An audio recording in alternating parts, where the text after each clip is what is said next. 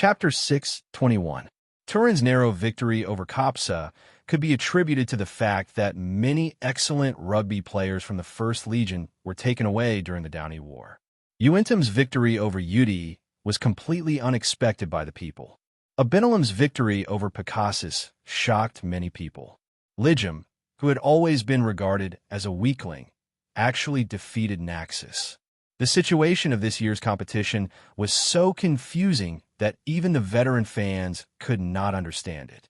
While the people's attention was attracted by the exciting game, the Senate held several emergency meetings in 2 days.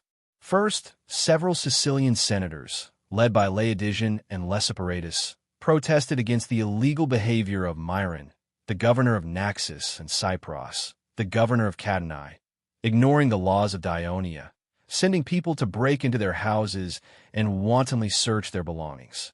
They asked the Senate to immediately send someone to stop these two people's crazy behavior and remove them from office.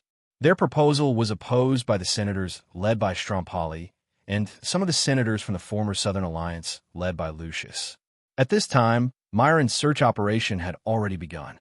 After getting a hint from the Devers, Strompoli no longer needed to keep it secret.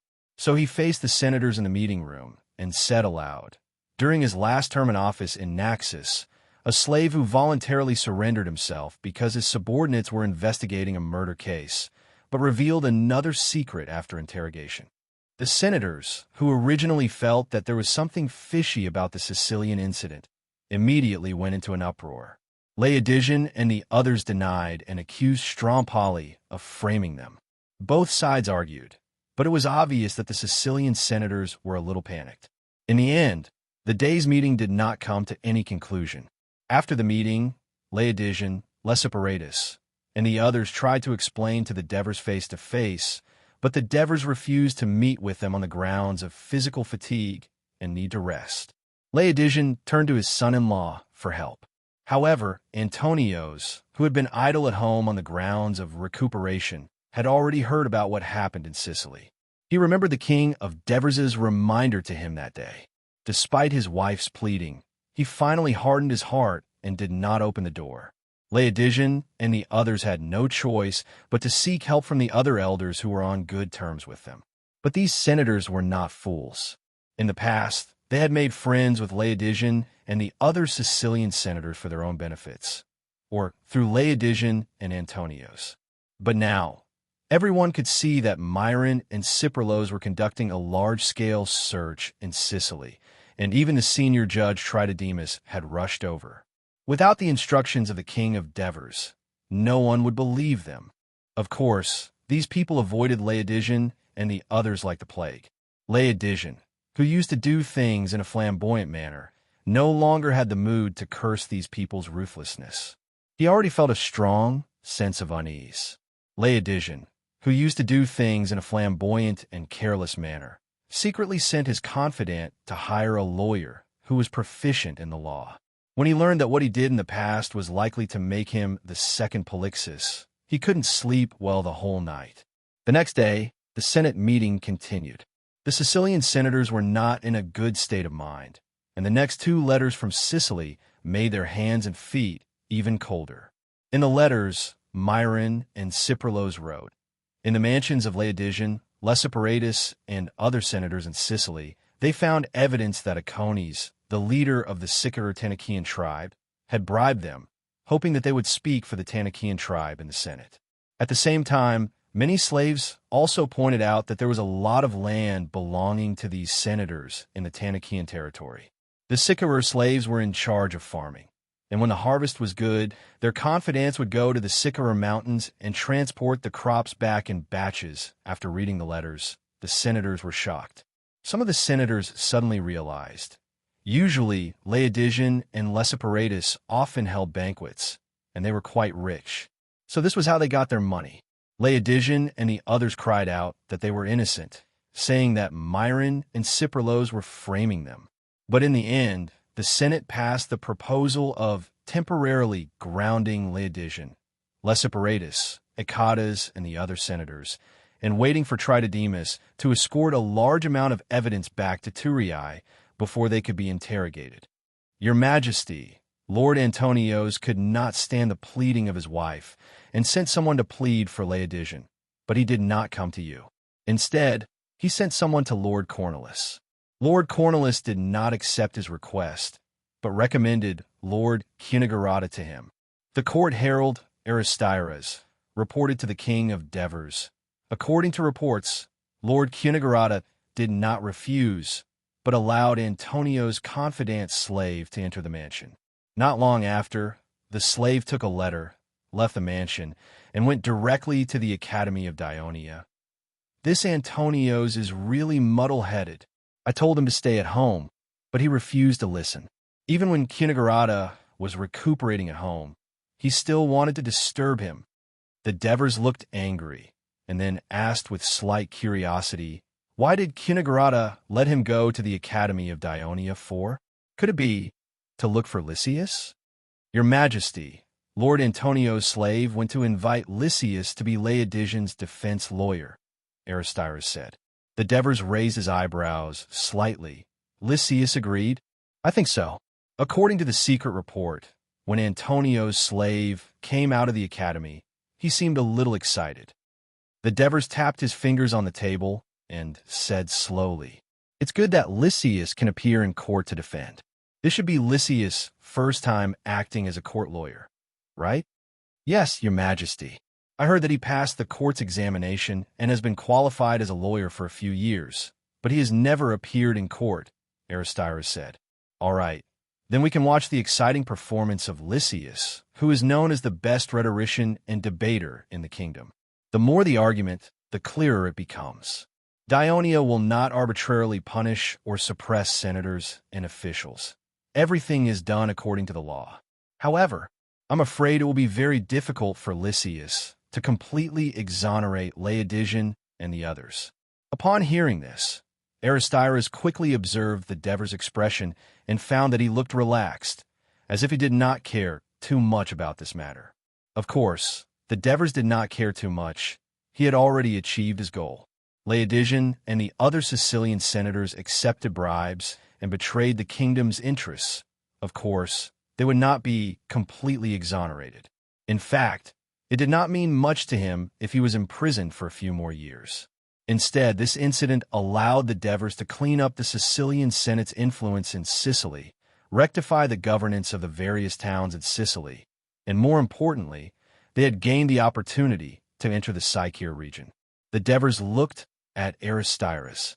Aristides quickly lowered his head. Has the leader of the Abenelum, Gurney, arrived? The Devers changed the topic and asked. He's on his way. Let's see what bad news this Salmoni has brought me. Although the Devers said this, his expression was still relaxed.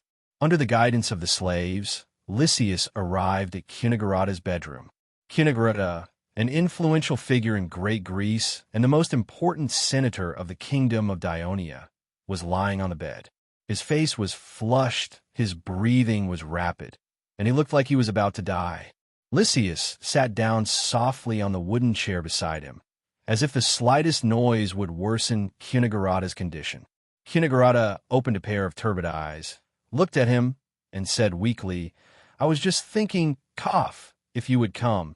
And you came. How is your body? Lysias asked with concern. I won't die for a while. Cunegurata's expression was calm. His left hand slowly placed on his chest and said in a flat tone, Herpes has come to see me many times saying that I've been affected by the trauma caused by that incident more than 10 years ago, referring to the expulsion of his family by the old tourist people. Cough, cough. Until now, I can't function normally, cough, cough. Then you should rest well and don't talk anymore. Lysias felt uncomfortable when he heard him coughing. He stood up and said, I'll go back first. I'll come see you later. Next time, you might not be able to see me. Cunegurata forced a smile and asked, You cough? Want to ask me why I asked you to defend them? Lysias looked at his dark red and dull face and nodded with a heavy heart. Lysias, I know your ability very well. Unfortunately, the moment you came back, cough, cough, you enter the academy. Except for the students who know of your talent, many of the kingdom's people don't even know that every celebration's anthem, cough, cough, cough, is written by you. It's time to show your talent to the people, to the elders, to his majesty. Cunagharada's words made Lysias' heart surge with emotions. He calmed himself down, but still couldn't help but ask, "Just for me?" "Of course it's not just that." Cough, cough, cough. Cunagharada coughed violently. The slave girl beside the bed hurriedly helped him to sit up, hit his back, and then put a clean cloth by his mouth. Lysias saw that the thick phlegm that Cunagharada spat on the cloth was mixed with clumps of blood, and couldn't help but be secretly shocked. Chapter 6:22. Cunagharada waved his hand to dismiss the slave girl. He then looked at Lysias and said solemnly, "The Senate is the most important institution in the kingdom. It plays an important role in checking and balancing the king's power. If the senators of the Senate are always cough, cough, who would dare to oppose His Majesty's proposal? Cough, cough, cough. You don't have to say any more. Have a good rest." "I understand. I'll do my best," Lysias promised. The royal palace of Dionia was located at the confluence of the Krati River and the Kosini River below the king's hill. On top of the hill was the residence of the king of Devers. The royal palace was located to the southwest of the Senate. The distance between the two was less than 300 meters.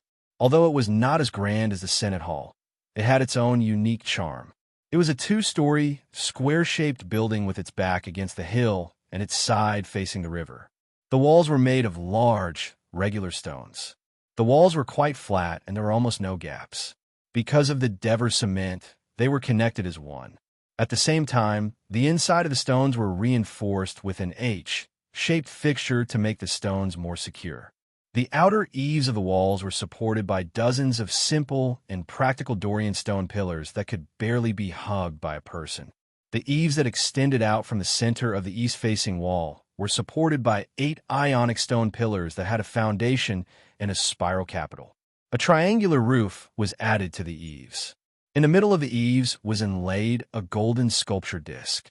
On it was the symbol of the kingdom of Dionia, long hair entwined with a double fork and a crown of pomegranate branches. The foundation of the entire royal palace was more than a meter high. Therefore, there were 20 stone steps in front of the Ionian stone pillars. In front of the stone steps, there was a circular platform made of white marble that looked like a small altar. A long flagpole was erected high in the center. The flag of the kingdom of Dionia fluttered at the top of the flagpole. It was the same long-haired, double-fork diamond and crown. 2 fully armed palace guards stood straight under the flagpole. Every morning, 50 palace guards would march in a neat formation from the palace to the flag platform, and then raise the national flag in an elegant posture. At dusk, they would lower the flag in the same formation and posture. This unique and solemn ceremony attracted many people from the kingdom of Dionia and even foreigners to stop and watch. The last time he came to Turii, the palace had not yet been built. This time, Gurney was summoned by the king and came here. Standing in front of the palace that best reflected the architectural skills of the kingdom of Dionia, he was amazed by the uncanny workmanship of the people of Dionia. The solemn appearance of the temple made him restrain his unconfident mind and hold his breath. Stepping on the white steps, he could see the dazzling golden national emblem of the kingdom of Dionia hanging high above the lintel when he looked up. An invisible pressure made him feel insignificant, and he suddenly felt a sense of awe. After walking up the steps, there was a team of palace guards behind the 8 Ionic pillars guarding the palace gate. They carefully checked the warrant of the messenger who led him here before allowing him to enter. The floor of the palace was made of polished pebbles closely arranged and inlaid with black as the base color, white as the main embellishment, supplemented by other colors, decorated with exquisite geometric patterns such as flowers, waves, squid. Gurney was very curious. If it was not for the fact that he had to meet the Devers in a hurry, he would have lingered here for a while longer. His Majesty originally planned to paint murals on the walls and put sculptures on both sides of the aisle, but because he did not find a good painter and sculptor, he has not implemented it for now, the messenger said proudly. He saw through Gurney's thoughts. Gurney quickly withdrew his gaze and nodded, pretending to be unconcerned. When he came to the king's office on the second floor of the palace, after the messenger went in to report, he saw the ruler of the kingdom of Dionia striding out to welcome him. The ruler smiled and said loudly, "Gurney, the warrior of the Simonians, the leader of the Abenelum, welcome to Turii again. Your Majesty Devers." Gurney quickly bowed respectfully. "Please come in. Please come in." The Devers warmly welcomed him into the office and told the messenger, "Inform the kitchen to prepare some fruits and syrup. Send them here immediately." The Devers asked Gurney to sit on a wooden chair near the wide desk, but he did not sit behind the desk, but on another wooden chair opposite to it, to show his respect for the weak Abenelum. This small detail touched Gurney a little. He turned his head unnaturally to look behind the desk. There were two scribes copying documents on both sides of the desk. The black and white mosaic on the wall that seemed to be a map of Italy attracted his attention. "I remember the last time I saw you was 7 years ago," the Devers said. Gurney quickly looked at the Devers and replied, "Yes, Your Majesty." At that time, the palace had not been built yet. The Devers smiled and sighed as if he was chatting with a friend. "Time flies.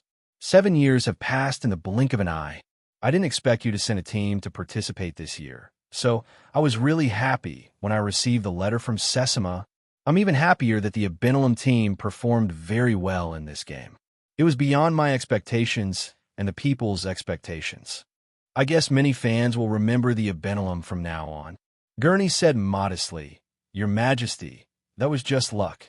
In the second match against Vig, we lost the game." Seeing that Gurney still had some regrets in his heart, the Devers smiled and said, "Yes, your performance made many fans misjudge. They even protested to the city hall, saying that you and Pixis were fixing the game." Gurney smiled bitterly and was about to explain. The Devers said again, "I watched these two games. Actually, Pixis lost to you because they underestimated the enemy and were not familiar with your playing style. Rugby has been taught to me by me, Hades, and then to the people. It has been more than 10 years. Due to frequent games and training, the sport of rugby has developed rapidly. As far as I know, many strong teams now have dozens of offensive tactics, and the tasks of the players on the field are becoming more and more detailed. The game is no longer just a contest of strength and speed, but more about wisdom and tactical implementation. When you were fighting against Wig, the complex tactics they used obviously inhibited the performance of your characteristics, so you were quickly defeated." The Devers seriously analyzed the reason for his defeat and finally said, "It's not enough to rely on your own hard work. You need to play more games and learn from other teams. I suggest that the Abenelum team should participate in the Lucania Cities competition every year. Of course, Turii will continue to invite you to participate in the finals." Gurney hesitated. "Why? Is there a problem?" the Devers asked.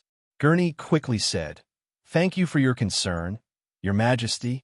I will discuss this proposal with my people when I go back. If there are any difficulties in the game, tell Sexama. He will try his best to help you solve it," the Devers said seriously. Gurney repeatedly agreed. The two men chatted for a while about rugby, football, and even the Hercules competition created by the sacrifice of Hercules. Gurney saw that the Devers were in high spirits, so he said, "Your Majesty, I came to Turii this time not only to watch my team's performance, but also to tell you something." "Oh, what is it?" The Devers had a smile on his face. In the beginning, the Kingdom of Dionia signed an alliance with the Hilpini tribe.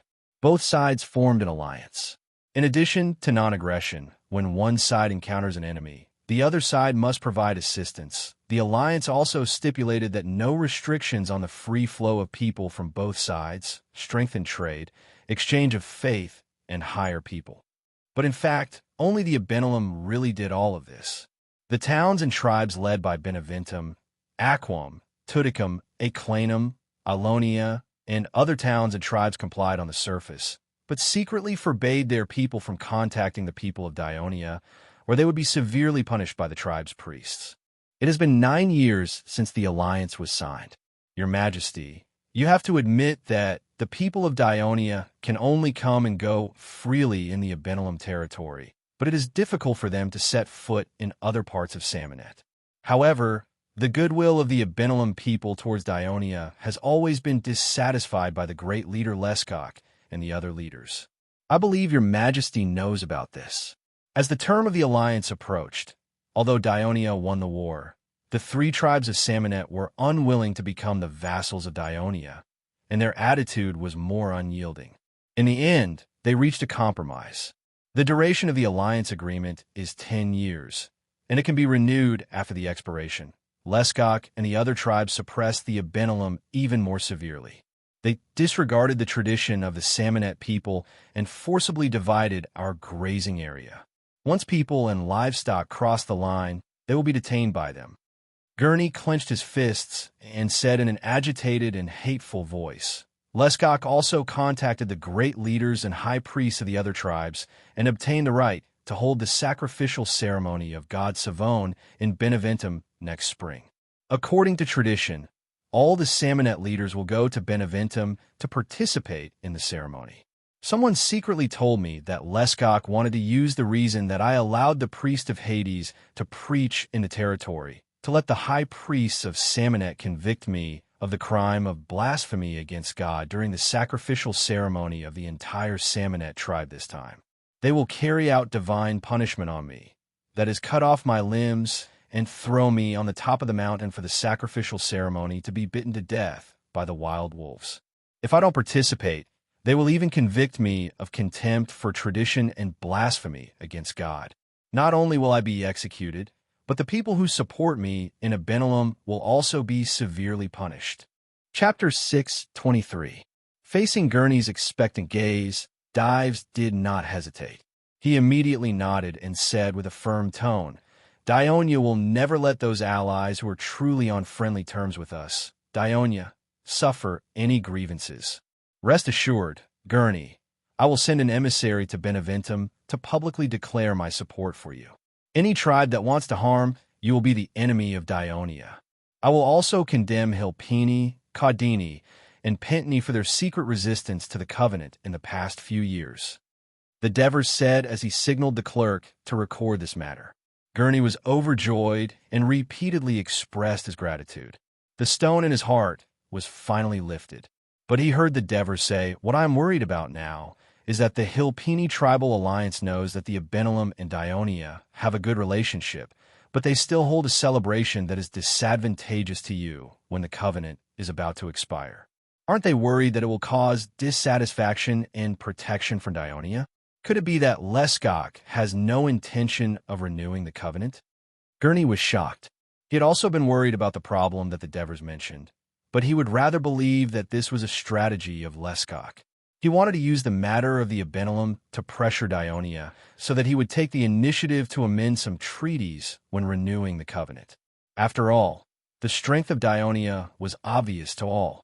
Any force that dared to offend, it would have to first weigh their own weight and whether they could withstand the anger of Dionia. Seeing that Gurney was a little nervous, the Devers smiled and said, in fact, for us, Dionia, whether Hilpini is willing to renew the covenant or not, has no impact or loss. But for the Salmoni, the Devers showed a compassionate expression and sighed, you love to live in the mountains. This is a long-standing tradition. But living in the mountains has its difficulties. There is not enough arable land to grow food. Although it is possible to raise livestock, you have to be wary of wild beasts. You also have to pray that the winter is not too cold, otherwise it will be difficult for the livestock to survive. Just like the situation 2 years ago, the winter in the mountains is much colder than the coastal area. As for hunting, it is not enough to feed many people. That is why your father united with the other Salmoni tribes 10 years ago and launched an attack on Potentia. It was not only because of the instigation of the Syracuse, but also because you need to obtain more land to feed your increasing population. The Devers' words made Gurney's heart sour. 10 years ago, he was still a brave and fierce warrior, fighting under the protection of his father, Vincenzo, but war is not the only way for the Salmoni tribe to survive. Strengthening friendly trade with other forces will not only allow you to obtain more food, but you will also not have to worry about losing the war and sacrificing your people. Your Abenelum is the best example. As far as I know, your current life is much better than the other Hilpini tribes. Even the number of children born and surviving in the past few years is much higher than the other tribes. If this continues, in another 10 years, Abernalum will once again become the largest town of Hilpini. Gurney's heart was surging. The Devers were exactly what he was thinking. An important goal in his heart was to take back the position of Hilpini that once belonged to the Abernalum. Sufficient food and good medical skills are the most important conditions for the survival and growth of a tribe. The Devers said in a serious tone, "In the past, the surrounding forces of the Samanai, Campania, and Lucania were unwilling to deal with you because of fear, so you had to rely on plundering to solve the problem of survival. Now, Dionia is the only country that is willing to have friendly relations with the Samanai, but the Samanai people reject our kindness and say that we are blaspheming the gods. The priests of the Hades disregarded the difficulties of life in the mountains and stayed in Abernalum for many years, helping many sick Samanai people for free, helping many Samanai people in trouble. To you, the Hades is a god of a foreign race, but so what? I can say that the main gods of the Greeks were once foreign gods. It was the Greeks who finally became our own gods through long-term contact with the surrounding forces, such as Egypt and Persia. Now, some Campanians even worship your god, Savon, to bless the safety of their livestock. Moreover, the priesthood of the Hades does not conflict with the current gods of the Samanai people. You didn't have a god who controlled death and hell in the past. Why don't you try to accept it?" The sincere words of the Devers made Gurney very uneasy. In fact, he had taken the initiative to contact the Dionia at the beginning because he was forced to. In fact, he had some resistance in his heart. At this moment, listening to the words of the Devers, he benefited a lot. He felt a little guilty and wanted to explain. The Devers waved his hand and said, "The other Samanai tribes are actually unwilling to accept the kindness of the Dionia, and we will not force them. But I can't help but worry about the Abernalum." Gurney was stunned, and soon his eyes widened. "Your Majesty, are you saying that Lescock will launch a war against the Abernalum? Once Hilpini does not renew the contract with the Dionia, it is likely that they will retaliate against the Abernalum who disobeyed the decision of the tribal alliance. I don't need to say more about the conflict between you and Lescock, right?" The Devers looked at him and said solemnly, "At that time, if the Dionia expresses its support for you, it may cause a second war between the kingdom and the Samanai people.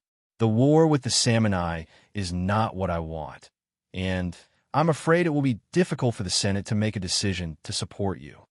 When Gurney heard this, he was a little anxious. Is Dionia going to let Lescock lead his troops to attack the Abernalum? Don't forget that the Abernalum has been abandoned by the other Hilpini tribes because it has always been friendly with the Dionia. The Devers looked calm, ignoring Gurney's agitated waving hands. He said slowly, "This is just a guess on our part.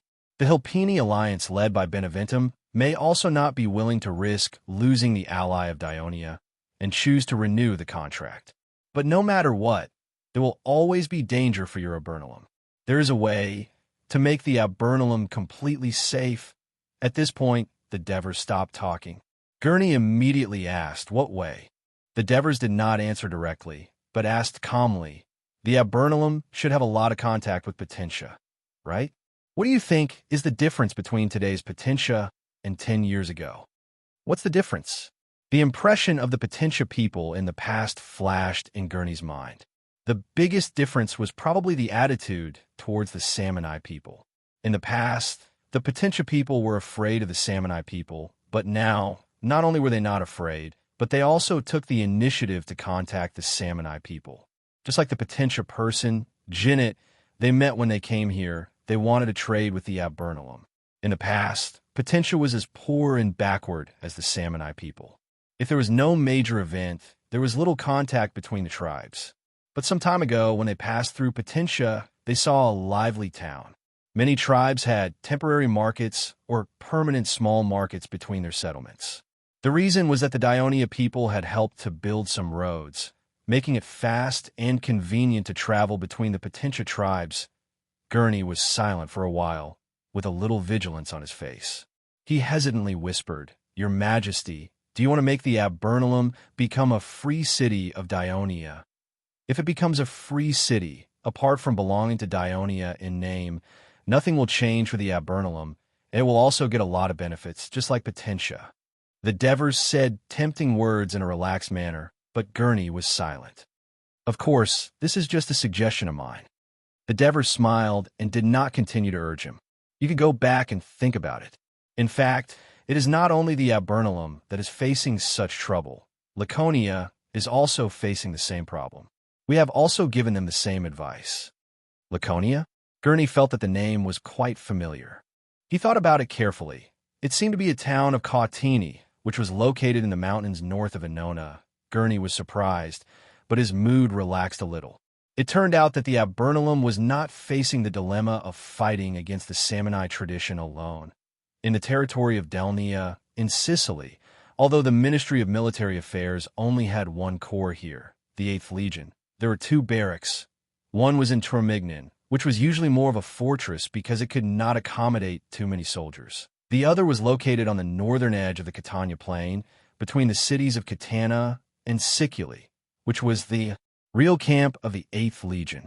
At this time, the barracks of the 8th Legion were already bustling with noise, and it was no longer the desolate scene in the past.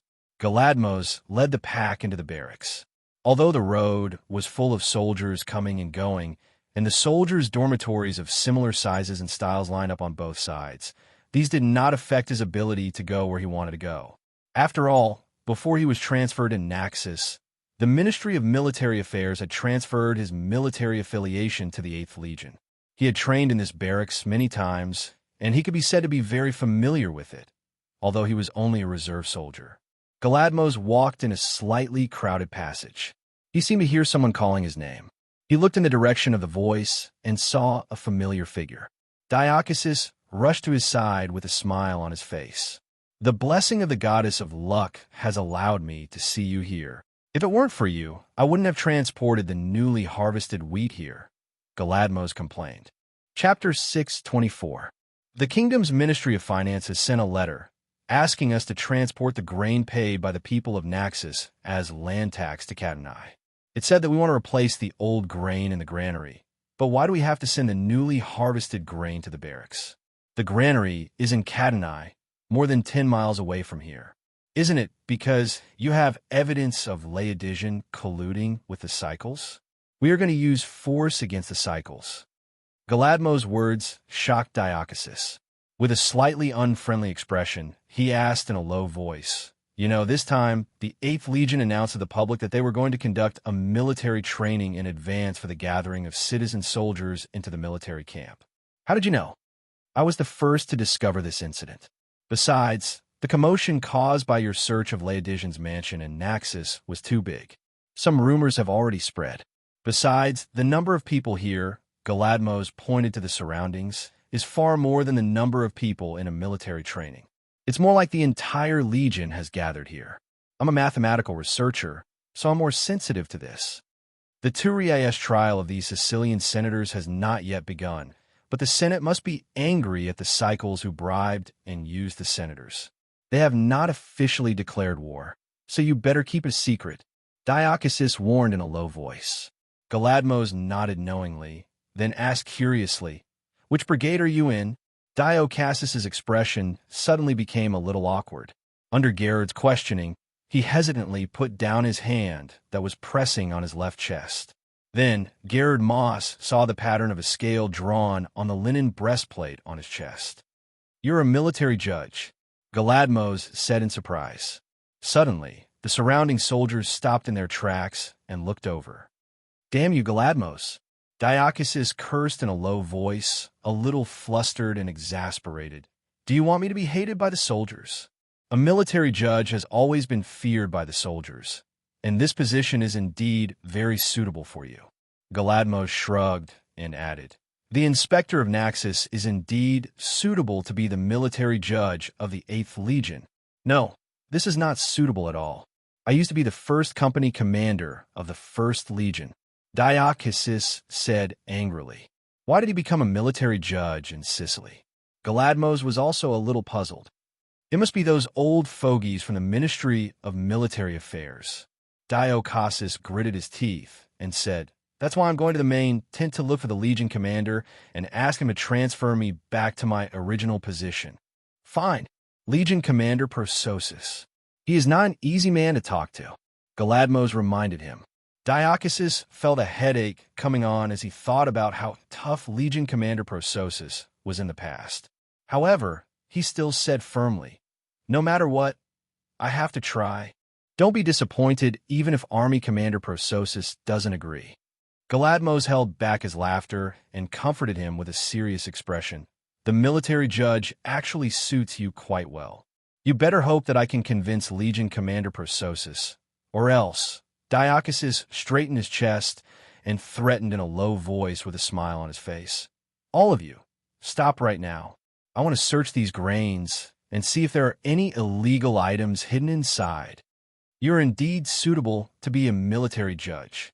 Galadmos laughed without showing any signs of weakness. The main tent that Diakisis mentioned was actually not a real tent, but a brick and stone building, the Legion headquarters. The 8th Legion Commander Leotychides was sitting on a wooden chair, staring motionlessly at the wooden map of Sicily hanging on the wall. The Legion's adjutant hurriedly walked to the door, but he did not go in directly. Instead, he asked the guard next to him, "How is it inside?" The guard immediately complained. "He has been sitting there motionlessly for most of the day. He hasn't even eaten breakfast in the morning. I have already heated it up twice." The aide-de-camp patted him on the shoulder to comfort him, and then walked in quietly. He coughed twice, but Leotychides did not respond.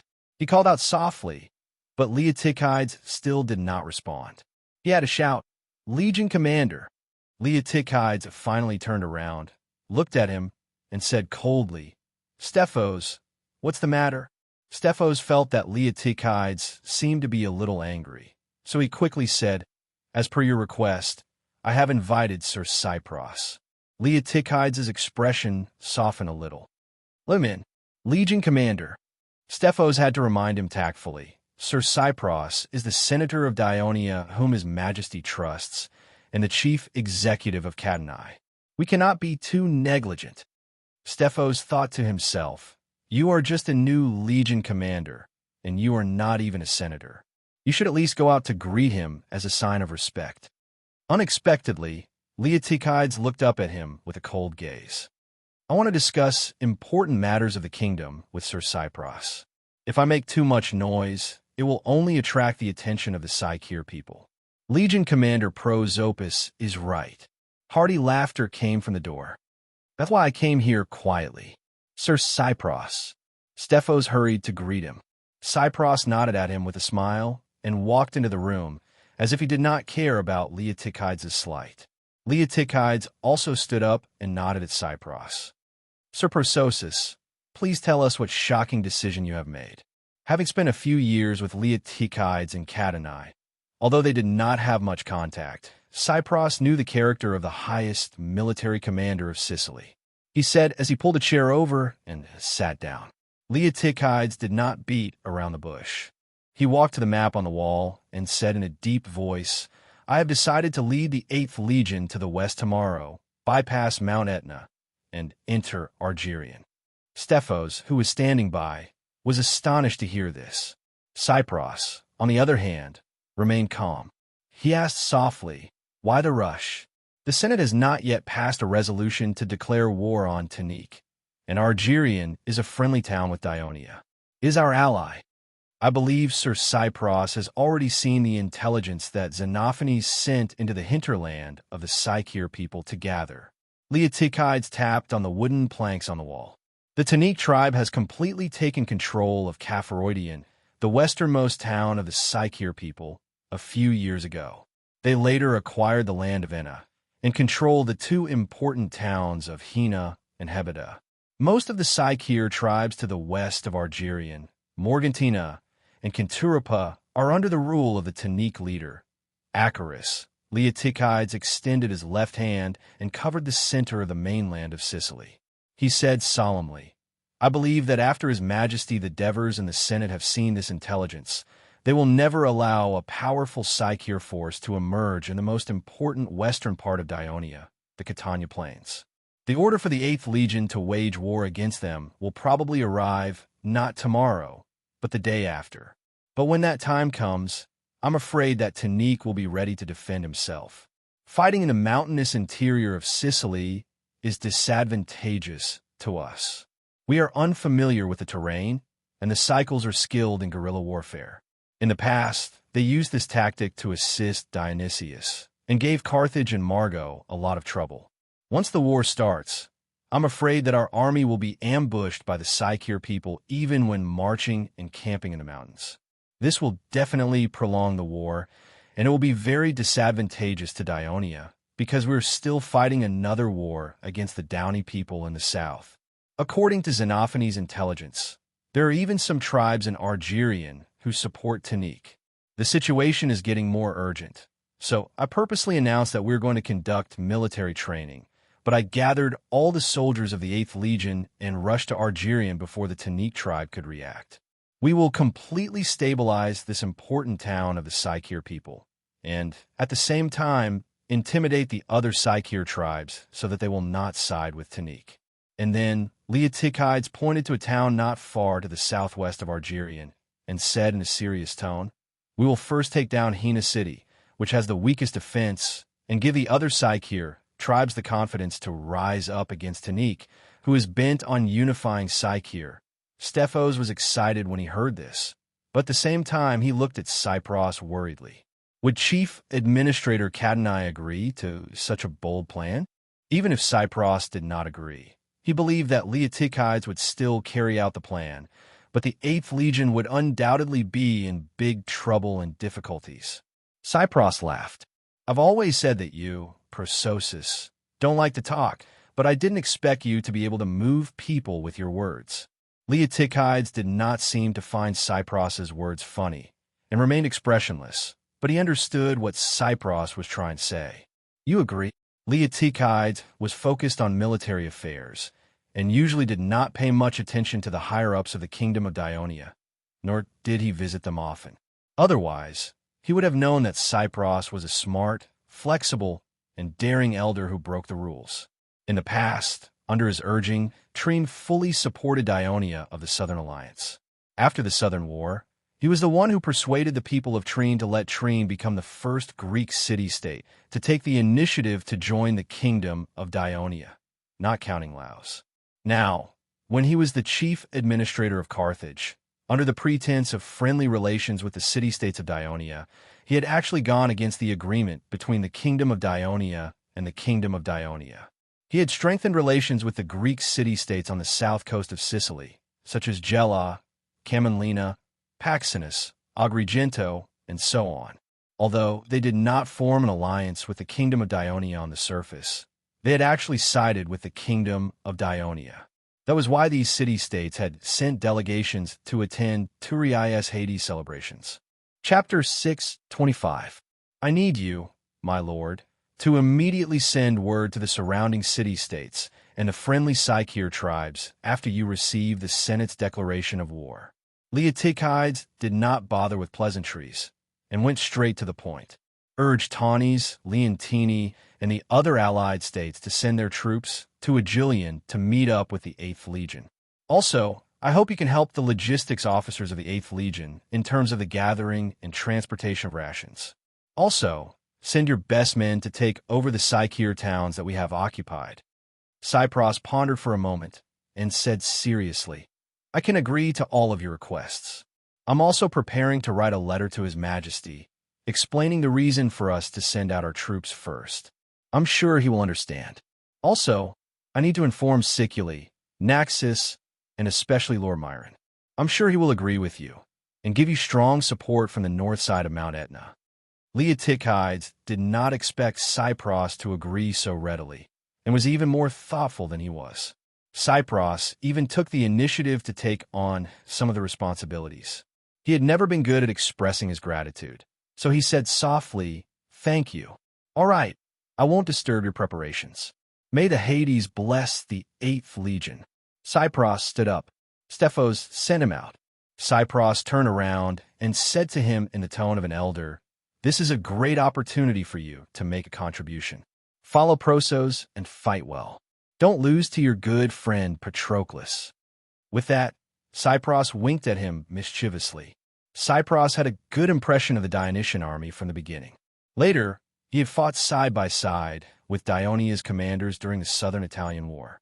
After entering the Senate, Cypros had also been in close contact with former mercenary elders such as Capys, Helos, Amyntas, and Alexis.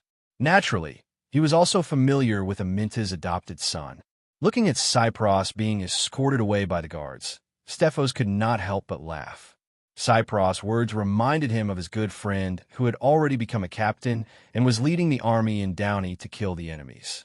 Stephos' face inadvertently revealed a smile again. "Stephos," said a voice, interrupting his thoughts. "Dio Cassis." Looking at the man who was striding toward him, Stephos was surprised. "What's going on today? I keep running into acquaintances." Stephos and Dio Cassis were both orphans of the Amendolan people. One of them became the adopted son of Amyntas, while the other was the adopted son of Drax. The two of them were about the same age and had played together since they were young. They had a very good relationship. Stephos immediately went up and gave Diacasis a strong hug. "Brother, it's been a while. Are you here to see Commander Persosis?" "Yeah, is he inside?" Dio Cassis asked in a nervous voice. "Here. He must be in a good mood now," Stephos reminded him. "Thank you, brother." Dio Cassis patted his shoulder gratefully. Then he took a deep breath and shouted, "Report, Military Judge Dio Cassis requests to see you." "Come in." Leotychides' majestic voice came from inside the house. Dio Cassis walked into the house. Leotychides was still staring at the map on the wall. "Army Commander." Dio Cassis saluted. "What's the matter?" Leotychides did not even turn his head. "Commander, I was originally the captain of the 1st Company of the 1st Brigade. Now I'm suddenly appointed as a military judge." "Why?" Dio Cassis mustered up his courage and asked. "This is not my order," Leotychides replied faintly. "I know. However, I hope that you will allow me to return to my position as the 1st Company's captain. I'm not qualified to be a military judge. I'm better at leading troops to kill the enemy." Dio Cassis also threw caution to the wind and said these words confidently. When Leotychides heard this, he immediately turned around and looked at him from head to toe. He asked, "Are you sure?" "Yes, Commander," Dio Cassis said loudly. Leotychides nodded. "I agree. You can step down from your position as a military judge and go to the 1st Company." Dio Cassis was originally prepared to argue, but he did not expect Leotychides to agree so readily. He thought that he had heard wrongly and said subconsciously, "Then the military judge, this is not a problem you should be concerned about." Leotychides interrupted him. "But if you don't do a good job as a captain, I'm afraid that you can only be a military judge in the 8th Division." "Don't worry." Dio Cassis excitedly saluted again. When he turned around and left, he even high-fived Stephos, who was standing at the door, to congratulate him. "Stephos," Leotychides shouted. "Yes." Leotychides looked at his young adjutant and said, "I remember that before you were transferred to the 8th Division as an adjutant, you were a captain in the 2nd Division. How was your performance in battle?" When Stephos heard this, he immediately replied confidently, "Of course it was very good. I even led the troops to break through Manduria City." If he had not beaten up Laodigian's son to vent his anger for Gydia, his adoptive father, Amyntas would not have sent him to the 8th Division as an adjutant. While hiding from the limelight, Amyntas also wanted Leotychides, who was known for his strictness, to discipline him. "Are you willing to lead the troops in a battle?" Leotychides suddenly said. Can I?" Stephos suddenly became excited. "I only need a messenger here, but the 2nd Brigade's 4th Company urgently needs a captain. Go and familiarize yourself with your soldiers." Leotychides waved his hand. "Yes." Stephos excitedly saluted and turned to leave. However, he seemed to have thought of something and hurried forward to give Leotychides a hug before quickly running away. A smile appeared on Leotychides' expressionless face. Due to the influence of Laodigian and the other Sicilian elders colluding with the enemy, some Sicilian citizens who were close to them were also involved and were under investigation. Therefore, there was a vacancy in 8th Division's official establishment. Soldiers could be replaced by reserve soldiers, but the vacancy of team officers was a little troublesome. If there was no suitable team officer to fill the vacancy, it would affect the combat effectiveness of the division. Therefore, when Felicius and the others sent a private message, hoping that Draco's only son could not go into battle, Leotychides was against it. When Dio Cassius strongly requested to return to his original position, he naturally went with the flow. Just as the tourist football finals were in full swing, the Senate passed the Devers' proposal and declared war on Tannic on the grounds that Tannic of the Psycheer tribe intentionally bribed the elders of Dionia, broke the laws of Dionia, violated the agreement, invaded the territory of his own people, and destroyed the peace and tranquility of Sicily. At the same time, the trial of Laodigian, Lysipparatus, and the other elders began. Unlike 10 years ago, when the trial was held in the Victory Square in order to reveal the ambitions of the people of Syracuse and to calm the people's hearts, the Devers felt that it was unnecessary this time. According to the normal procedure, the trial was held in the Supreme Court. However, there were still many people who came to the court, hoping to see the second Polixus Laodigian and the other elders being severely punished by the law. Just as the attention of the tourist people was completely attracted by the football match and the trial in the court, the king's Devers, who had the final say, quietly arrived at Cunigarata's mansion under the protection of the palace guards. "How is he?" the Devers asked Herps, who was rushing down the stairs, with concern. Herps sighed with pity. "Lord Cunigarata's lungs have already failed. He caught a cold yesterday, and he's been coughing all night. The ground is covered in blood and phlegm. He fainted this morning and hasn't woken up yet. It's already." The Devers was silent. He looked around and saw Sostatus, who was accompanying him in the living room. Suddenly, he realized something was missing and asked, "Sostatus, where's your brother?" "He's still in the First Legion," Sostatus answered. The Devers was stunned. He asked doubtfully, "Didn't the Ministry of Military Affairs allow him to stay at home to take care of his sick father?" "That's because father thinks he's still in good health. He doesn't want his brother to be seen as evading his military duty by taking care of him," Sostatus said softly. Sostatus's wife, Christina, who was busy commanding the female slaves and preparing lunch for the king's arrival, entered the living room. When she heard this, she quickly complained, "I think father is confused. What if he really—" "No, if Dicaeocrate isn't at home, I'm afraid he'll be criticized by the people." "Don't talk nonsense," Sostatus quickly scolded. "Did I say anything wrong?" Christina's almond-shaped eyes were wide open. Sostatus, who had become a big businessman in Dionia, dared not say another word. The Devers were not in the mood to watch a joke. "Christina is right. Oh, Cunigarata!" He sighed softly. His heart was heavy. He quickly walked to the door and whispered to the captain of the palace guards, "Marcius, go to the Ministry of Military Affairs immediately and tell Helos that his father-in-law is dying. Ask him to come quickly. Also, ask him to find a way to get Dicaeocrate to come back from Downey as soon as possible. Don't miss it." As soon as he finished speaking, he heard a series of hurried footsteps in the courtyard. Helos, with his wife and children, rushed to the main building. Chapter 6:26. "Now that Helos is here, I'm afraid he won't be able to leave. You should go to the Ministry of Military Affairs and look for Felicius. Ask Helos to come back as soon as possible." The Devers kindly asked Marcius to go to the Ministry of Military Affairs for Helos. Helos rushed to the living room and bowed to the Devers. He asked anxiously, "Your Majesty, how is my father-in-law?" "Not good. He's still unconscious." As soon as the Devers finished speaking, Helos' wife, Cunigarata's eldest daughter, burst into tears. Her son, who was beside her, comforted her. "Taurus, my good boy, help your mother to sit in the living room," the Devers said kindly. He was quite familiar with Helos' son, Taurus, because he was about the same age as Eunice and Hippocrates. They were all classmates at the tourist school and got along well with each other. He had visited the Devers' mansion many times.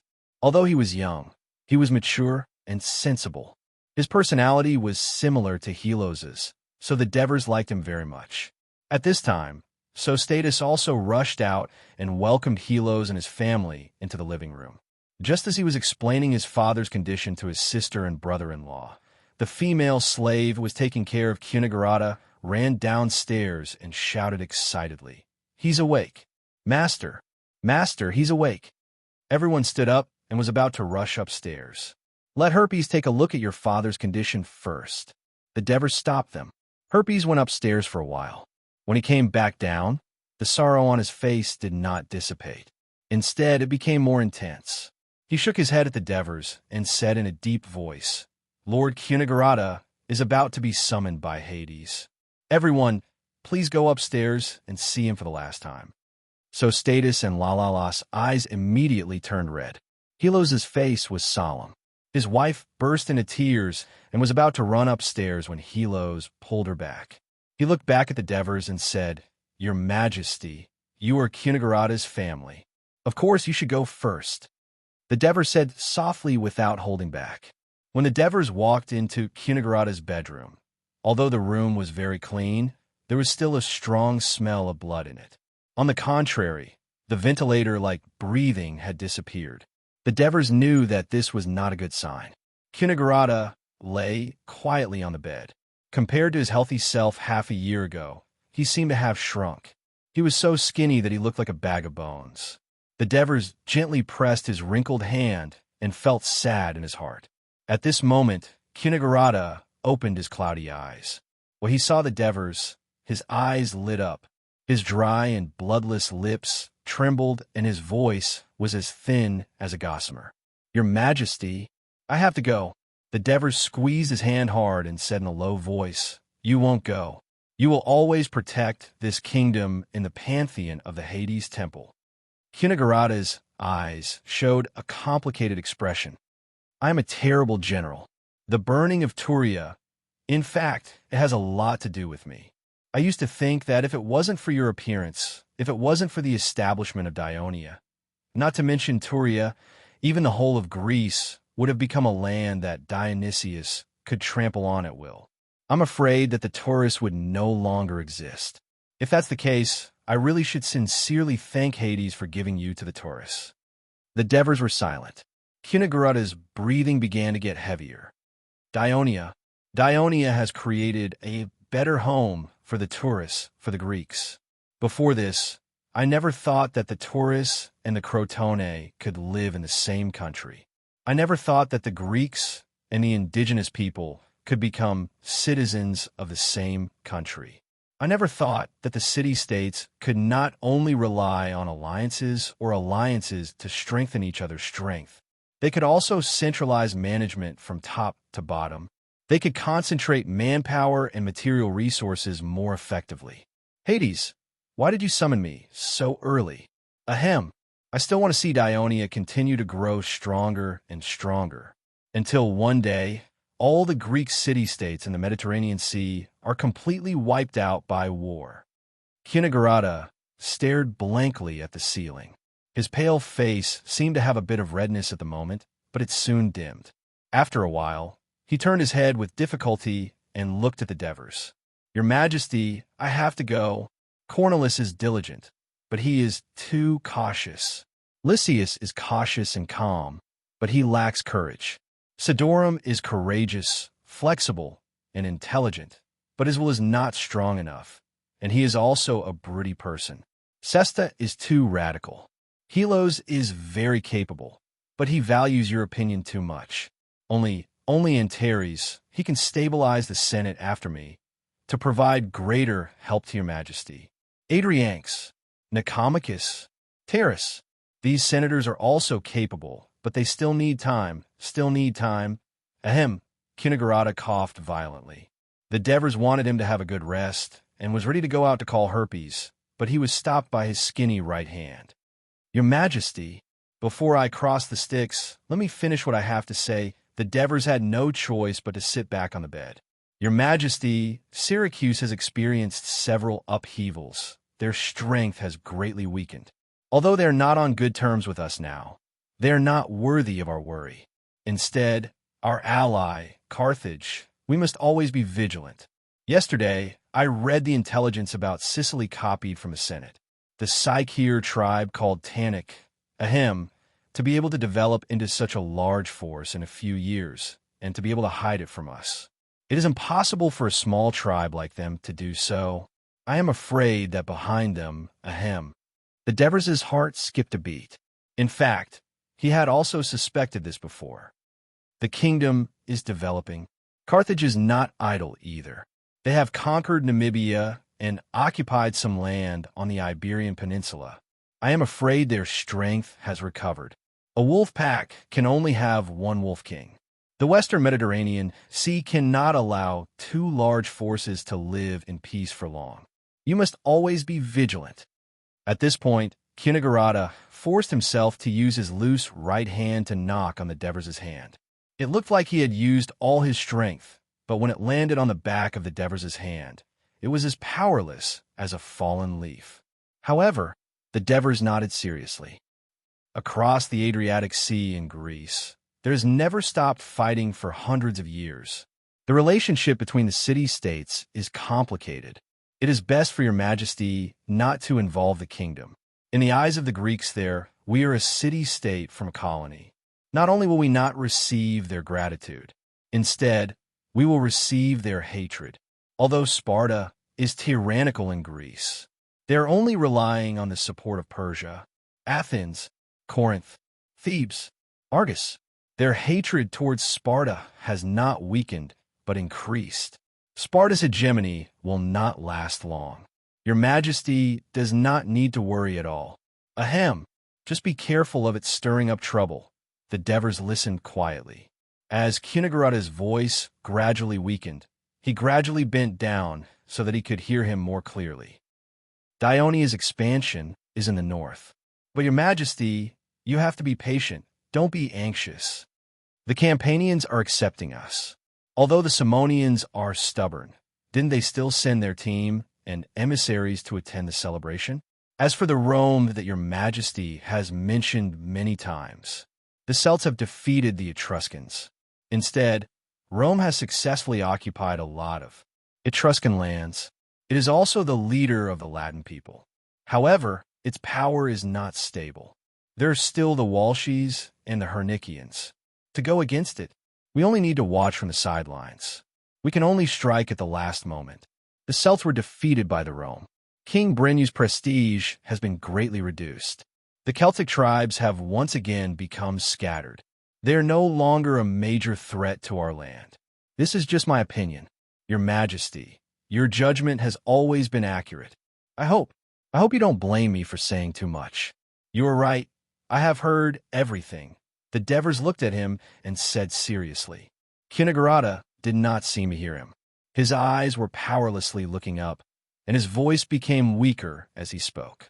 In the end, the Devers had to put his ear close to his mouth to hear and even smell the rancid stench coming from his mouth. He knew that it was the smell of death. Your Majesty, you have to be patient. Take down Downey, add Pachetti and Masapi. It will take time to govern them. Slowly integrate them into Dionia. I believe that Apulia will become the most prosperous land in the kingdom in the future. There is nothing that worries me in the kingdom, only the Senate. Senate, your Majesty, I asked Lysias to defend Laodigian and the others. Your Majesty, the Senate is the most important institution that can assist you in governing the kingdom. It is the place that unites the cities, unites all the races. The people's eyes are on it. If Laodigian and the other senators are punished too harshly, what will the people of Sicily think? What will Masapi, cough cough, what will Masapi and Pachetti think? 10 years ago, the rebellion of Petteru and the others cannot happen again. Chapter 6:27. The Devers waited for a moment, but there was no response. He raised his head and stared at the motionless Kunigarata, whose eyes were tightly shut. His heart was filled with a sense of loss. He knew that the old man who had worked so hard for the establishment and expansion of Dionia was gone. Teacher Lysias defended himself, saying, "The Cycles are allies of Dionia, and it is not prohibited for the elders of the kingdom to have private dealings with the emissaries of the alliance. On the contrary, the emissaries of the alliance and other nations that come to Turiae, before meeting the king of Devers and the Senate, will usually contact the elders they are familiar with to understand the situation of the kingdom and ask them to speak on their behalf. This has become a tradition. Why is it that these are normal dealings with the other elders, but when it comes to Laodicean, it becomes a sinner who betrays the interests of the kingdom? The public prosecutor, Frauquelin, immediately retorted, saying Laodicean privately received emissaries from other tribes, accepted a large sum of money, spoke in the Senate, and did not prioritize the interests of the kingdom, but instead spoke for the interests of the Tenibian tribe. This caused the Tenibian tribe's banditry of annexing neighboring tribes to go unnoticed by the Senate. Now, their power has grown to the point where they can threaten the safety of our fertile Catania plains. If this is not treason, then what is treason? After that, he also produced a lot of evidence of Laodicean accepting bribes, as well as excerpts from the records of Laodicean speaking for the Tenibian tribe in the Senate. Now that the evidence is irrefutable, how does your teacher defend himself? Cynthia asked curiously. Teacher Lysias said calmly, the laws of the kingdom do not prohibit the elders from accepting gifts from visitors. Although this situation is no longer as obvious after the Polixis case, it is still not uncommon, especially for the elders who are appointed as the chief executive of a city. Which one of them did not go to work alone when they took office, and when they left office, they returned with 2 or 3 carriages full of gifts. It is not uncommon for senators to have a good opinion of the giver and to speak well of him in the Senate. If the Senate were to open the minutes of its proceedings, I believe the people would find that there were many such cases, and that Laodicean's conduct was therefore not a violation of the rules. As for causing the Tannic tribe to threaten the safety of their territory, Laodicean probably shouldn't be blamed for this. It was one thing to make a suggestion, but the final approval of the proposal required all the elders of the Senate to come to a unanimous decision. Why didn't any of the elders notice Tanique's plot? What a powerful defense! She asked curiously. How did Lysias explain that Laodicean owned land in Sicca? He said that there is no conclusive evidence for this matter. It's also possible that the slaves saw their master fall and exaggerated the truth in order to gain merit. It can't be used as evidence for the verdict, Crotocatax replied. That's a little quibbling. Christoia frowned slightly and said, the land is in the hands of the Siccator people. It's impossible to go in and collect evidence. Teacher had no other choice.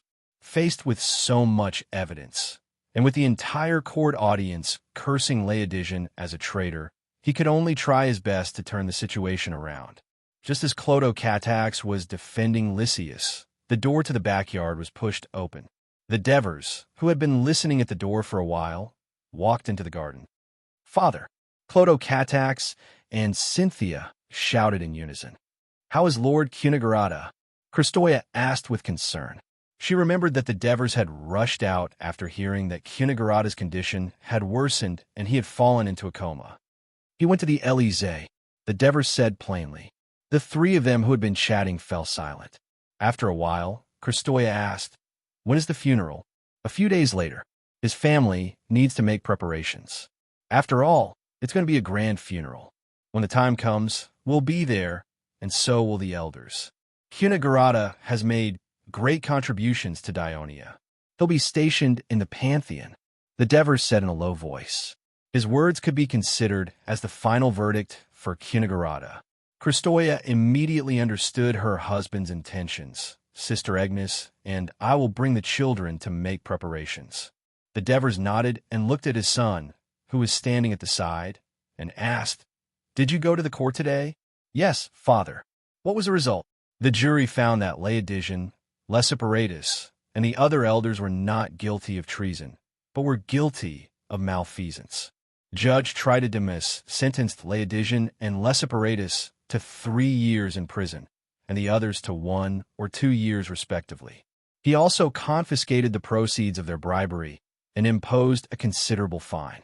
However, in the end, you still need to make the final decision. Father, this is a power given to the king after the union of Dionia became a kingdom. Do you think I should reverse the verdict and ask for a retrial, or agree with the verdict? The Devers looked at his son and asked. Crotocatax knew that his father was testing him. He immediately gathered his thoughts and thought for a while before answering seriously. I think we should agree with the verdict. Oh, because in this trial, no one committed perjury and no one was biased. The trial was carried out in a fair and just environment. Even before the trial began, the audience was clamoring for the traitors to be severely punished. This had already affected the jury's judgment, but in the end, even the audience stopped clamoring and agreed with the court's verdict. Father, I don't know if this verdict is in line with your expectations, but it was made in accordance with the laws of Dionia. According to the laws of Dionia, the jury made the final verdict. Accepting this verdict is to respect the sacred laws of Dionia that you have presided over for the past 10 years. Crotto, how can you speak to your father in such a tone? Christoia immediately reprimanded him softly. The Devers, on the other hand, showed a gratified smile. I am very happy that you have such insight. As a king, he cannot act recklessly. He must also abide by the law and know how to respect the law. Only when the king sets an example will the citizens not act recklessly, and the country's order will be guaranteed. Yes, father, Croto replied respectfully. Christoia looked at her husband and then at her son with a smile. How could she not know that her husband was educating his son as a future king? Cynthia was also happy for her brother. Although her brother was the eldest son of the Devers, she never thought that the Devers would pass the throne to Adoris. After all, he was only an adopted son, and Crotto was the true descendant of the Hades. Do you know why I have the final verdict? The Devers asked again. This question stumped Croto. He thought for a moment and hesitated to speak. The Devers understood what he was thinking and asked, Son, do you think that I am greedy for this verdict? Croto expression changed, and he hurriedly shook his head. The Devers smiled slightly. The law is dead, but the human heart is alive, and the criminal is judged by humans. How can it be completely fair? Moreover, although the law is sacred, it does not completely conform to the morals in the hearts of the people. Completely conform to the morals in the hearts of the people. Seeing that his son seemed to understand, the Devers explained, for example, this time, the sentence of these Sicilian senators is in accordance with the law of Dionia, but the harm and loss they cause to the kingdom is far more than a few years of imprisonment. A war is about to break out in Sicily, and if the measures are not taken properly, there will be endless wars. Don't you think that only 2 or 3 years of imprisonment is too easy for them? Another example is Pyphogres, the son of Laodigian, who will be interrogated tomorrow. He is the devil who killed 5 or 6 girls in a row. When the Devers said this, Christoia and Cynthia, who were at the side, looked angry. If we let Lysias defend him, with his ability, it is very likely that this murderer will not be sentenced to death, because the law of Dionia does not explicitly state that killing slaves and free people must be sentenced to death. But does this conform to the conscience in our hearts? Does it conform to the prophecy of the Hades? Father, this person is guilty of the most heinous crimes. The people hope that he will be sent to Hades and be judged by the 3 judges. Cynthia, who had always been gentle, interrupted at this time. It seems that teacher Lysias did not accept the request to defend that person, Clotocatax said hurriedly. If that is the case, Lysias is still wise and calm. Otherwise, even if his defense is successful, his reputation will be ruined. The Devers said to his son with a serious expression, Look, there are still flaws in the law of Dionia. On one hand, we need to improve the law, and on the other hand, we need to hold the final judgment. When we find that there is an obvious error in the judgment, we can ask for a new trial, so that the final result will conform to the morals agreed by the majority of the people. After listening, Croto seriously thought for a while, and hesitantly asked again, Father, just now, you said that the human heart is alive, but you have the final judgment. How can you guarantee that you have no selfishness? The Devers was stunned. Christoia shouted again, Crotot. The Devers waved his hand to stop his wife's scolding and said patiently and proudly, Child, you have the courage to think, the courage to question, and not blindly follow. I am very happy. This means that your studies in the school did not go to waste. Let me tell you, compared to the people of the kingdom, I am the most selfless. Because I am the king, the whole kingdom is my home. How can I allow those lawbreakers to destroy my home and steal my wealth? If I have selfishness, that selfishness is to protect the prosperity and stability of the kingdom. In Chapter 628, Croto-Katax thought for a while and couldn't help but straighten his chest, as if he was proud of his mission.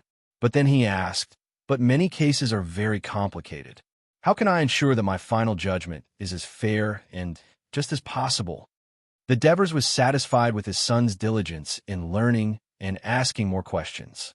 He quickly answered, "Then you have to learn more, think more, experience more, and listen more. Only then can you become a wise and firm adjudicator." Croto-Katax's heart was moved, and he seemed to be deep in thought. The Devers was very talkative at the moment. He then asked, "I can see that you have a lot of admiration for Lysias." "Yes, father," Croto-Katax said happily. "Teacher Lysias has a rich knowledge and a wise mind. Not only does he have deep attainments in rhetoric and debate, but his teaching is also lively and interesting. It's very attractive." Lysias is a well-known scholar in all of Greece and the pride of the kingdom of Dionia, the Devers said calmly, then changed the topic. "What do you think of Cunigarata?" "Lord Cunigarata is your best helper, father. Everyone says that the Senate can't do without him. His departure is a great loss to our kingdom," Croto-Katax said with a heavy expression. "Then, if you stand from the perspective of governing the kingdom, do you prefer Cunigarata or Lysias?" The Devers' question stumped Croto-Katax again. He pondered for a moment, but still didn't answer. "Son, you didn't answer this question according to your preference. It means that you have begun to realize it." The Devers nodded gratifyingly and said, "Cunigarata doesn't have Lysias' profound knowledge, nor does he have Lysias' reputation in all of Greece. But he has been governing Dionia diligently for more than 10 years, and has made great contributions to the prosperity of the kingdom. In Dionia, there are many more ordinary public officials like Cunigarata. They quietly contribute to the strength of the kingdom. It is because of them that the kingdom of Dionia can create a platform for famous Greek scholars like Lysias to display their talents.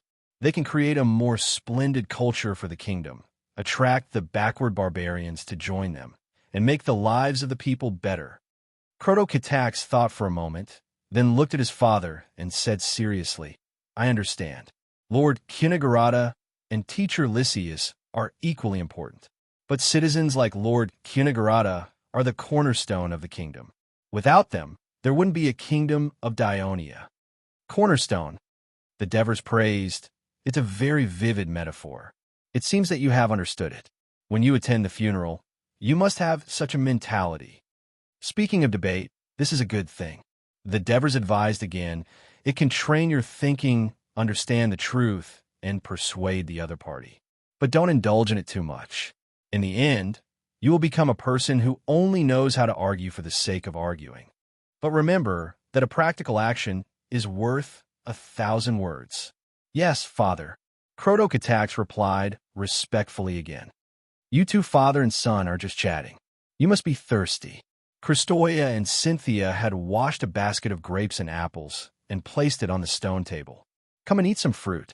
Let's go. Don't let your mother wait too long, or she will be scolded." The Devers joked.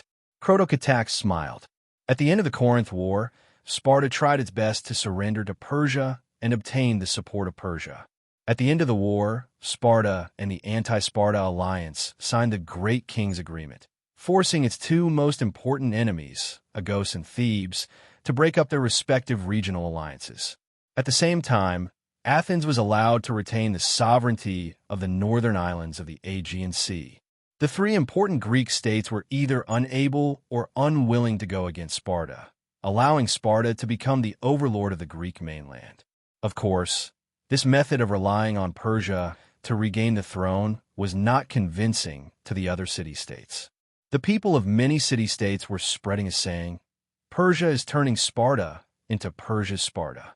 Of course, the people of Sparta also heard these rumors, even though Agesilaus forcefully denied it, declaring, "Sparta is working hard to turn Persia into Sparta's Persia."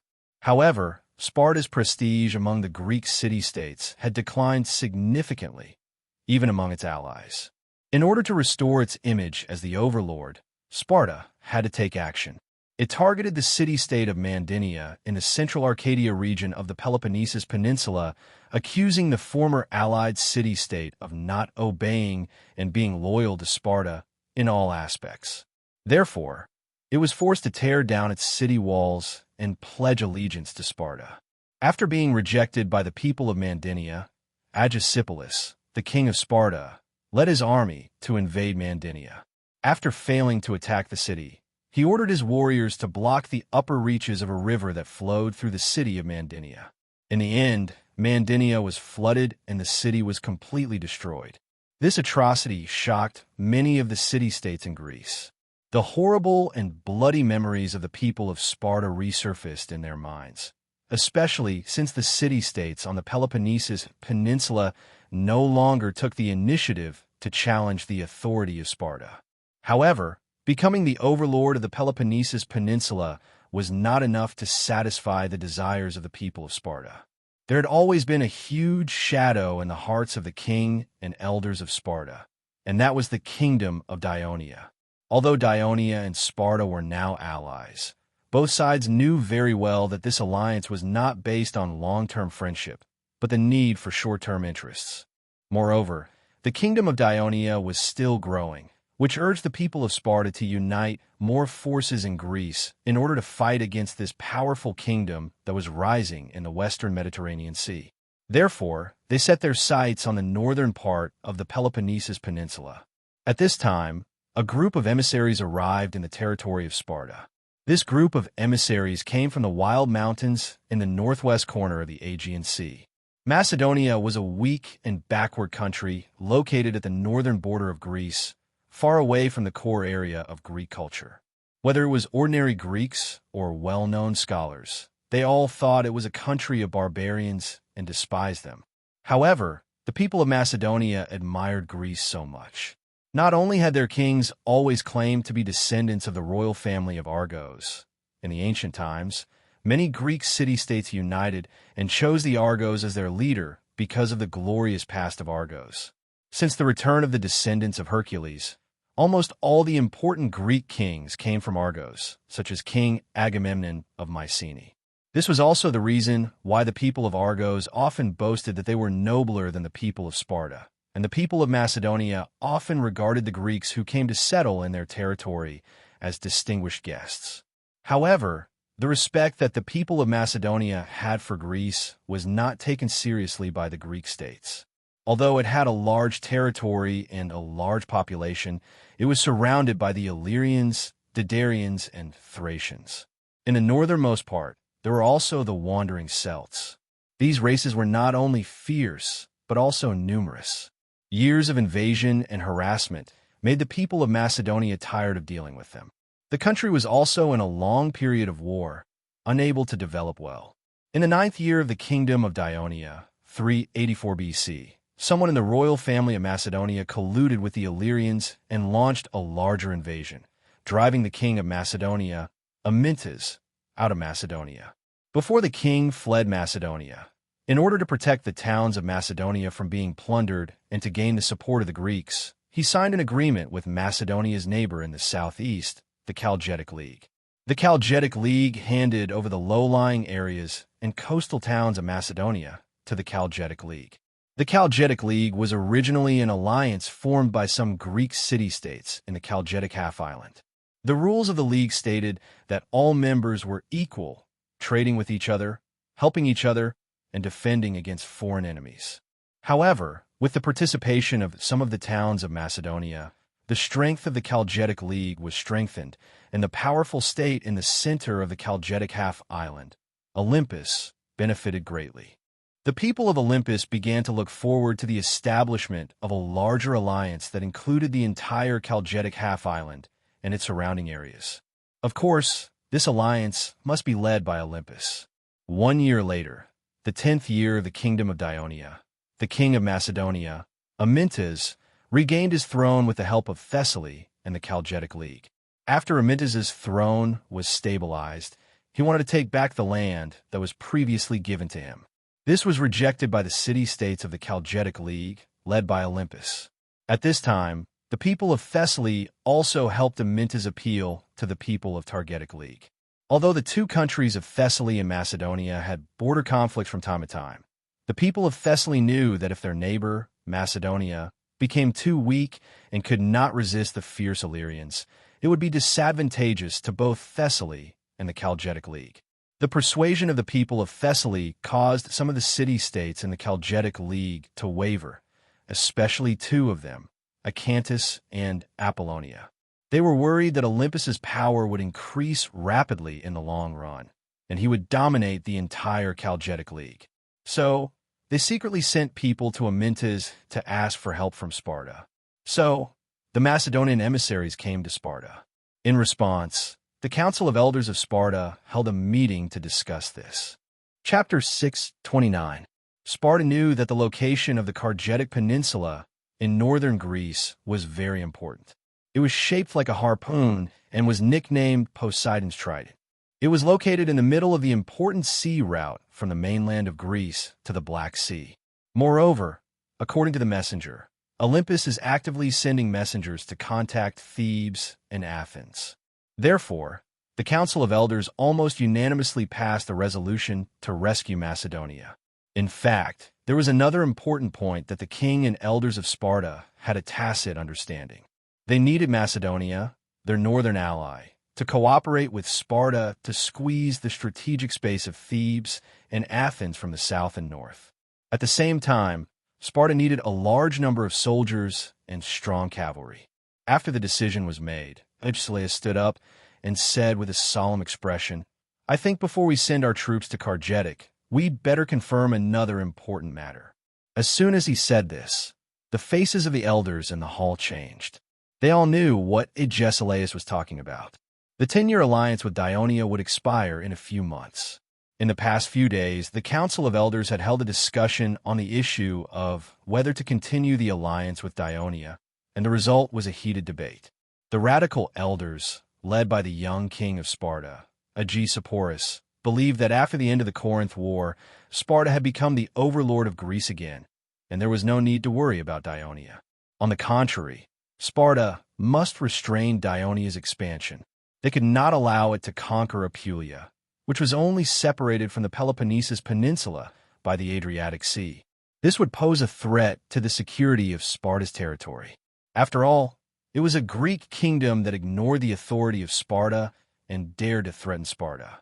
On the other hand, the conservative elders led by Agesilaus, who were more conservative when it came to Dionia, believed that although Sparta relied on the great king's peace to regain control of the situation in Greece, compared to before the Corinth War, Sparta was not only weaker, but its prestige was also declining.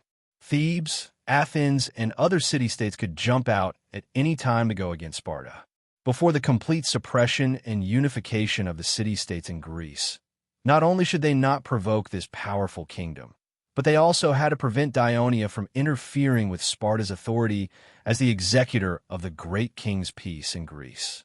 Therefore, it was necessary to renew the treaty. King Agesilaus, the treaty with Dionia will only expire in January next year. We have 4 months. Let us consider this important issue carefully. There is no need to make a decision in such a hurry. Agesilaus's uncle, the former regent Praxedes, said calmly, "After all, it is too important.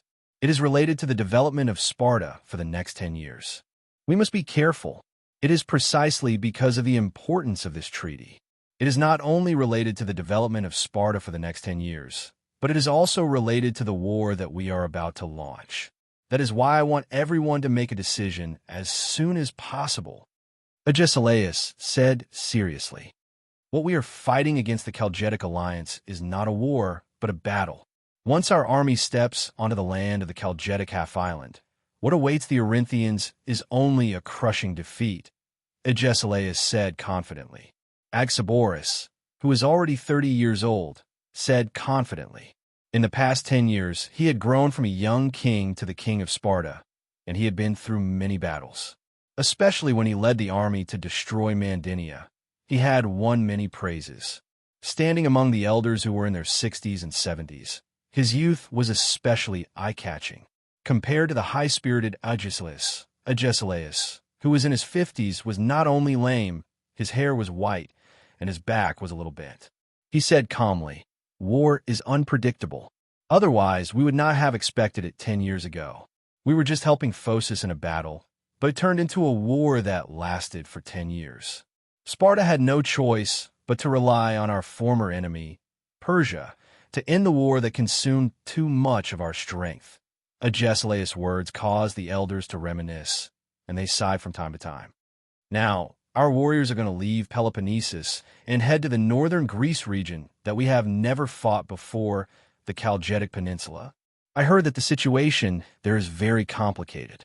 Not only are there internal city-states fighting, but it also involves Macedonia and Thessaly, the two most populous regions.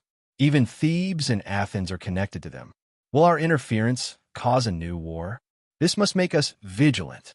Agesilaus' words made the elders fall into deep thought. Since the expedition to the Chalcidic Peninsula might have such a terrible result, King Agesilaus, why did you still support the expedition just now?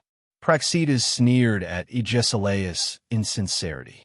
Agesilaus still retorted calmly, "I support the expedition because this is in line with Sparta's interests. If the Chalcidic League is allowed to grow without restraint, then the other Greek city-states will follow its example and form an alliance. This will not only make the great king's contract ineffective, but it will also shake Sparta's prestige in Greece. Moreover, by winning over Macedonia and conquering the Greek city-states on the Chalcidic island, it will be beneficial for us to occupy the route to the Black Sea and threaten Athens to not dare to oppose Sparta in the future. However, to be on the safe side, before the expedition, we should continue the alliance agreement with Dionia to ensure that when the war in northern Greece expands, Dionia will not intervene. Besides, even if we conquer Chalcidic, there are still Agos, Athens, Thebes. These city-states are still dissatisfied with us. If we want to restore the prosperity after the Peloponnesus War, Sparta will still need time. So I don't want, during this period of time, when Sparta is working hard to develop, a Persia similar to the Corinth War will appear in the Western Mediterranean Sea and make things difficult for Sparta. Moreover, once we renew the contract with Dionia, judging from the past 10 years, the Dionia are still trustworthy. If we want to renew the contract, Dionia might not agree to it," Praxedes said coldly. "Then wouldn't we be able to detect Dionia's malicious intentions towards Sparta, and we can also take precautions in advance?" Agesilaus replied calmly. "Asking us to renew the contract with Dionia in the colonies will damage Sparta's reputation. Why don't we ask Dionia to send someone to Sparta to renew the contract?" Agesilaus said unwillingly. Agesilaus looked at the king of Sparta, who was on the same level as him, and a faint smile appeared on his face. He advised with the tone of an elder, "There's an old saying in Sparta, gorgeous clothes are not as durable as sturdy coarse cloth. Since we have taken the initiative to seek peace with Persia, Greece's archenemy for decades, and caused ourselves to be cursed for it, why should we care about making a trip to Greece? Didn't we take the initiative to sign the agreement with Dionia during the Corinth War? Everything we do is for the sake of Sparta's strength. What does personal honor matter?" Agesilaus' words made the elders nod, and Agesilaus was unable to refute. Although Agesilaus took the throne by a narrow margin and his biggest supporter, Lysander, died in battle a few years later, not only was he not neglected in the Elder Council, but after more than 10 years of operation, his influence in the country grew day by day, especially in the Elder Council.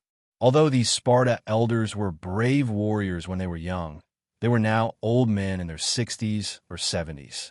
Instead of taking risks, most of them prefer to be safe. Agesilaus was a king who liked to use strategy rather than fists. He was the first to propose peace with Persia. Therefore, when the Elder Council voted on this matter, most of them agreed to immediately go to Dionia to discuss the renewal of the contract. The messenger candidate was quickly selected. He was the one who was responsible for signing the treaty with Dionia back then, Callisops. In the Psycheer town at the center of the mainland of Sicily, Kephalloician, many Psycheer tribe leaders gathered again. Sitting at the head of the table was the leader of the Tannic tribe, Acarus. He scanned the crowd and said loudly, "Leaders, the Turii have sent news that Laodigian, Lesiberatus, and the others have been arrested by Dionia. They will be put on trial soon. The Dionia must have found out about what we have done. Perhaps they are preparing an army to declare war on us." As soon as he finished speaking, there was a huge commotion in the crowd. The leaders could not hide the shock on their faces. One of the leaders stood up and asked anxiously, "Leader Acarus, how did you get the news? Where did you hear the rumors? What would you do if I told you the news, Leader Zamasis?" Leader Zamaxis. Arcones widened his eyes and stared at him like a beast that was about to devour him. Of course, I will send someone to explain to the Senate of Dionia." Zamasis stammered. "Explain what?" Apitus, another leader who had a close relationship with Acarus, mocked. "Explain why you want to annex other tribes and take the wives of other leaders as your concubines?" The leaders beside him laughed in disdain. "It's useless to beg for mercy from Dionia." Acarus slammed the armrest and stood up.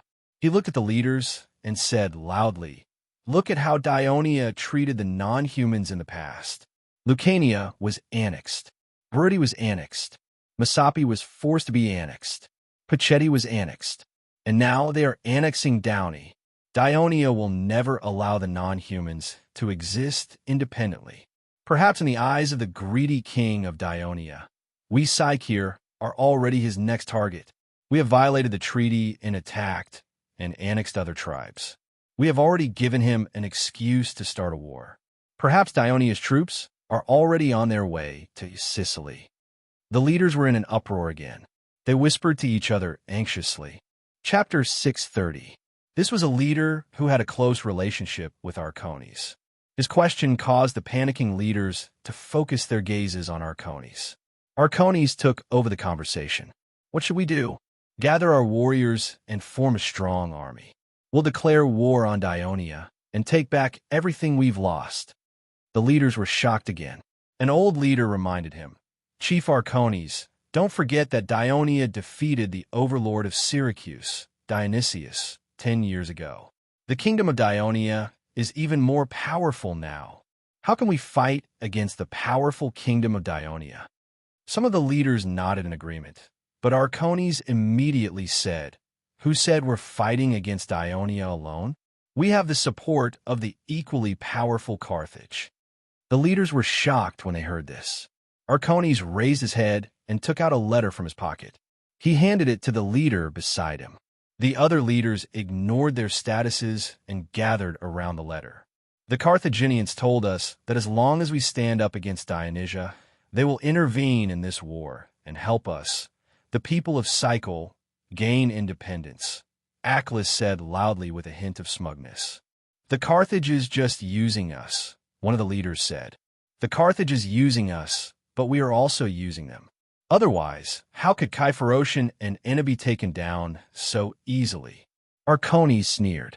Some of the leaders suddenly realized that the Carthage had been supporting the Taninian tribe for a long time. Otherwise, how could this tribe, which was almost abandoned by the Sickers, grow into such a powerful tribe in just a few years? "All right, leaders, you know the situation now. It's time to take action." Arcones looked around and said in a serious tone, "All of you, gather the warriors of your tribe here, and we will attack Agilion together." Attack Agilion? Agilion was the largest town in Sickers. It had many people and high walls. It was extremely difficult to attack. The leaders were stunned. Arcones said respectfully to a middle-aged leader on his left, "Uncle Cecopus, what do you think?" "No problem. My tribe is ready. As soon as your army attacks Agilion, they will immediately cooperate with you in the city." Cecopus, the leader of the large tribe of Tranquil in the city of Agilion. Someone recognized him, and his face changed slightly. Only then did he remember that Arcones was the son of the former king of Sycur, Agilion, and Agilion was the seat of the royal court of Sycur. Although Dionysius had poisoned Agilus to death and destroyed the kingdom of Cycle, there were still supporters of Arcones in Achillean. Let's go back to the tribe and gather our clansmen immediately. The chiefs, who each had their own thoughts, expressed their agreement. Arcones said, "You don't need to go back. Send your men back to carry out the task. I'm holding a banquet in the city. I'd like to invite all the leaders to attend." The leaders' faces all changed. This was forcing them to take sides. But when they saw the fully armed soldiers rushing into the hall, most of the leaders obediently obeyed. Over the past few years, Arcones had led his army to conquer several cities and occupied many tribes. The leaders who dared to resist were all killed by his sword. Those who survived were all cowards who helped him deceive Dionia, so they did not dare to resist now. Just then, a guard hurried in and whispered a few words in Arcones' ear. He was just looking at the embarrassed leaders with a smug expression, but now he was stunned. His men had told him that Dionia's 8th Legion had suddenly stationed in Agilian. The sudden news disrupted his original plan, and he immediately discussed it with Hippus nervously. Cecopus, who had been arrogant just now, was also panicking. At the same time, his confidant also reported to him that Agilian had been sealed, and they could not get in touch with the tribes in the city. After a tense discussion, Arcones immediately announced to the leaders that they were to send more men back to gather their clansmen. They had to bring the army to Cephalotion tomorrow. In order to appease the confused leaders, the banquet continued. But when the banquet that lasted for a few hours was about to end, the guard brought another piece of bad news. Arcones, who was slightly drunk, could not control his emotions and smashed the ceramic cup in his hand. The news that the 8th Legion of Dionia had quickly captured Hina made him lose his cool, and the leaders even more panicked. A few of the leaders from Hina even cried bitterly, and the cheerful atmosphere of the banquet was completely gone. Callissippus, who was already in his 50s, received the decision of the Council of Elders. After a secret discussion with Agesilaus, he hurried to the port of Gophion, boarded a passenger ship, and headed for Dionia. The passenger ship drifted along the west coast of the Peloponnesus Peninsula for a night. The next morning, it sailed across the Adriatic Sea and docked at the top of the heel of the Italian peninsula. This was the city of Odlum, which belonged to the kingdom of Dionia. After a night's rest, Callissippus had regained his energy. After disembarking, he leisurely strolled around the port. Odrum used to be a city-state of the Messapian people. Although it used to be near the Adriatic Sea, few Greeks knew about it. This was because the famous Messapian city-states were Brindisi and Mazzania. Odrum, on the other hand, was surrounded by uneven terrain and inconvenient transportation. Hence, very few Greek merchant ships were willing to stop here.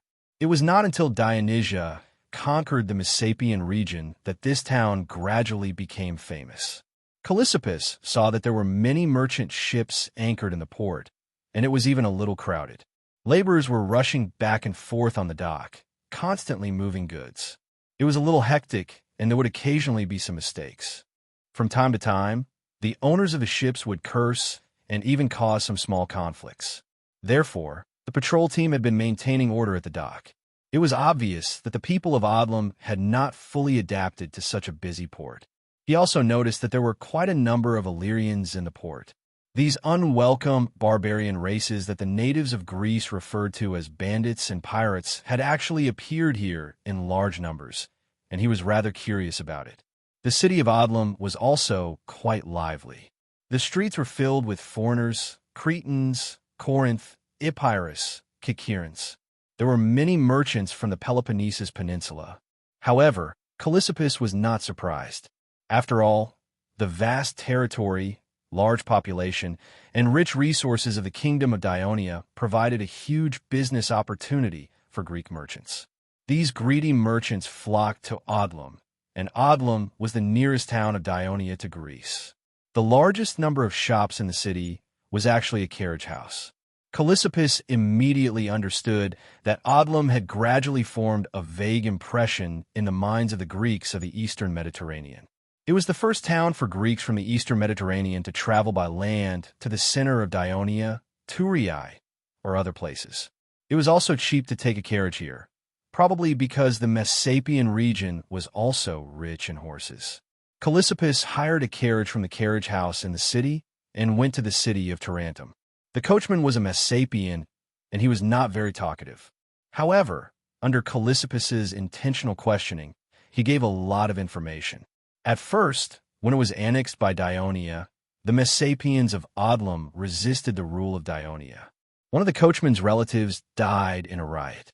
However, the swords and spears of the Dionia soldiers made them suffer. The people of Odlum gradually changed their ways and chose to resist in silence.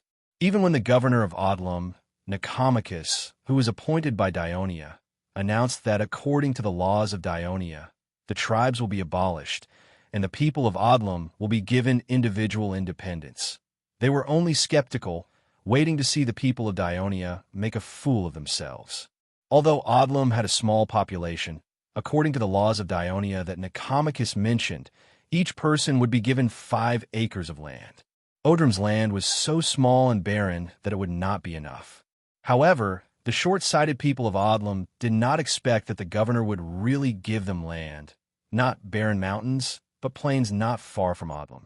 Those lands used to belong to other city-states, but now under the unified rule of the kingdom of Dionia, they belonged to Odlum. For the first time, the people of Odlum felt the benefits of joining Dionia. Then, the second benefit came. All Messapians who become citizens of Dionia will be exempted from taxes for 2 years in a row. In addition, the governor, Nicomachus, also told them, for those who don't know how to farm, don't worry. The Ministry of Agriculture will send specialized personnel to teach them.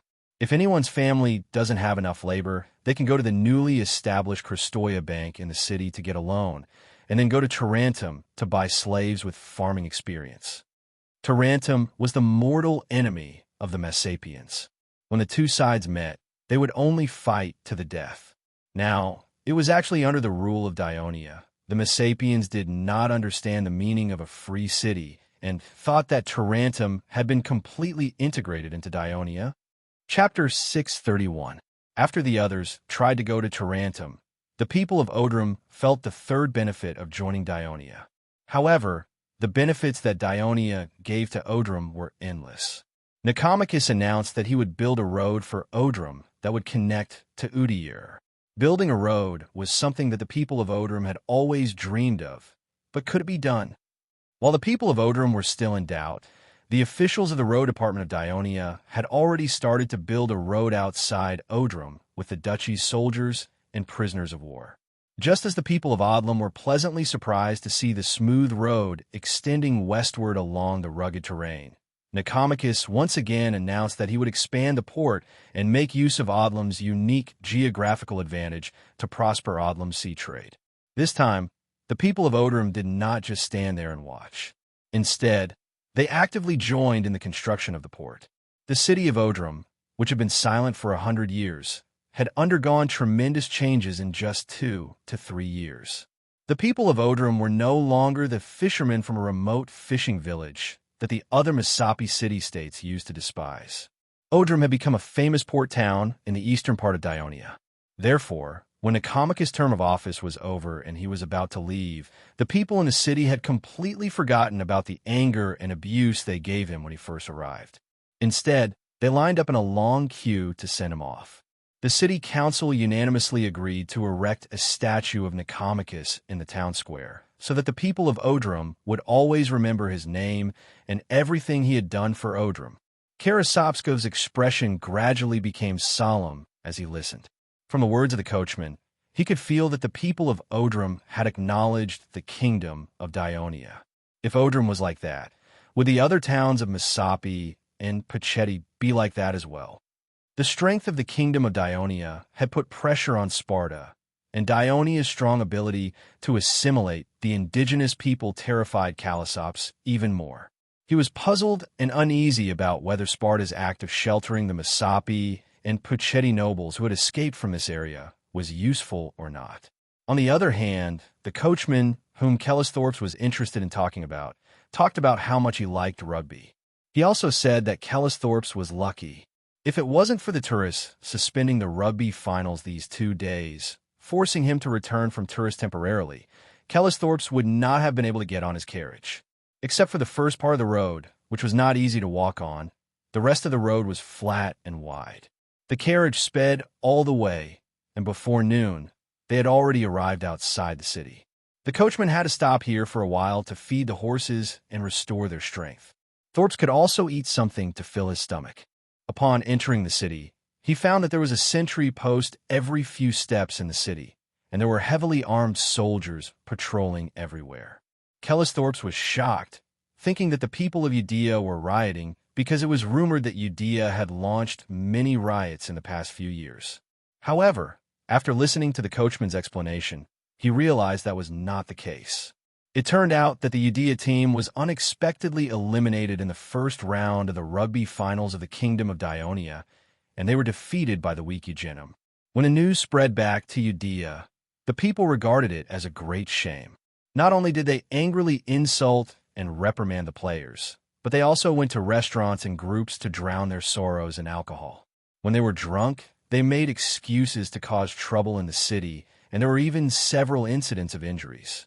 Udea's inspection office had to closely monitor the whole city to prevent any more injuries.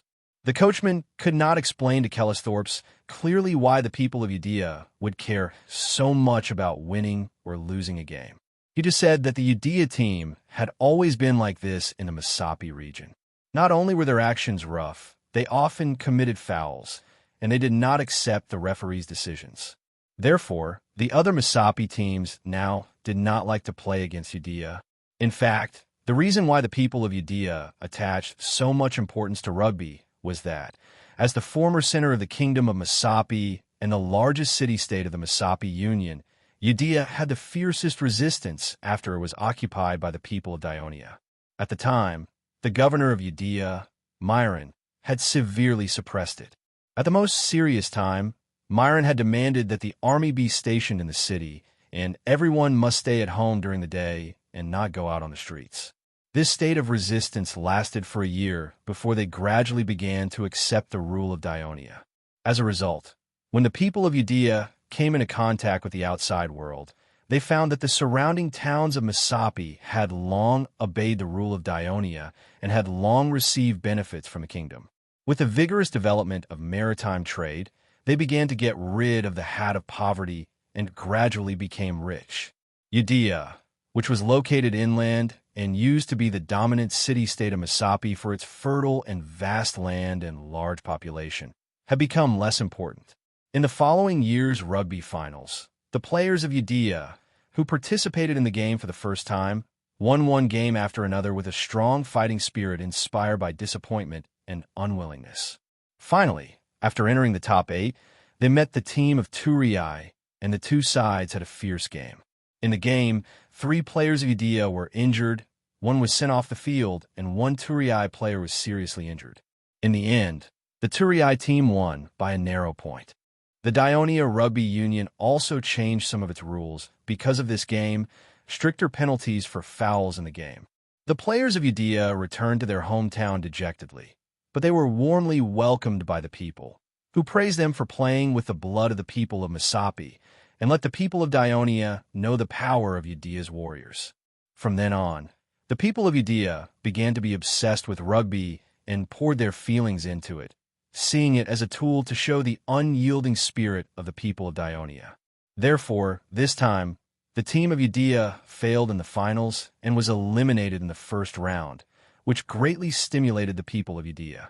Kellisthorpe did not understand these deep reasons, but he felt that the people of Udea attached so much importance to the invention of rugby by the people of Dionia, which meant that they had already accepted the rule of Dionia, which made him a little depressed.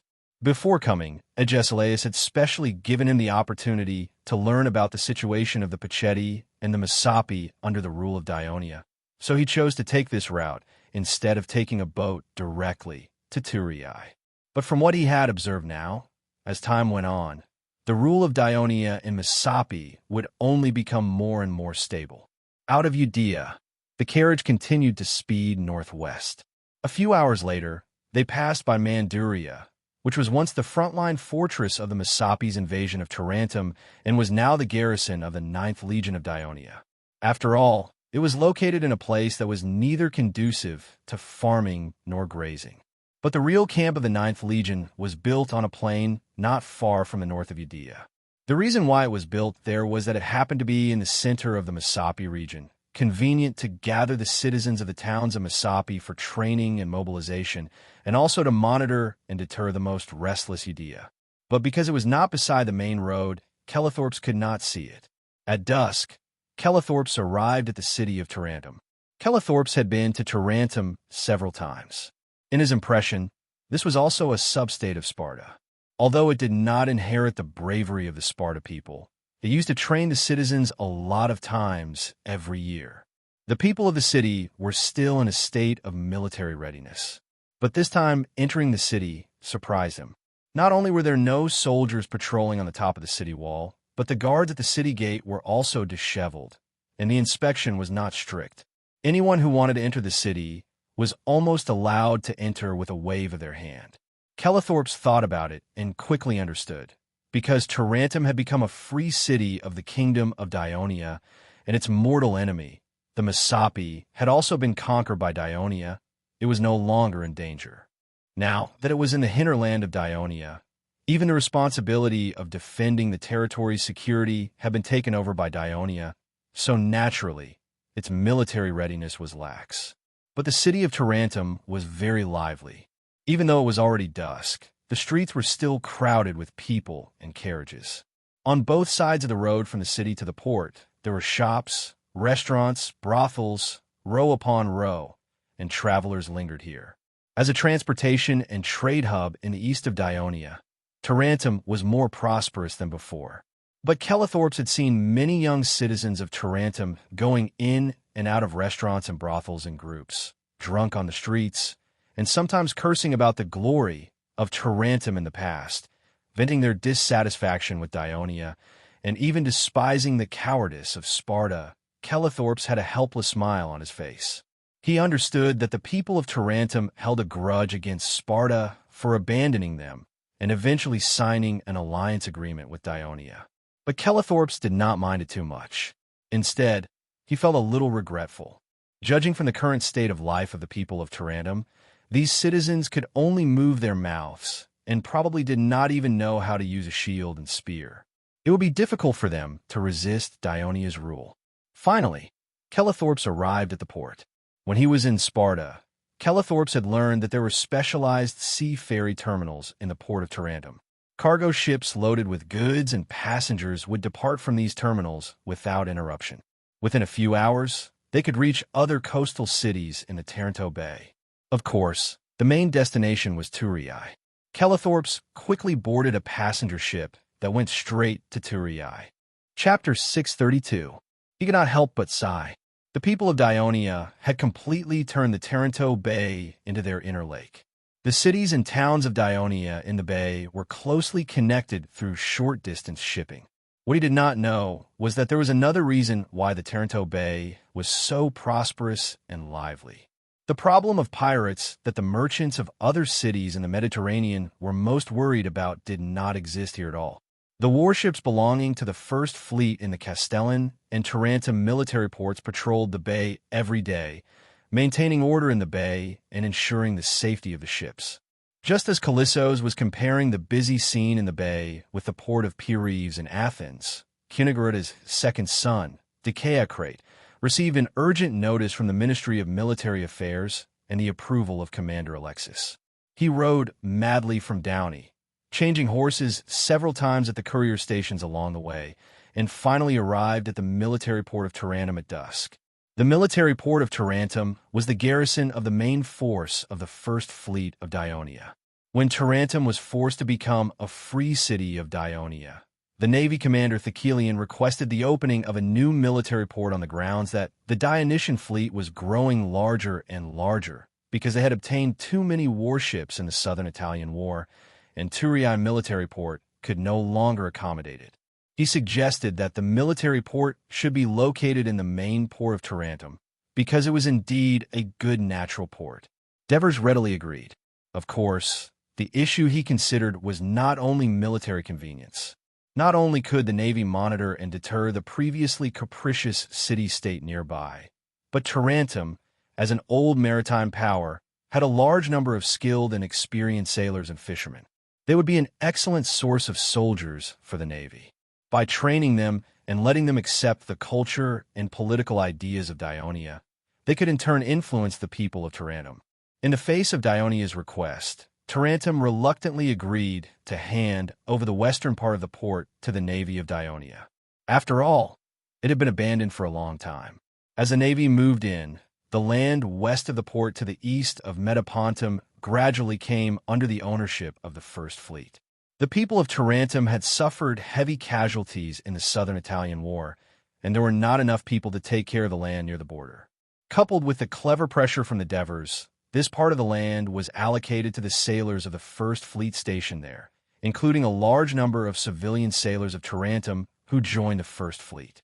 Currently, there were 153-decker or warships and other warships of various sizes in the military port, totaling about 230 warships, including the 53-decker or warships and other warships in the military port of Castellan. The First Fleet had more than 350 warships, firmly suppressing the other three fleets and becoming the strongest fleet in the Dionian Navy. However, even if the number of ships of the First Fleet was large, there was still enough space in the military port of Tarentum to build a dry dock to accommodate more warships, which showed how large the military port was. Moreover, the sea in the port was also wide enough for some small-scale training to be held directly in the port. This had also become a scene in the port, and people of Tarentum often stopped by the shore to watch. After Dicarocrat showed Alexis's letter of identification to the guard, he was allowed to enter. However, the waiting time at the military port was a little long. There was clearly an empty clipper at the dock next to it. So why did he have to wait here? Dicarocrat was a little annoyed. It was only when he boarded the ship that someone came out of the cabin and explained to him, "I'm really sorry. A batch of supplies has just been transferred from the military port of Castellan to be urgently transported to Downey. The personnel in the military port are busy with this matter, so it took up some of your time. Transporting supplies to the front line is an important matter for the kingdom. Mine is just a small matter." As soon as Dicarocrat saw that it was him, he immediately understood why the ship was late. He hurriedly said respectfully, "And Sir Sicilian, you came personally to see me off. I really don't know how to express my gratitude." Sicilian was once the commander of the Dionian Navy. During the Southern Italian War, he led the fleet to defeat the Syracuse Navy that dominated the Western Mediterranean Sea 3 times. Thus, he controlled the seas at the eastern end of Greece and Sicily. He played a key role in Dionia's final defeat of Syracuse. He was a hero worshipped by the people of Dionia. After the war, as the territory of Dionia expanded, the fleet that had become huge was divided into 4 by the Devers. The First Fleet was stationed in Tarentum to protect the maritime safety of the Taranto Bay. The Second Fleet was stationed in the Catania Plains to protect the maritime safety of Dionia and Sicily. The Third Fleet was stationed in Trine to protect the maritime rights of Dionia in the Tyrrhenian Sea. The Fourth Fleet was based in Brindisi to protect the Kingdom of Dionia's territories in the Adriatic Sea. However, the Devers did not appoint Sicilian as the commander of the Dionian Navy. Instead, he was appointed as the commander of the First Fleet. Although the strength of the First Fleet had long surpassed that of the Dionian Navy, it was still a demotion to be demoted from the commander of the First Fleet. However, at the same time, the Devers proposed to the Senate that Sicilian be elected as the elder statesman of Dionia. This was a great promotion for Sicilian's political status. He also became the second young statesman under the age of 30 after Henopolis. Moreover, after the Navy was disbanded, the Devers also removed the position of the commander of the Navy. Therefore, Sicilian did not have much of a complaint. Sicilian went to Tarentum and stayed there for 10 years. Except for important matters, he rarely returned to Turiae to attend the usual Senate meetings. The young hero of the past was now middle-aged and had lost his youthful arrogance. At this time, he said to Dicarocrat with a gentle expression, "I'm also going to attend your father's funeral. I can go with you." Dicarocrat's heart ached at the mention of his deceased father. It was the regret of his life that he could not be by his father's side before his death. "How's the progress of the battle in Downey?" Cecilian asked casually. "It's going well. We've taken down the cities of Erdonia and Escurum. Our army is approaching the central city of Downey, Lusnia. We're preparing to besiege it. Judging from the current situation, the other Downey tribe and towns don't seem to be sending reinforcements to Lusnia city. I reckon that this war will end before the end of the year," Dicarocrat said excitedly as he talked about the war he had participated in. Hearing this good news, Cecilian sighed. It's still better to command the army on land. After the Southern Italian War, the Kingdom of Dionia was not always peaceful. The three wars it launched to conquer Mashapi, Pachetti, and Downey were not small. However, these wars took place near Dionia, and the enemy's fleet was too weak. There was no need for the First Fleet to defend the core waters of Dionia. As a result, Cecilian could not participate in the battlefield for the past 10 years. How could he not feel regretful? When Dicarocrat arrived at his home in Turiai, his elder brother Sostatus and his family had already prepared for the funeral. As Cunigarata's wife had died young, his eldest daughter and 2 daughters-in-law followed the Greek custom of hundreds of years. They washed his body, smeared it with perfume, and dressed him in luxurious clothes. Sostatus also built a large wooden shed in front of his house. He placed Cunigarata's body on a bed covered with herbs, and placed a silver coin in his mouth so that his soul could pay for the fairy fare. After the mourning hall and coffin were set up, it was time for Dionia's unique funeral custom to begin. The scepter priest of the Temple of Hades, Plazinas, led a group of priests, and saintesses to the mourning hall and began to sing a hymn, praying for him to enter Elysium as soon as possible. Usually, only the priests or priests of Hades would attend funerals. Since Cunigarata's identity and status were different, there was no need for the Devers to instruct him. Plazinas personally brought the main staff of the main temple of Hades. The next day, Cunigarata's immediate family, including his son-in-law Helos, wore black veils and solemnly guarded the coffin. Even his daughter and daughters-in-law had cut their hair in accordance with the custom to express their grief. Early in the morning, the Devers brought Christoia, Agnes, Cynthia, Clodocatax, and the other children to the mourning hall.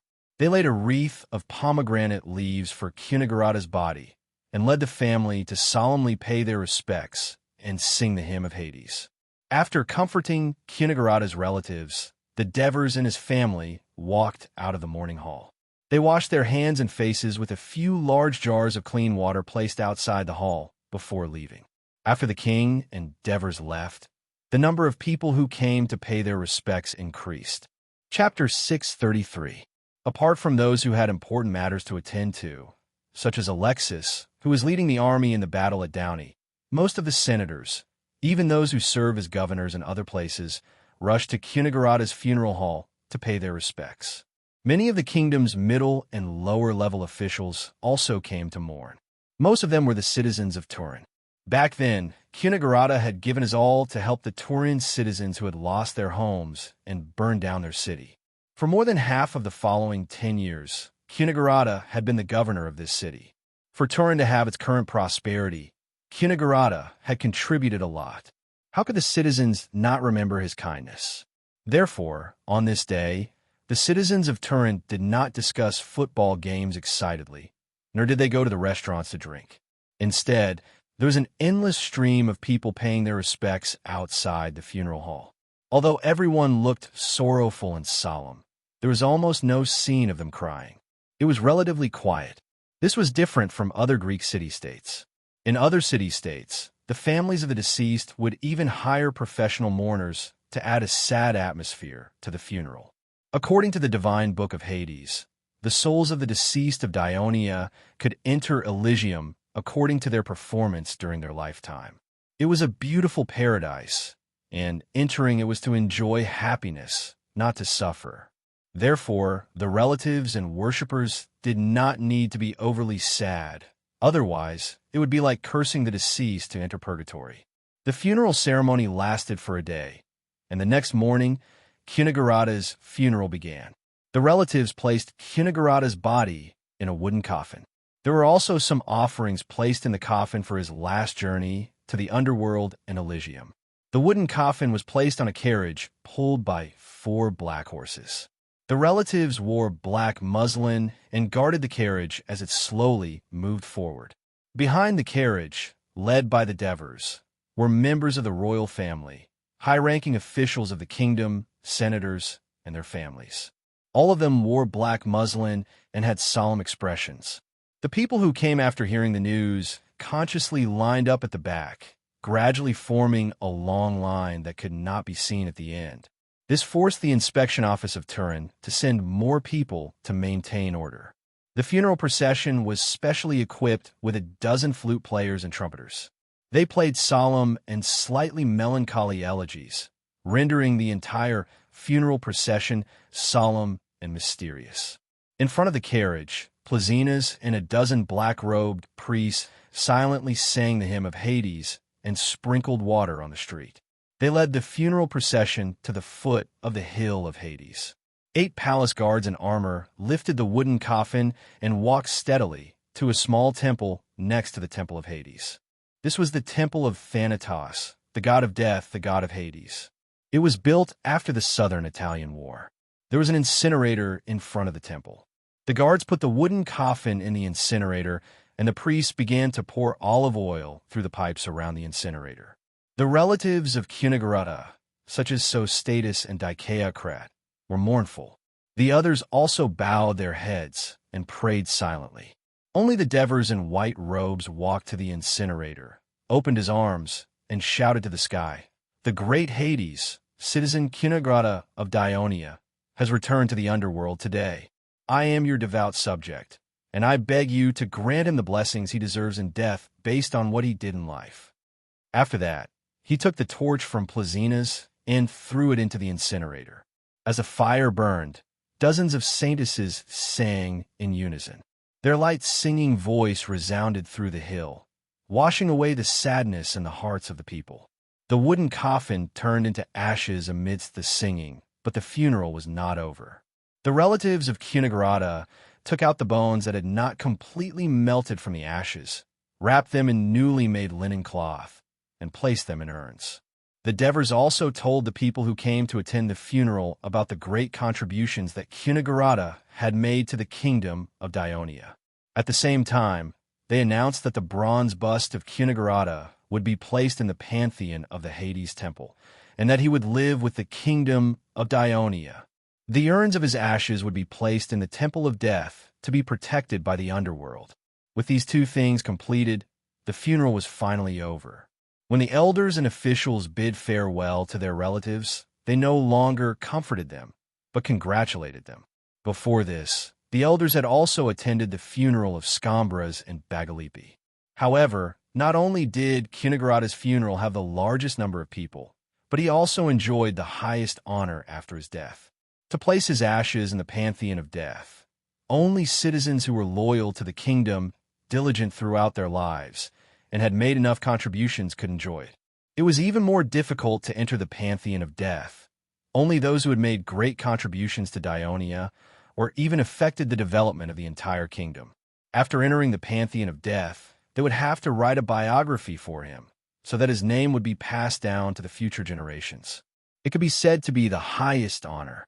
Since the establishment of Dionia, there was only one Heraclid for more than 10 years. Now, there was also Cunegurada. For the elders and officials, Cunegurada's funeral had become a goal that they envied and worked hard for.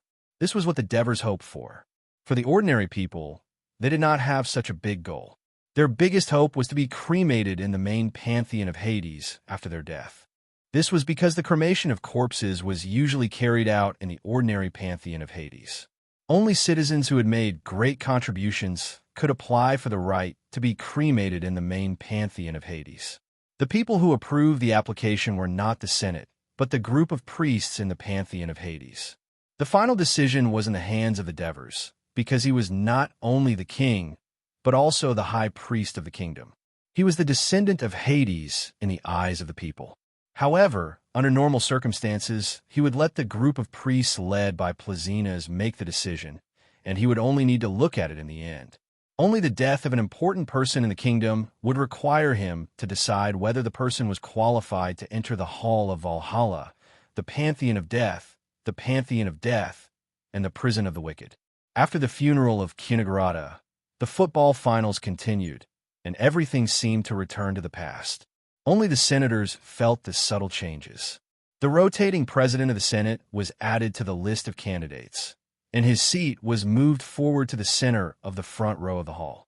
When Dionia was first established, the position of the rotating president of the Senate was held by the senators in turn. It was only to maintain order in the hall, and it did not have any real power. After the Southern War, the Devers became the king. With the reason that there were too many new senators, and they were not familiar with the operation of Dionia's political system, he no longer let all the senators take the rotating president position. Instead, he appointed a few senators to take turns to take the position, which was usually changed every 10 days. At the same time, he also asked the Senate to give more responsibilities to the rotating president, making them responsible for organizing every Senate meeting, and the main topics of every meeting would be decided by the king and the Devers and the rotating president. When the Devers attended the meeting, he had to pass down the order to ensure that the meeting was carried out according to the king's wishes. When the Devers were absent, he had the power to ensure that the meeting went smoothly, and he could even command the guards to drive away the senators who interfered with the meeting. He only needed to report the results of the meeting to the Devers after the meeting. Because of the increased power of the rotating president, this position became an important symbol to measure the status of a senator in the Senate. Before this, the rotating presidents of the Senate of Dionia were Kunigrada, Cornelis, Sidorum, Vespa, and Lucius. Now, Kunigrada had passed away, and Antares had filled the vacancy. In addition, there was another change. When Laodigian and other senators committed dereliction of duty, some officials from Naxos, Sicily, and Catanai were also involved in this matter and were investigated. They were all recommended by the senators who committed the crime, so the Devers took this opportunity to rage in the Senate. He believed that the reason why the kingdom's civil servants management board failed to do a good job in selecting the middle and lower officials was because the Senate was too influenced by the other senators, so they could not select the officials fairly. And the appointment of the middle and lower officials should not have been handled by the Senate. When the League was first established, the Civil Servants Management Board's responsibility was to draft the candidates of the civil servants in the cities of the League. Finally, the Devers would sign off on the candidates. However, the candidates on the list would be read in the Senate every time, so the senators would be informed. Sometimes they would raise objections to some of the candidates, and the board would make some adjustments based on their opinions. The Devers did not obstruct too much because the Devers controlled the Senate, so everything was under his control. In recent years, with the expansion of the territory and the increase of officials, the Devers spent half of their time in the palace to deal with political affairs, so they could not control the board as strictly as before. This time, the Devers requested that the office of the Civil Servants Management Board be moved to the palace, and that the appointment of officials should no longer be discussed in the Senate. Of course, some senators objected, but he quietly threatened that he was considering whether to let Sesta investigate the officials in other cities of the kingdom to avoid a series of dereliction of duty cases like the one in Sicily. In the end, the Devers' proposal was passed, and the board moved to the second floor of the palace. The day after Kunigrada's funeral, Callissos was received by the Devers. As for Sparta's request to renew the alliance for another 10 years, Divers and the Senate did not have much of a debate and agreed to this request. Chapter 634. After the 10-year alliance agreement was signed again, Callissippus mentioned in a private conversation with the Devers that Sparta's Council of Elders was worried and dissatisfied with Dionia's frequent wars in Apulia. The Devers responded, "Apulia's affairs belong to the Western Mediterranean. According to the covenant, Sparta doesn't need to worry about it all." Even during the later stages of the Corinth War, Thebes and Corinth's emissaries came to Thurii, hoping that Dionia could intervene in the war and prevent the foreign Persia from using Sparta to control Greece. However, Dionia strictly abided by the covenant and refused their request. Many Greek citizens in the kingdom were very dissatisfied with the fact that Sparta, their ally, actually submitted to Persia, their former enemy, and listened to their Bulsh**T treaty. Moreover, Sparta drowned Mandinia and destroyed a Greek city-state with cruel means, committing atrocities similar to what Dionysius, the tyrant of Sicily, had done. This made the people of Ionia very angry. However, the Senate of Ionia had repeatedly rejected the request of many senators to condemn and punish Sparta at the senators' assembly at the end of the year. Ionia has strictly abided by the covenant and respected Sparta for the past 10 years. After signing the covenant this year, we will continue to abide by the content of the covenant. We hope that the 18th Congress can also strictly abide by the content of the covenant and handle the relationship between the two countries, especially the issue of accepting the indigenous people who escaped from Apulia. Please reconsider and deal with it carefully. Ionia keeps its promise, but it will also treat the city-states that violate its promise as enemies.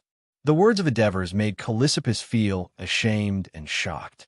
He immediately said solemnly, "Your Majesty, Sparta cherishes the friendship between the two countries, so they took the initiative to send me to renew the covenant. Sparta will continue to abide by the requirements of the covenant as before, and peace will always be maintained between the eastern and western Mediterranean."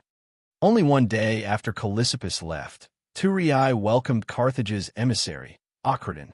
He did not come to renew the covenant, but to protest. Carthage protested that Ionia had violated the covenant this time by waging war against the Psyche, a free force in Sicily. They demanded that Ionia immediately stop this foolish action that destroyed the peaceful environment of Sicily. Ionia's Senate refuted Carthage's request. They presented facts, presented evidence, and reasoned with Carthage's emissary. They told Ionia that it was not Ionia who wanted to invade Psyche, but the Tannic tribe of Psyche who conspired to disturb Ionia and harm Ionia. For this reason, Ionia had already put Laodigian and a few other Sicilian senators on trial. At the same time, they had also arrested many of the kingdom's officials. Of course, they would also seek revenge on the culprit of this incident. This was the punishment that the Tannic tribe deserved for provoking Ionia. Ionia's firm rejection of Carthage's protest caused Acriton to return empty-handed.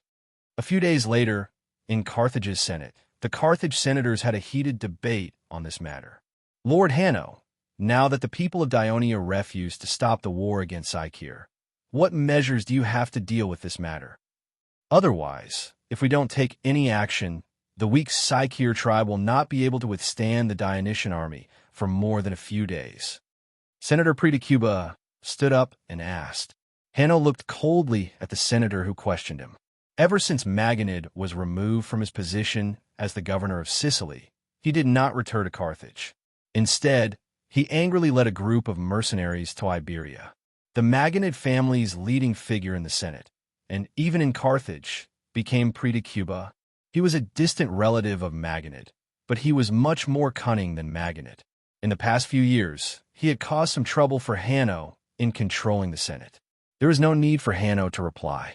Another elected senator, Sufit Panarak, had already taken over the conversation and said, "This matter was caused by the Psyche Tannic tribe provoking Ionia first. It is understandable that Ionia would punish them.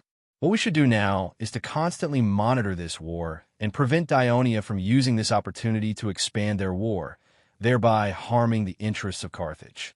"Oh, you've given up on the Psyche tribe with such a simple statement? I still remember that it was you, Lord Hanno, who suggested to support the Tannic tribe and unite the Psyche tribe." Another Maganid senator, Sanapor, immediately mocked. Hanno looked at him with a displeased expression.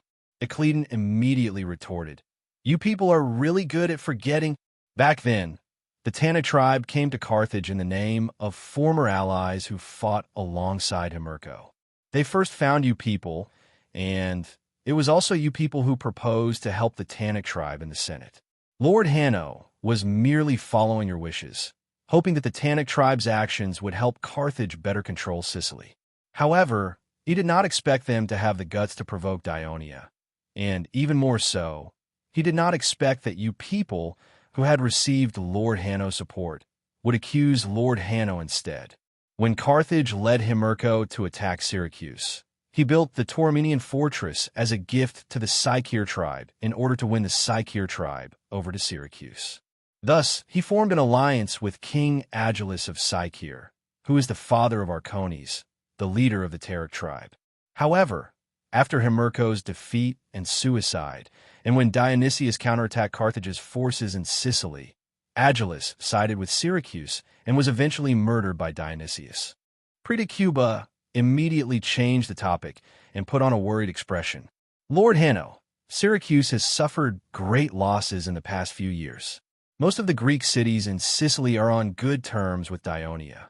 Not only do they often send messengers to attend the various celebrations of Dionia, some even send teams to participate in Dionia's rugby matches. Now that Dionia has taken control of the Sicir tribe, wouldn't the situation in Sicily return to the era of Dionysius? This is very disadvantageous to Carthage. Hanno looked at him coldly and suddenly said, Lord Predicuba, given the current situation in Sicily, what is your suggestion? Continue to support the Sicir tribe with gold, silver, and resources that are about to be destroyed? Or send the army to support the Sicir tribe? Since Dionia refuses to stop the war, we can only send the army to make them realize that Carthage will not only protest with words. We are serious, Elder Santapoer said sternly. The elders were in an uproar. That means war, Panterac warned loudly. Since Dionia is wantonly expanding their power in Sicily and refuses to listen to our Carthage's warning, then we will show them war. Santapoer waved his fist forcefully. Many elders exclaimed in surprise, and voices of debate arose. Hanno immediately became vigilant. He immediately realized that this was definitely the idea of the Magonid clan leader who is thousands of miles away. He wanted to provoke a war between Dionia and Carthage, so that he could return to Carthage and gain control of the political situation. Thinking of this, Hanno suddenly stood up and shouted, Does Carthage want to break the treaty and intervene in this war of Dionia to punish the Sicir tribe? Does he want to start a war with Dionia that might last for a long time and cause great losses? The Senate will now vote. Elders who agree to Predicuba and Santapoer's suggestion to send the army to Sicily, please raise your hand. Other than a very small number of elders from the Magonid clan who raised their hands, the rest of the elders did not even hesitate. Over the past 10 years, the people of Carthage had followed Hanno's suggestion and shifted their target to the inland area south of Carthage's territory, Namibia. This vast land was inhabited by many indigenous tribes, but there was no unified country or organization. The people of Carthage had used various methods, such as direct military campaigns, bribing, and sowing discord to make Carthage control more than half of Namibia's land.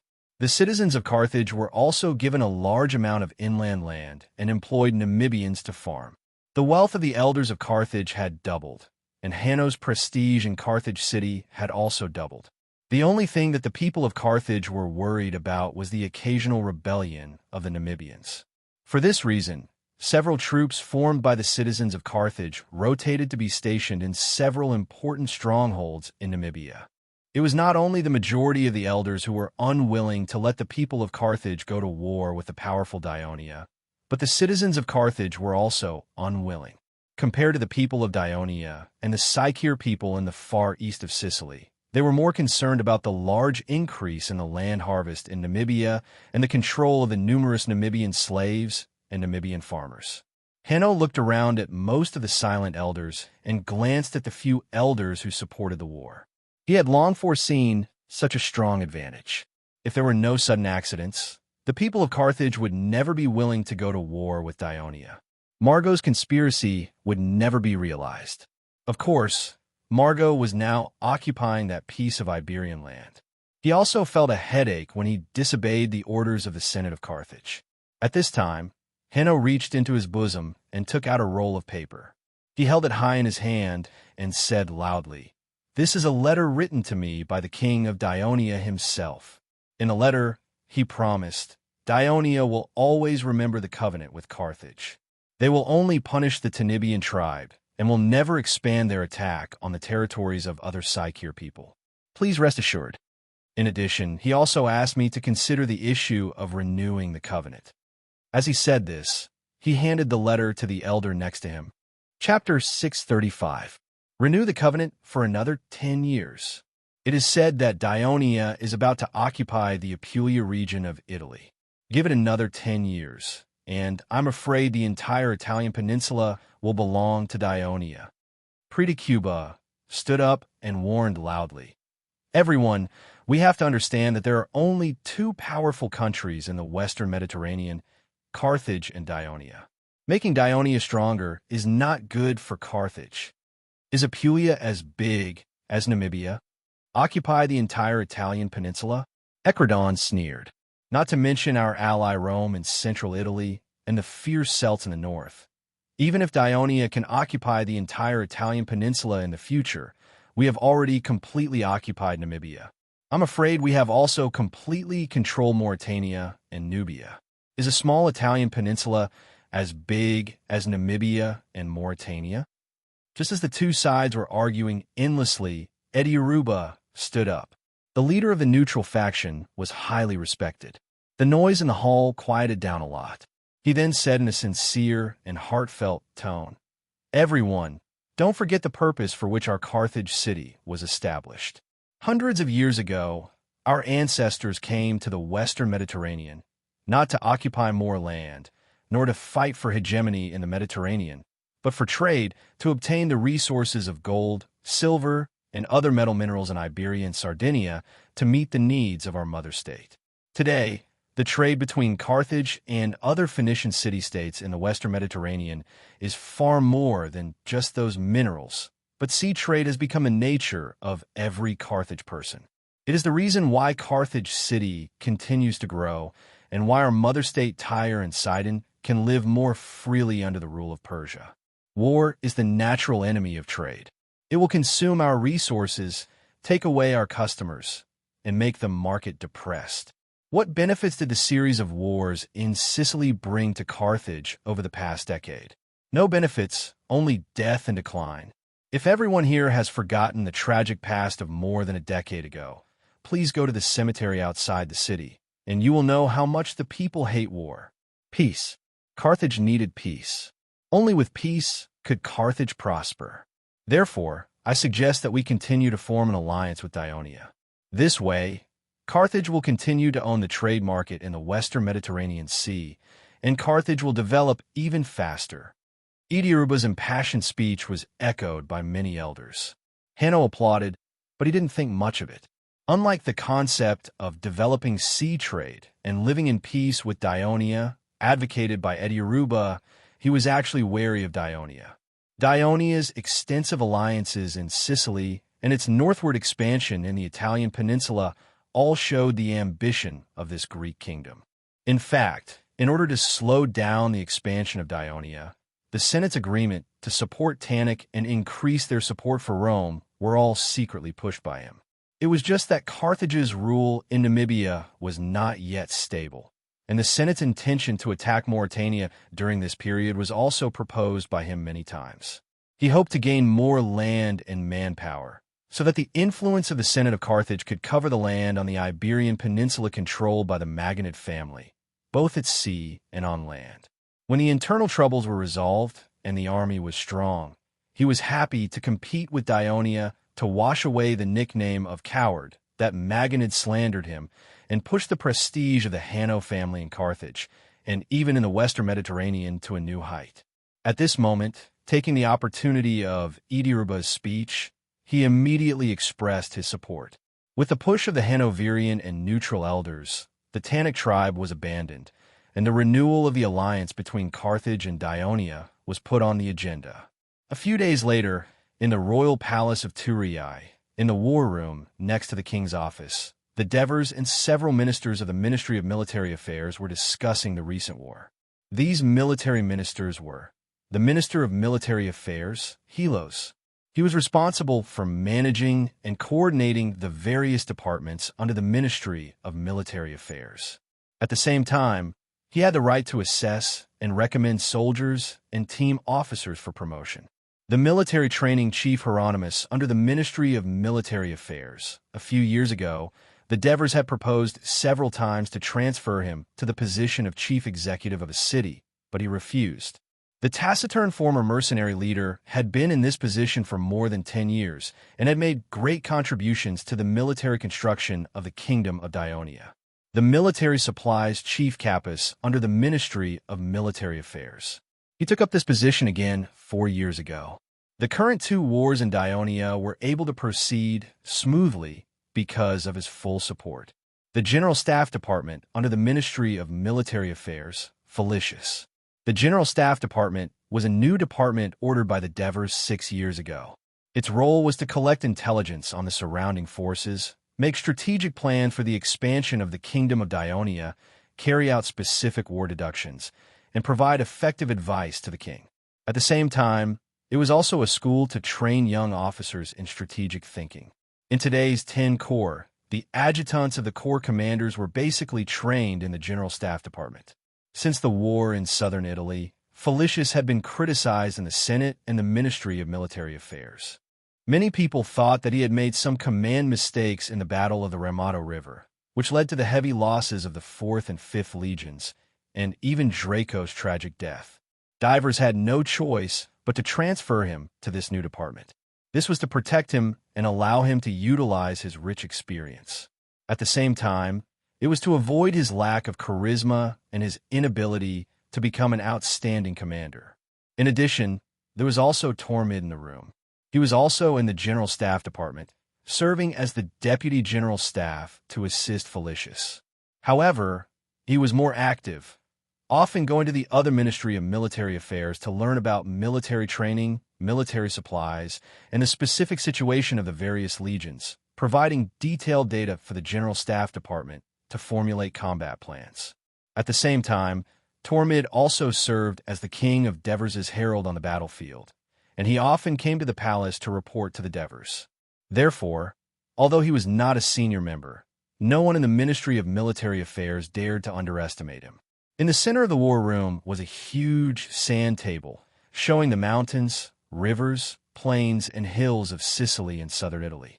A few years ago, the most outstanding craftsmen of Dionia, organized by the Devers, took more than half a year to create such a 3-dimensional and relatively accurate sand table map using clay, sand, and stones, according to the detailed map provided by the Ministry of Military Affairs. Back then, when the officials of the Ministry of Military Affairs saw it for the first time, they exclaimed, "This is another amazing work of the King of Devers." This military sand table was regarded as the kingdom's treasure by the Ministry of Military Affairs, and only the important ministers of the kingdom could see it. "Your Majesty, the battle report for Sicily just arrived this morning. After Prososus occupied Herna, he took advantage of the time before the Sicera rebels arrived to repair the city's defenses." Felicius pointed at the model of Herna's town on the sand table with a long wooden stick and continued. After another rebel town was quickly conquered, the Tannic leader Arcones must have gathered tens of thousands of soldiers to attack Herna, and they must have been panicking. They only attacked Herna with full force for a day, then stopped, but stayed in their camp for 2 days. Felicius pointed at the model of Herbata's town on the sand table with a long wooden stick and continued. After another rebel town was quickly conquered, Arcones, the leader of the Tannian army, must have felt a sense of panic. They only attacked Herbata for 1 day before stopping. However, they stayed in their camp for 2 days. The Sicilian rebel army began to retreat to Enna, and in the process, some tribes left Arcones' army and ran to Aegilion, asking to surrender. In the battle report, Prososus said that he is ready to attack Enna while the Sicera rebel army is unstable. The Sicilian rebel army began to retreat to Enna, and in the process, some tribes left Arcones' army and ran to Aegilion, asking to surrender. In the battle report, Prososus said that he is ready to take advantage of the Sicera rebel army's unstable morale to immediately lead the army to attack Enna. Perhaps as I speak, the 8th Legion has already begun to attack Enna. The Devers stared at the city of Enna in the center of Sicily and thought for a moment. He then looked up and asked, "What do you think?" "I was originally worried that Prososus, the commander of this attack on the Sycoraurs, would not be able to bear the heavy responsibility. I did not expect his performance to be so outstanding. Your Majesty, you have the best foresight." Helos was the first to praise. Capys also praised. "That's right, this Prososus is indeed amazing." Before the Senate's declaration of war reached Cadenai, he decisively led the army to attack Henna, completely out of the enemy's expectations. Then, he used Henna to attract the enemy's troops and led the main force to attack Hebida. The successive victories have caused the enemy to panic, and the other Psycheer tribes have also been intimidated. Acones' forces are constantly dwindling, while the 8th Legion's forces are constantly increasing. Acones no longer has the advantage of numbers and terrain, and there's no longer any suspense in this war. It'll probably be over soon. Decisive, swift, mobilizing the enemy, and attacking the enemy's weak points. Prososus has fully utilized the military principles of the Dionia military law. He is indeed an excellent commander. We are all old. Felicius let out a long sigh. He could not help but think of the war 10 years ago that he could not bear to look back on. When Hieronymus heard this, his eyes suddenly brightened, but he did not speak. Chapter 636. These were not words that went against his heart. The military training department's strict military training ensured that the soldiers of the 8th Legion could march quickly and attack a city quickly. The military logistics department's preparation of food and materials before the war allowed the 8th Legion to have no worries. The General Staff Department's intelligence on the various tribes and towns of Sycoraur allowed Prososus to know himself and the enemy well. With Tormid acting as a lubricant, the Devers did not have to worry about the disappointment of the ministers from the Ministry of Military Affairs. He turned his gaze to Enna and asked, "How many days do you think the 8th Legion will need to take Enna?" Felicius thought for a moment and said, "Even though Enna is located in the Sicilian mountains and is considered a large city among the Sycoraur people, it is not built on a mountain. Instead, it is built in a flat valley. Its walls are not made of stone but wood. Hence, the 8th Legion's engineering department only needs to build a dozen ballistae and siege towers to take down the city. I estimate that it will take no more than 6 days." 6 days. The Devers turned to Capys and said, "If that is the case, the war in Sicily will end within a month. The military logistics department will not need to organize more people to transport supplies. Your Majesty, this is only the estimated time. I am afraid that the 8th Legion will need to stay in these conquered towns for a while to stabilize the situation. We will wait for the Senate to elect a governor of the committee to appoint an official to take over. Hence, the 8th Legion will need to stay in the Sycoraur region for a long time. The food provided now will not be enough." Capys reminded him in a roundabout way. "Capys, you are wrong. After the 8th Legion and its subordinates annihilated the Taninian tribe and the other tribes that were at odds with Dionia, we ordered them to give up their occupation of Capharoidian, Enna, and the other cities and support the friendly Sycoraur tribe." The Devers slowly revealed his plan. "We will only occupy Hera and Hebida so that we could directly influence and strengthen our relationship with the Sycoraur tribe. In this way, Hera and Hebida were close to Cadenai and Naxos, so the 8th Legion did not have to deploy too many soldiers to guard them. Thus, they did not have to consume as much food." After listening, Capys heaved a sigh of relief. Helos, however, asked, "Did His Majesty order the 8th Legion to abandon Cephaloid and Enna because he was worried about Carthage?" Devers applauded Helos's keen political sense in his heart. An excellent military minister not only had to be proficient in military affairs, but he also had to have a good political view in order to control the development of the war. Therefore, he explained seriously, "Yes, I am indeed worried about Carthage. Although the envoy of Carthage came to Turiae yesterday and expressed to us that Carthage is willing to renew the alliance, we should not be too careless. Although the attention of the people of Carthage is currently focused on Namibia and Iberia, Our rapid expansion in Sicily will also arouse their disgust and vigilance, which will affect the relationship between the two countries. At this stage, maintaining a friendly relationship with Carthage will be beneficial to the stability of the southern part of the kingdom. It will also be beneficial to our maritime trade. Once our relationship with Carthage deteriorates, I'm afraid that the first ones to protest will be Mercis and Marigi. When divers said this, the few of them smiled to varying degrees. Moreover, the Sycorae people are different from the fierce Ammonians. They're deeply influenced by Greek culture and are willing to interact with the Greeks. Therefore, as long as we continue to exert more influence on them, the Sycorae people will eventually become a member of the kingdom, so there is no need for us to be anxious. His Majesty is right. Becoming enemies with Carthage will only affect our northern expansion strategy. Tormid immediately agreed.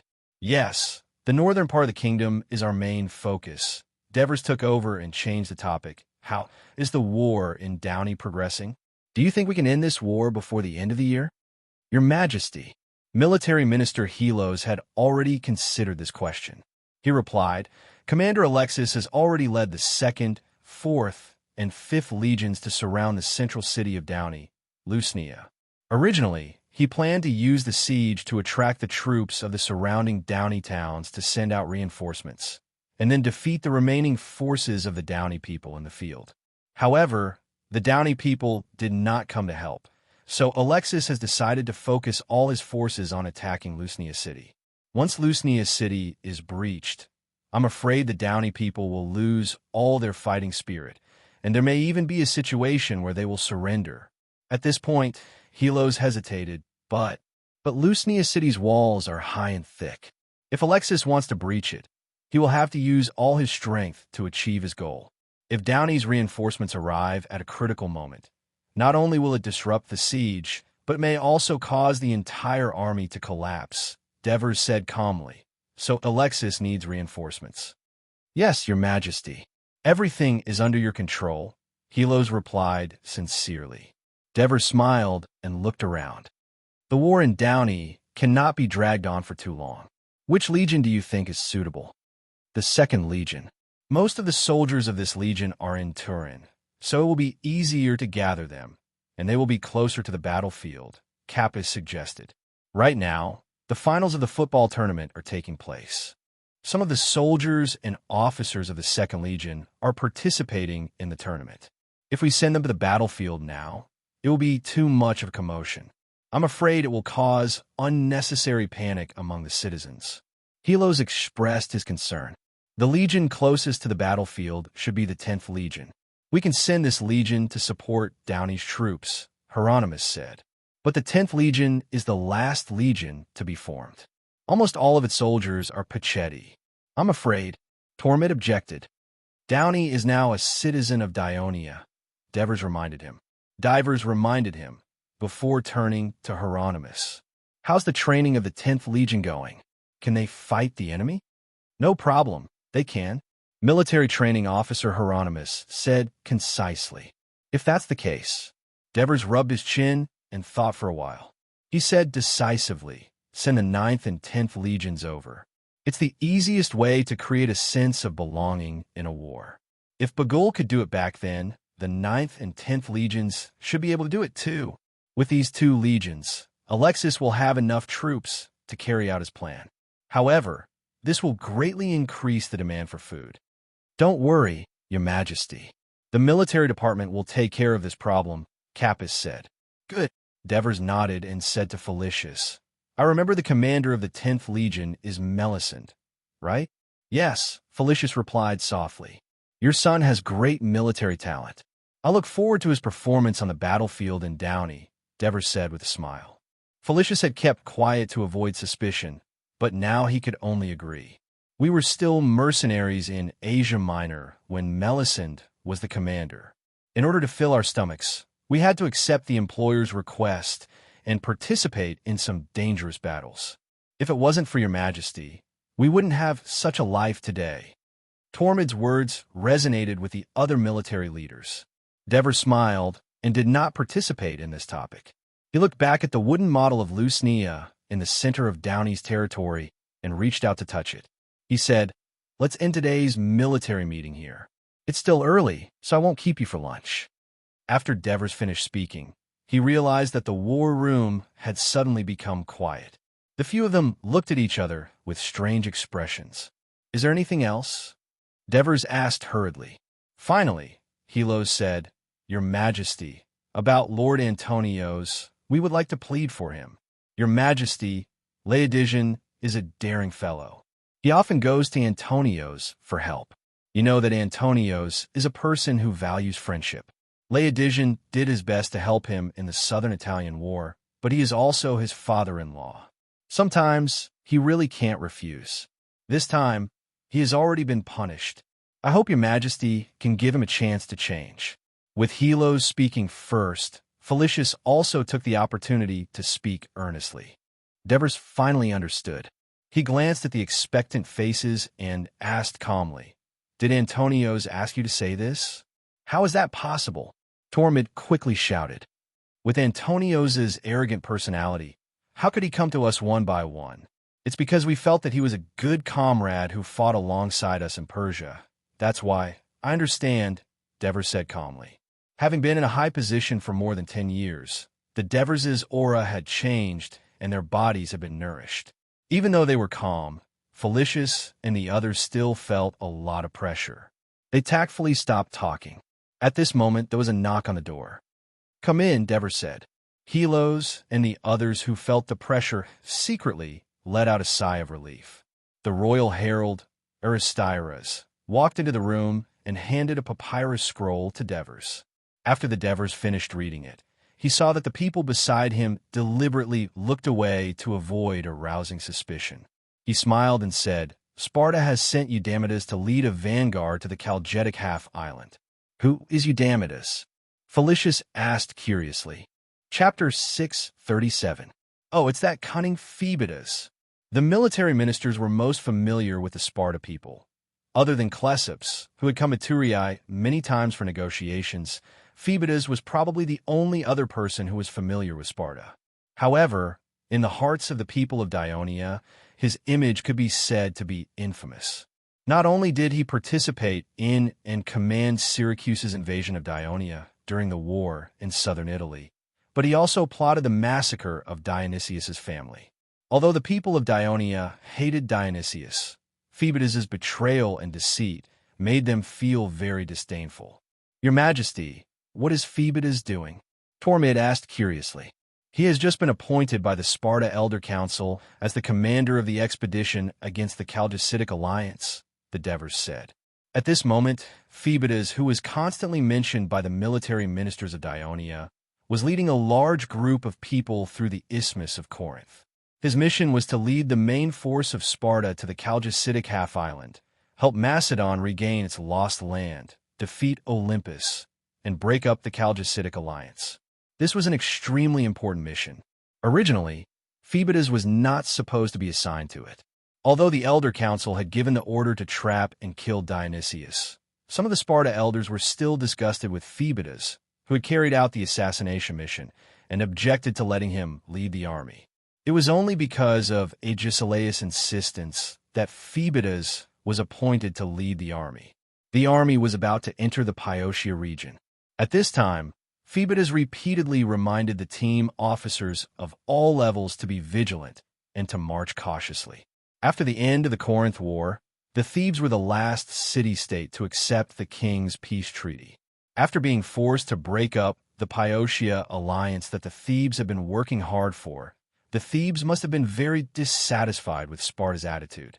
Although the Thebes had not done anything provocative to Sparta in the past few years, Phoebidas did not dare to let his guard down, lest he betrayed Agesilaus' trust. After the Sparta army passed through the ruins of Praetia, they were approaching the territory of Thebes. Seeing that it was getting late, Phoebidas ordered the troops to set up camp on the spot. Just as the soldiers began to get busy, a secretive person came from the territory of Thebes and insisted on meeting Phoebidas. When the guards led him into the tent, he bowed respectfully to Phoebidas and said, "Dear General Phoebidas, I am Leontiada's trusted slave." Of course, Phoebidas knew who Leontiades was. The Thebes hated Sparta, but not all of them. Just like the citizens of Athens and Corinth had pro-Sparta factions, so did the Thebes. It was because of their promotion in the country that the Thebes finally accepted the king's peace treaty. And because Sparta had grown in power in recent years, the Thebes had no choice but to put the pro-Sparta faction, which had been suppressed, in order not to provoke it, to show that the Thebes were friendly to Sparta. Leonidas was the leader of the pro-Sparta faction, and he was also one of the military archons of the Thebes this year. The Thebes also had a dual archon system. After confirming the silver mask of Persia that Aegialeus had given to Leontiades half a year ago, Phoebides's serious expression softened. He asked, "What did Leontiades send you to tell me?" The slave did not speak, only glancing back and forth between the guards on both sides. Phoebides understood, but said loudly, "They're the brave warriors of Sparta, my good comrades. There is nothing to keep secret." Hearing Phoebides's words, the slave had no choice but to bite the bullet and say, "General, my master would like to invite you to lead your troops to attack the Thebes citadel." It turned out that although Leontiades was elected as archon, the majority of the council and the citizens' assembly were anti-Sparta factions, and his power was greatly restricted. In fact, he had become a mere decoration. The proud and arrogant Leontiades felt humiliated and secretly made up his mind to change this awkward political situation. At this time, he saw a large army of Sparta approaching. 2 days later, it happened to be Mother's Day of the Thebes, which was the celebration day of Demeter. The citadel would be undefended, and the women would celebrate the festival. On the day of Mother's Day of the Thebes, the women of the city who had been busy with household chores could celebrate it in the citadel's temple. Because they were required to stay at home all year round. On this day, they would be free to do some unrestrained things, so the men of the city had to avoid it. This custom was similar to Bacchanalia. Therefore, he made a risky decision to unite with the Sparta people, attack the citadel of Thebes, arrest the anti-Sparta faction, and completely control the power of Thebes. After listening to the detailed description of the slave, Phoebides was surprised and also tempted. While he was deep in thought, the adjutant of Sparta next to him could not help but say, "Phoebides, the mission given to us by the Council of Elders is to go to Chalgetic and attack Olympus, not to attack the Thebes without the permission of the Council of Elders and start a new war." When the slave heard this, he looked at the leader of the Sparta army anxiously. If it was an ordinary general of Sparta, he might have strictly followed the instructions of the Council of Elders and not caused any trouble. However, Phoebides was different. He was originally bold, but during the days he spent with Dionysius during the war in southern Italy, he had learned more about the cunning and viciousness of people who would use any means to achieve their goals. So he said in a low voice, "After the war of Peloponnesus, the army of Sparta can freely enter and leave central Greece. After the last war, we had to obtain the consent of several important city-states in central Greece in advance. Otherwise, we could only go to northern Greece by ship. Do you know why?" The adjutant named Solax said without hesitation, "Because Athens, Thebes, these city-states in central Greece are against us.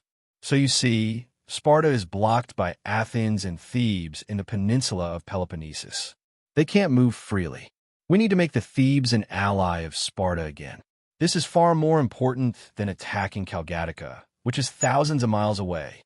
Now we are close to the territory of the Thebes, and the Thebes are about to hold a celebration. Obviously, they think that we will lead the army to northern Greece, so they have completely let down their guard. If we miss this great opportunity, we will regret it." Phoebides said in a low voice, clenching his fists, his eyes shining with greed. Thebes was located on the plain south of Lake Jericho. Its city was right on the main road leading to western central Greece and northern Greece. Both the east and west sides were mountains that stretched 300 to 400 meters above sea level. Although it was not too difficult to travel, it was far more convenient to pass through Thebes. Thebes relied on the fertility of the plain south of Lake Jericho to prosper in trade, making it one of the largest states in Greece. Thebes' Acropolis was built on a cobbled-shaped highland called Cadmea. It was considered one of the best city of David among the city-states in central Greece. However, due to the limitations of the terrain, the city of Thebes was a rectangular shape, long from north to south and narrow from east to west. The Acropolis was almost next to the eastern city wall near the mountains. On the day of Mother Earth Day, Phoebus first led a part of his troops to quietly lurk in the mountains east of Thebes. When Leontiades used his authority as an archon to transfer the guards at the east gate, Phoebus led his troops in and quickly occupied the undefended Acropolis. The Council of Thebes, which was made up of nobles, was threatened and blocked by the refugees hired by Leontiades. They could not summon the citizens in time to resist. The pro-Sparta faction had already formed an armed force to attack the south gate of Thebes. They opened the gate and led in the remaining Sparta troops. They led them to hunt and kill anti-Sparta people in the city. Screams were heard everywhere in the city. It was chaos. When Sparta attacked the city of Thebes, Pelopidas was attending a banquet hosted by Charon at his home. Charon was a famous wealthy merchant in Thebes city. He was forthright and had many friends. He used the excuse of, "The women are having a party in the temple on Mother's Day, so we men shouldn't mistreat ourselves," to invite many friends to his house. Epaminondas was not on the invitation list. He was already 37 years old and had always been obsessed with learning. He rarely took the initiative to participate in political affairs and did not like to make friends. He was not well known in Thebes. However, Pelopidas was his best friend. He forced him to attend the banquet. At the banquet, Epaminondas deliberately sat in the corner, quietly tasting the food and listening to the conversation of the other guests. Pelopidas was the most eye-catching. He was energetic, sharp, quick-witted, and knowledgeable. Moreover, he had been actively involved in politics since he was an adult. Although he was still young, he had already held an important position in the city. He was also the most active member of the anti-Sparta faction. Therefore, many people surrounded him and felt proud to talk to him. In the middle of the banquet, one of their friends barged in and told them that Sparta had attacked the city and were hunting down those who were pro-Sparta.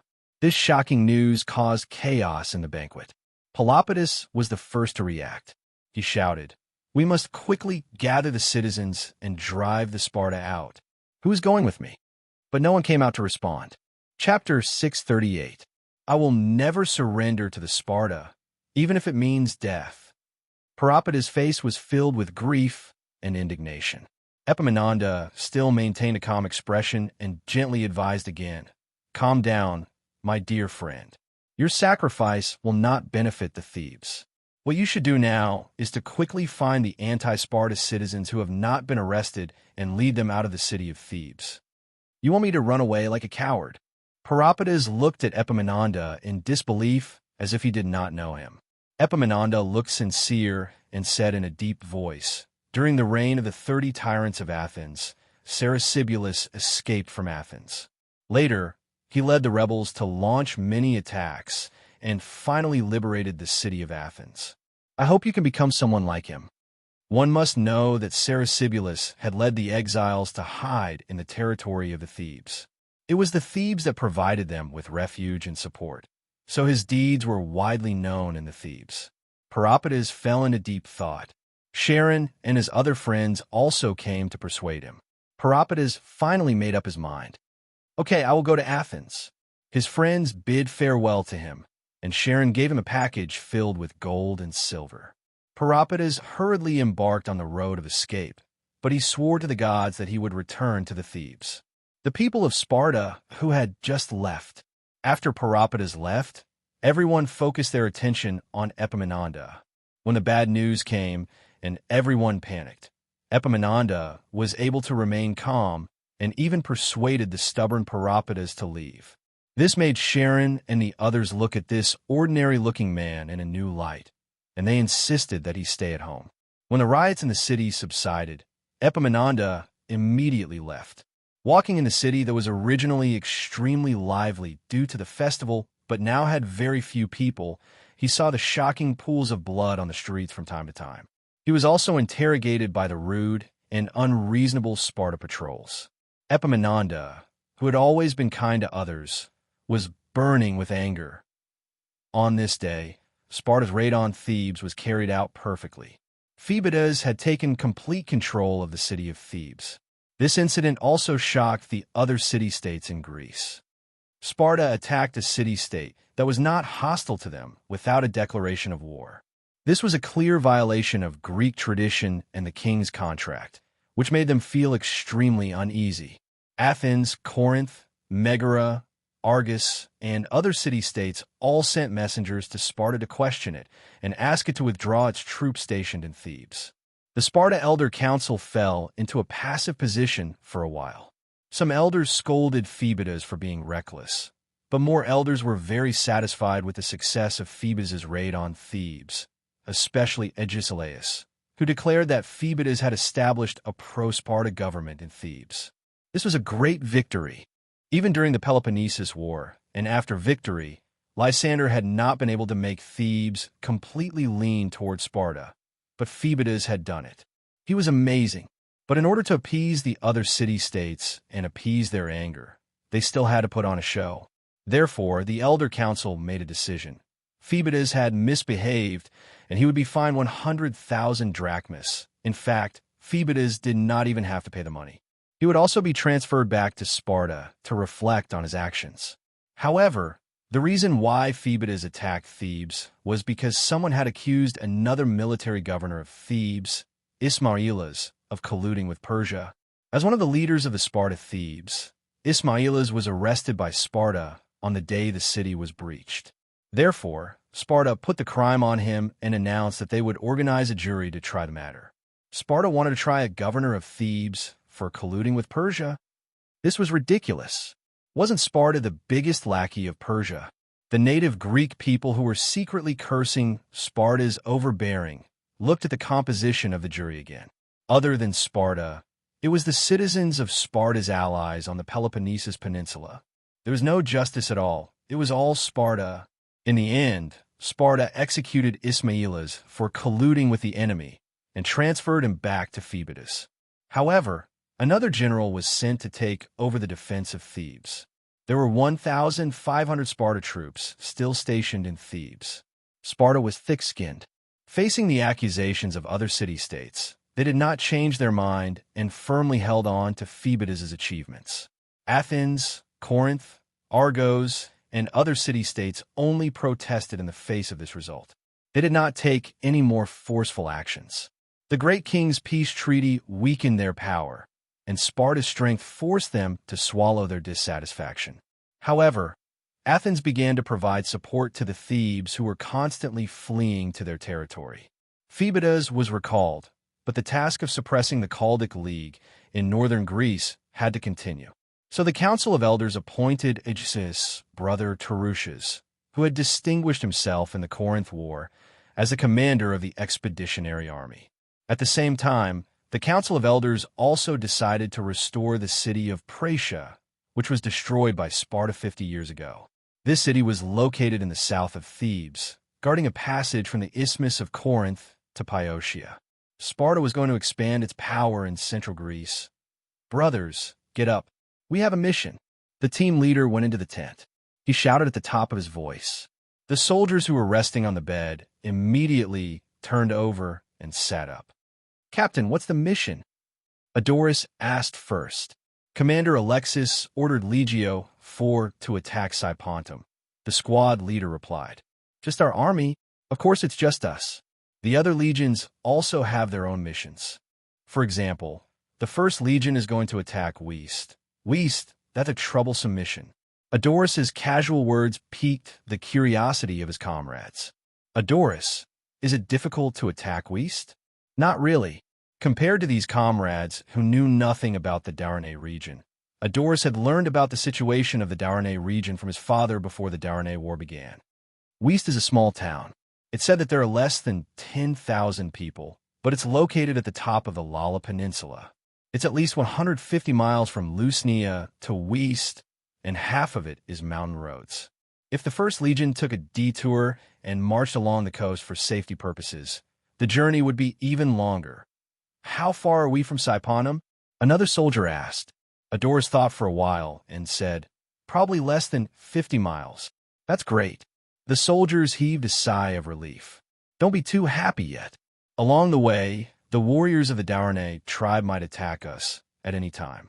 That's why Commander Olivers wants us to march in full armor.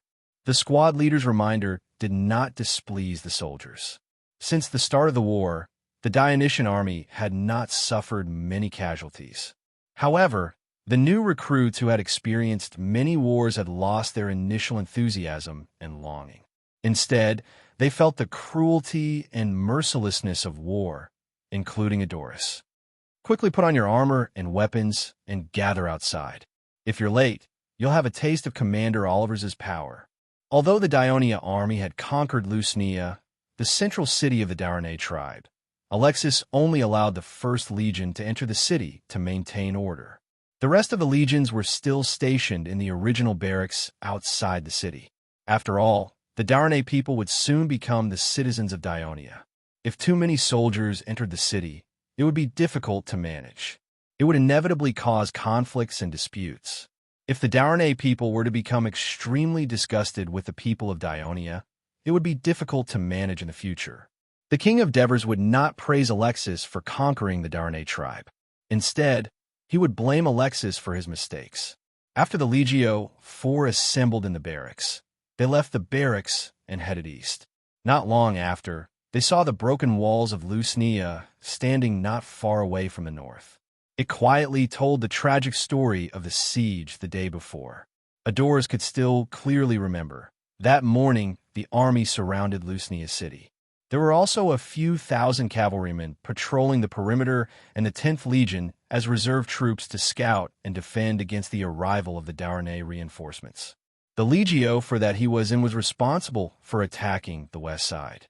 They were equipped with 20 ballistae and 4 large siege towers. Legion Commander Olivers gave the order. The ballistae were fired, the siege towers moved forward, the soldiers carried ladders, shouted Hades' name, and rushed to the city wall. The scene was grand and intense, and it made Adoris even more excited than the battle at the Orfando River. This time, his battalion was the 2nd echelon of the siege. They did not enter the battle immediately, so they stood at the back and could see the entire battlefield more clearly. He did not know if it was because of him that Olivers let his brigade serve as a reserve, but he had never stopped worrying about the stalemate of the siege and the fact that other soldiers would fall from the top of the wall from time to time. However, when a company attacked the top of the city wall, Legion Commander Olivers ordered the reserve troops to enter the battle.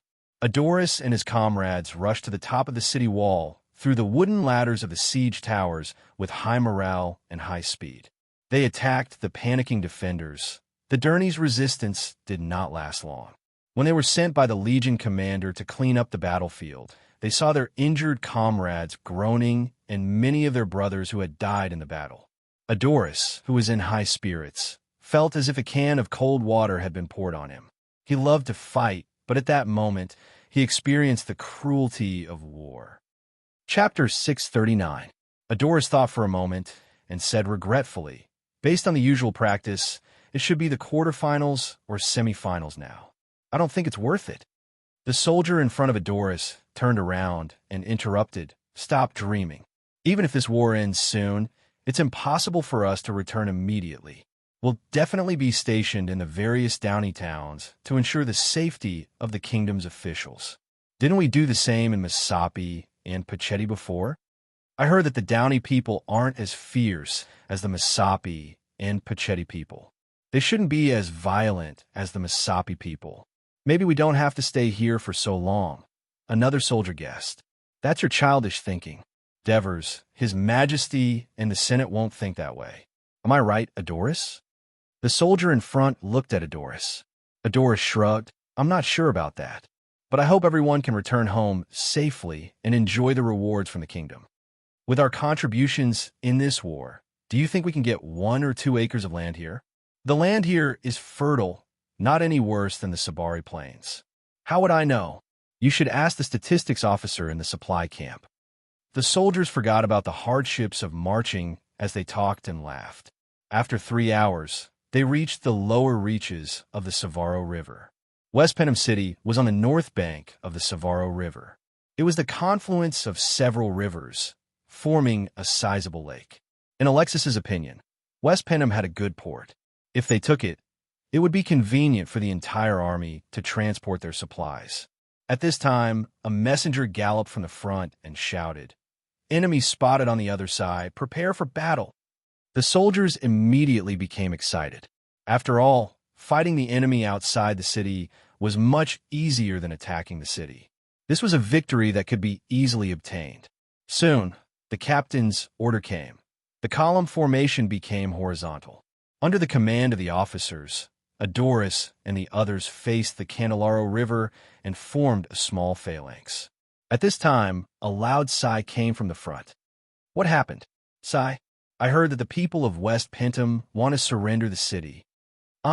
The soldiers sighed in despair.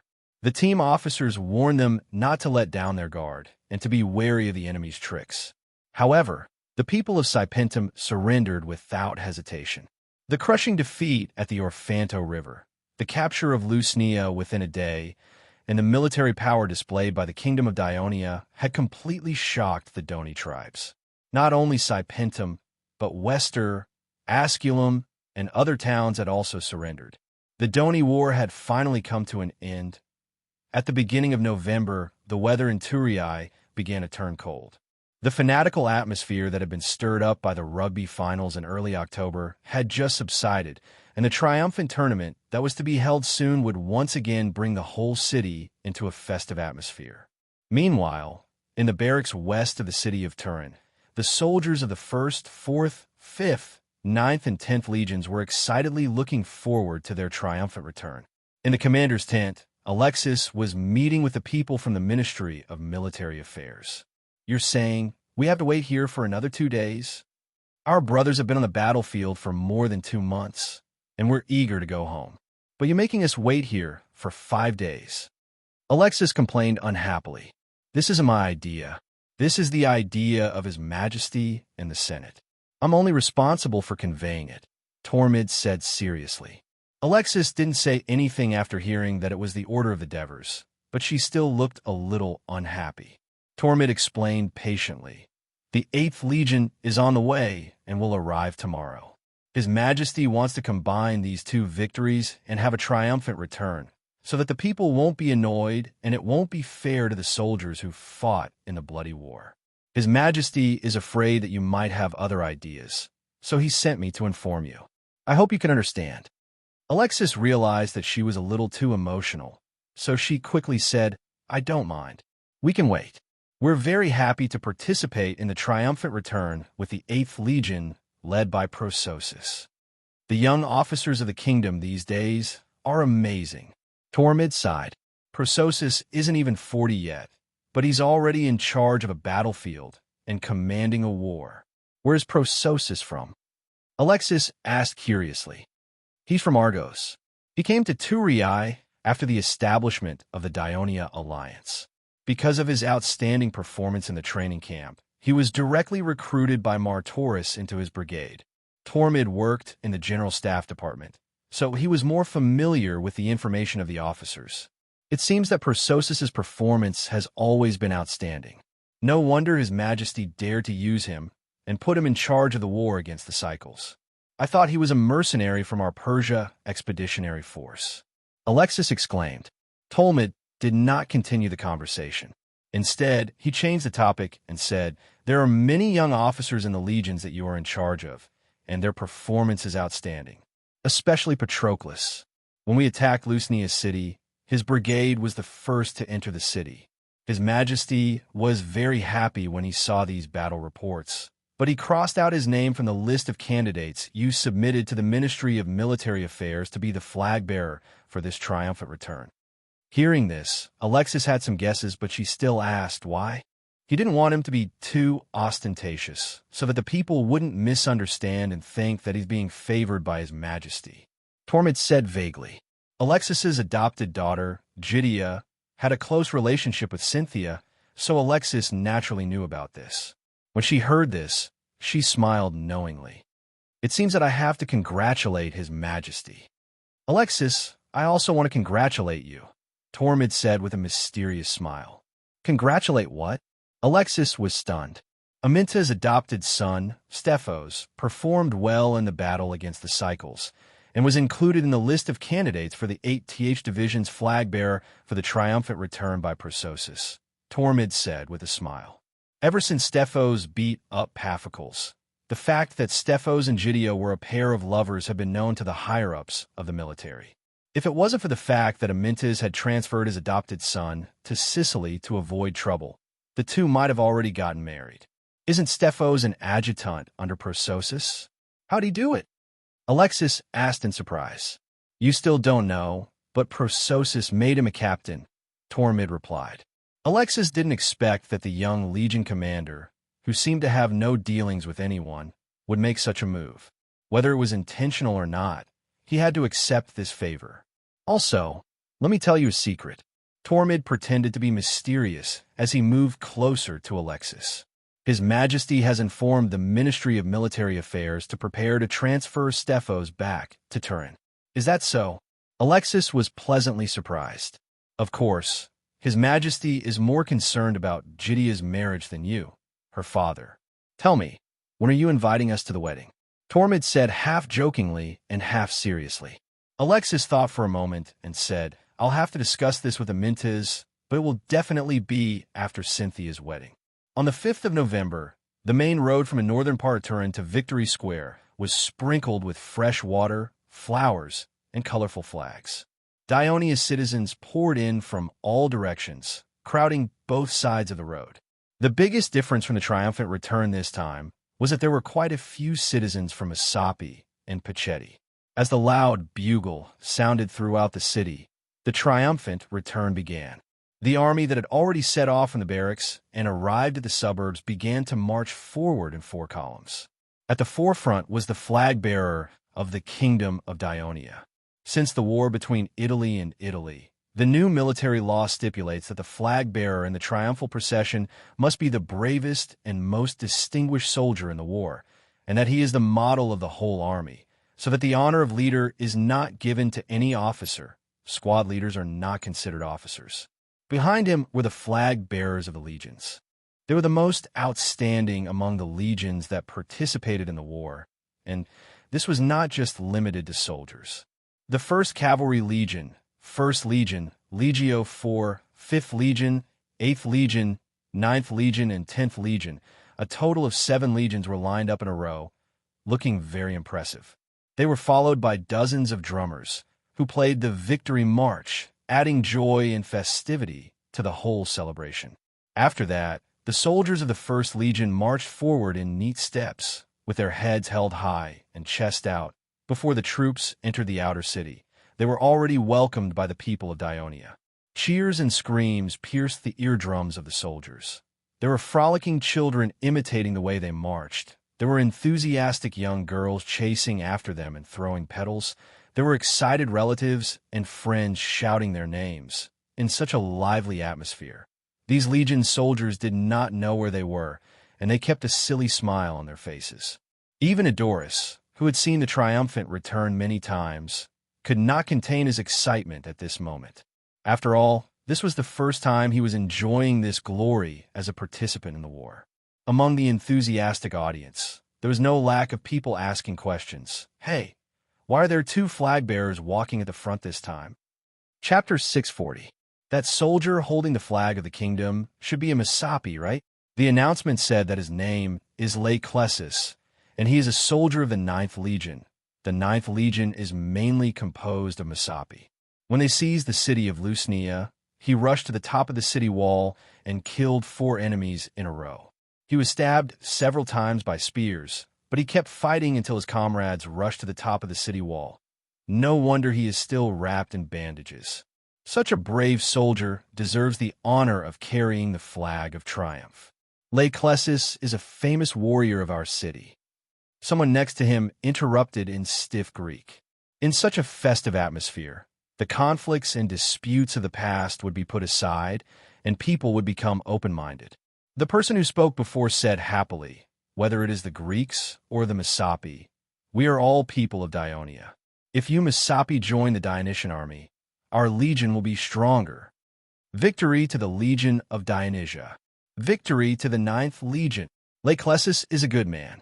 The parade came to the first triumphal arch, which was the starting point of the northern outskirts of Turin. This triumphal arch was built after the Southern Italian War. The four reliefs on the arch respectively recorded the four thrilling battles that determined the fate of Daionia in the Southern Italian War. They were the Battle of Posidonia, the Great Naval Battle of Turin, the Battle of Crotone, and the Battle of Megillo. The excitement of the soldiers passing through the triumphal arch became a little more solemn. They were eager to make more contributions and be remembered in the history of the Kingdom of Daionia. The Victory Square was also full of spectators, but unlike the people along the way, they had different identities and statuses. There were foreign envoys, invited VIPs, officials and officers of the kingdom, and their families, of course. This also included the families of the Devers. They sat together with the families of the senators on the viewing platform on the side of the Grand Council Hall, surrounded by soldiers. Gidia, you don't have to stretch your neck so long. It's still early for the parade to reach here. Things are different now. It's 5 to 6 miles from the outer city to the inner city. Ouch! The mischievous girl was knocked on the head by the dignified young lady beside her. The young lady reprimanded her softly. Eunice, don't be so rude. Gidia is older than you. You should call her sister. All right, Sister Gidia. Eunice's big, lively eyes flashed with a cunning light. You don't have to spend so much effort to find him. Stephos is the flag bearer of the 8th Legion. He's walking at the front of the team. You don't have to stretch your neck to see him. When the petite and beautiful Gia heard this, she blushed and hurriedly retracted her body from the railing. Looking at the two sisters who were snickering with their heads lowered, she couldn't help but explain, I didn't want to see Stephos, but I wanted to help. Help Cynthia find out where Patroclus is. My sister isn't as anxious as you are. Anyway, it won't be long before she gets engaged to Patroclus. Eunice blurted out. Although her voice wasn't loud, it still caused some people to be surprised. Cynthia was also a little shy. She immediately patted Eunice and said, Don't talk nonsense. Eunice didn't care at all. She giggled and said, Sister Gidia, look, my sister is getting married soon. When are you and Stephos getting married? Eunice. Ouch. Alexis was riding on a gorgeous chariot pulled by 4 black horses. Nowadays, the kingdom of Daionia was no longer as poor as it was when it was first established. It was easy to find 4 tall, handsome, and flawless black horses. Behind him was Leotychides, who was also riding on a 4-horse chariot. Behind them were the 2-horse chariots ridden by the legion commanders. This made Amyntas, Olivers, and the other legion commanders a little uncomfortable. Leotychides stood on the chariot with his chest puffed out, welcoming the cheers and praises of thousands of people. He had participated in many triumphal ceremonies, but this was the first time he was participating as a war commander. As the protagonist, the attention he received was naturally different from the past. He was also very excited. It was rare for him to slightly wave to the surrounding people. When their chariots entered the victory square, thunderous cheers were even more overwhelming. After the chariots circled the periphery of the square, it stopped in front of the Senate's assembly hall. Alexis, Leotychides, and the other legion commanders got off the chariot one after another. They walked up the steps with solemn expressions. At the end of the steps stood the honorable elders of the kingdom. In the middle of them was the king of Devers, who was wearing a crown on his head. Your Majesty. Alexis, who was the first to walk up the platform, gave a respectful military salute. The Devers solemnly returned the salute and said, You've worked hard, Alexis. Thank you for adding new territories and people to the kingdom. This is my duty as the commander of the army, Alexis replied. The Devers smiled as they took the glittering victory scepter from Henopolis's hands and handed it over. This was a foot-long scepter made of gold. The top of the scepter was an exquisitely carved statue of the goddess of victory. This was a reward for returning victorious commanders. With the current strength of the kingdom, it was no longer just verbal praise for the victors. There was a substantial reward.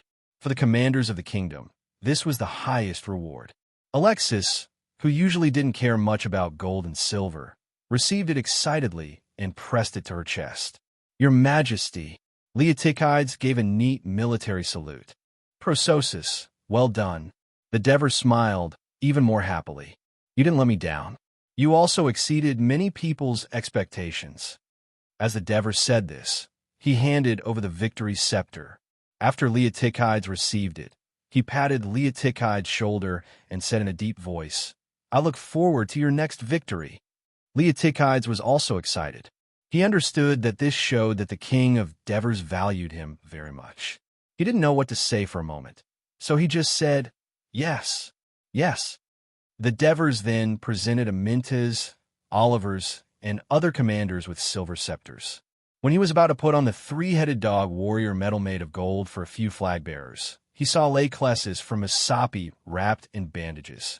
He couldn't help but think of the scene when he awarded the flag to the wounded Dracos in Amendola more than 10 years ago. He couldn't help but feel emotional. So he gave his brave soldier a strong hug, grabbed his hand, and raised it high. The soldiers in the square cheered loudly, especially the soldiers from Missapi and Pachetti. After the Devers carefully put on the medals for the flag bearers one by one, he strode to the front of the platform, facing the thousands of soldiers below, and shouted, Brave soldiers of Dionia, loyal citizens of the kingdom. Long live the kingdom of Dionia. Long live the king of Devers. The triumphant parade came to an end amidst the roaring cheers of the soldiers. Just after the triumphant parade yesterday, Patroclus received a notice from the Ministry of Military Affairs today. He was asked to go to the palace immediately. Although he had received the news sent by Cynthia last night, Patroclus still felt uneasy along the way. After all, this was the first time he was received by the king of Devers alone. When he arrived at the door of the king's office on the second floor of the palace, before the guards had time to go in to report, Hinepolis happened to come out from inside and saw Patroclus. The court clerk, who was once the youngest senator, looked at him with interest, then smiled and said, Young man, congratulations. After that, he turned around and went in. After a while, when he came out again, Hinepolis came out with two clerks and comforted Patroclus. Don't be nervous, go in. Patroclus said gratefully and softly, Thank you, Sir Hinepolis. Patroclus walked in quietly, and there was only one person left in the room. The founder of the kingdom of Dionia, the supreme commander of the Dionysian army, the descendant of Hades, and Cynthia's father, the king of Devers was sitting behind his desk more than 20 meters away, looking at him calmly. Even Patroclus, who was usually bold, could not help but feel a thump in his heart. Thump, thump, thump. Your Majesty, I'm here. He tried his best to control his body and gave a military salute to the Devers. The Devers looked at him with a gaze that was both judgmental and kind. He saw Patroclus's nervousness and said in a gentle tone, Sit, Patroclus. Yes. Patroclus sat on the wooden chair beside him and calmed down a little. Only then did he feel his lips dry and tight, and he subconsciously swallowed his saliva. The Devers smiled. You must be thirsty. I'll give you a glass of juice. No need. Thank you, Your Majesty. Patroclus hurriedly waved his hand. Before the victorious return, I reviewed the list of candidates that Alexis sent to be the flag bearer of the victorious return army, and I purposely deleted your name. The Devers said slowly, You must have complained, right? No, Your Majesty, Patroclus said without hesitation. Do you know why I did that? The Devers asked further. Because I wanted to avoid arousing suspicion. Patroclus answered softly with uncertainty. Chapter 641. The Devers' words made Patroclus bite his lips. The Devers looked straight at him. Then becoming my son-in-law will only make your future more difficult. Are you still willing to marry Cynthia? As soon as the Devers finished speaking, Patroclus blurted out, I am willing to marry Cynthia. I will also make more contributions to prove my ability and change the prejudices of others. Divers looked at the confident and high-spirited young man in front of him with admiration in his eyes. Tomorrow night, I'll be holding a private banquet at home. I've invited you and your parents to the banquet to discuss the engagement between you and Cynthia. The Downey people have been conquered. The next step was to govern this newly conquered land. In the Senate of Dionia, the governors of the towns in Downey were elected by the elders and approved by the Devers. Only the governor of Lusnia, which was the most controversial town, was not approved by the Devers. It was not until Antalis brought up a name that was almost forgotten by everyone, Antonios. He received the support of most of the former mercenary elders, Lucania elders, and Briti elders. The smart elders realized that this was the intention of the Devers.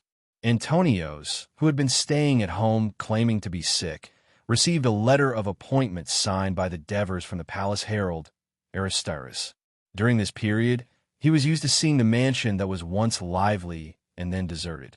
He was also used to his father being imprisoned and his brother being executed, and his wife crying beside his ear every day, blaming him for not being able to help at all. Antonios had experienced so much in just a few months. He could not help but feel emotional as he looked at the letter of appointment in his hands. After all, the king of the Devers did not forget him. From this appointment, it could be seen that the governor of Lusnia, as the central town of Downey, was only an elder who had made outstanding contributions and was highly valued by the Devers. His Majesty asked me to convey a message, Aristaeus said expressionlessly. He hopes that you will learn from your past mistakes and govern Lusnia well. Let the Downey people integrate into Dionia as soon as possible. I won't let you down, your Majesty, Antonius said excitedly. He declined the invitation of Capus, Felicius, Amintas, and the other former mercenary elders who were planning to hold a celebration banquet for his return. In the early hours of the next day, he only brought 2 attendants and quietly went to Lusnia to take up his post. King of Sparta, Agesilaus' brother, Tarutius, led the Sparta army towards the north unhurriedly. It was not until the spring of the second year, that is, the 11th year of the kingdom of Dionia, 382 BC, that they arrived at the Chalcidic Peninsula. They were warmly welcomed and supported by King Amintas of Macedon, who provided a large number of cavalry. After winning 2 battles, Tarutius forced his way to the city of Oronus. However, during the siege, they were ambushed by the reinforcements of the Chalcidic alliance, who supported Olympus. The Sparta army suffered a crushing defeat, and their commander, Terlicius, was killed. When the news reached Sparta, there was a great shock. Agesilaus felt even more heartache, and he even fell ill and was bedridden. After a discussion, the Council of Elders decided that they would never compromise with the Chalcidic alliance led by Olympus. They would continue to attack them until they were destroyed. Otherwise, they would not be able to restore Sparta's prestige in Greece. Therefore, Sparta began to mobilize the allies of Peloponnesus, preparing to gather a larger coalition army to fight in northern Greece. The commander of the army was another king of Sparta, Agesilaus. During this period, the fall of the Thebes had always made the people of Athens feel uneasy. Therefore, they did their best to help the exiles of the Thebes. They built many shelters in the mountains between Attica and Pyotia. However, although the people of Athens were wary of Sparta, they did not want to openly make it their enemy, especially now that Sparta was so powerful. Therefore, they only paid close attention to the movements of the people of Sparta. In the northwest suburbs of Athens, next to the sacred forest of the Academia by the Kephisos River, there was an academy called Academy. The courtyard stood on the riverbank of the murmuring water, green grass, and blooming flowers. The entrance of the courtyard was a simple arched door with the words, "Those who do not understand geometry are not allowed to enter." In a small pavilion in the academy, more than a dozen young people sat around and listened carefully to a middle-aged man's lecture. This middle-aged man had a broad forehead, deep eyes, and broad shoulders. Although he was not too tall, he was relatively burly, but he gave off a refined and quiet temperament. He was the famous scholar in all of Greece, Plato. Plato's family was prominent, so he received a good education from a young age. When he was young, he loved writing poetry and drama until one day, he met Socrates talking to someone else at a poetry competition. Plato was suddenly enlightened, and many questions that he had been thinking about but could not find an answer seemed to be solved in an instant. So he threw his poems into a raging fire on the spot and took Socrates as his teacher, changing his passion from literary creation to philosophical research. That year, Plato was 20 years old. After Socrates was tried and finally executed, Plato, who was extremely disappointed with the government of Athens, began his life of travel. He went to Megara, Asia Minor, Persia, Egypt, Seneca, Sicily, and finally returned to Athens because of an accident. Because of his family, Plato was still very interested in politics, but after the loss of Thrasybulus, the politics of Athens were conservative, and the factions were busy with disputes, which disappointed him again. After a long period of observation of other Greek city-states and countries outside of Greece, in addition to increasing his experience and knowledge, he also felt that it was not easy to manage a city-state. Without specialized knowledge of governing a city-state, without a group of like-minded friends, not only would he achieve nothing, but he might also pay the price with his life. So after returning to Athens, with the support of his friends, Plato founded the Academy of Academy, trying to cultivate a group of people who understood philosophy, science, and governance through it. Through them, he could change the status quo of Athens and other Greek city-states, and indirectly realize his political ideals. It had been 5 years since the establishment of the Academy. Not only did many young people in Athens become his students, but gradually, some young people from other countries came to study under him, and the Academy of Academy gradually became famous. At this time, Plato said in a calm but magnetic voice, "Yesterday, I talked about why I think the governance of the ancient era is the best system of government. Today, I will talk about why such a government declined." The young people immediately perked up and listened attentively. Although the legislators of the kingdom always try their best to give the rulers of the city-states the best comprehensive education, so that they are full of wisdom, able to use the true knowledge they have learned to distinguish things and to adopt the right behavior. However, just as the growth and development of animals and plants are affected by time, human marriage and childbearing are also restricted by time. The legislators of the city-states can't always rely on sensory observation and rational thinking to always correctly choose the best time for the rulers of the city-states to bear children. Sometimes they make mistakes, and some children are born inappropriately. The rulers chosen from these degenerated descendants can't be the best.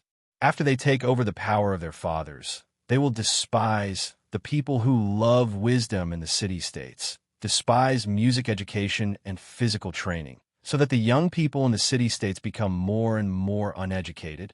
So, then their descendants gradually lose the qualities that a true ruler should have, and lose the ability to distinguish between gold, silver, copper, and iron. And when iron and copper are mixed with gold and silver, it produces imbalance, inconsistency, and disharmony. Once disharmony and inconsistency appear, it will lead to war and hatred. The students fell into deep thought. After a while, a student asked, "Teacher Plato, do you mean that inappropriate marriage, the mixing of bloodlines, and the loss of purity are the main reasons for the decline of the kingdom?" "Aulius, your understanding is very correct." Plato praised the student and then said, "Once a conflict occurs, the two groups within the rulers will show different directions of development. The copper and iron groups tend to be private, annex land and houses, and collect gold and silver treasures, while the gold and silver groups, because they have true wealth in their hearts, still tend to be virtuous and traditional. These two groups struggle with each other, and then reach a certain compromise. So they privately own the land and houses of the city-states, and turn their former friends and providers into frontier people and slaves. This leads to the creation of a new regime, which is what I call the regime of honor." The students were deep in thought. A student asked doubtfully, "Teacher Plato, how can we achieve a suitable marriage?" "That's a good question, Hypsippus. You've stumped me." Although Plato said so, he said with a smile, "In fact, even the gods can't achieve a suitable marriage. Otherwise, there wouldn't have been so many powerful monsters in ancient times. But after thinking about it for a long time, I have my own understanding of this problem.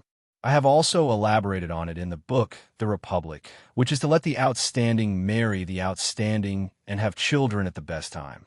Chapter 642.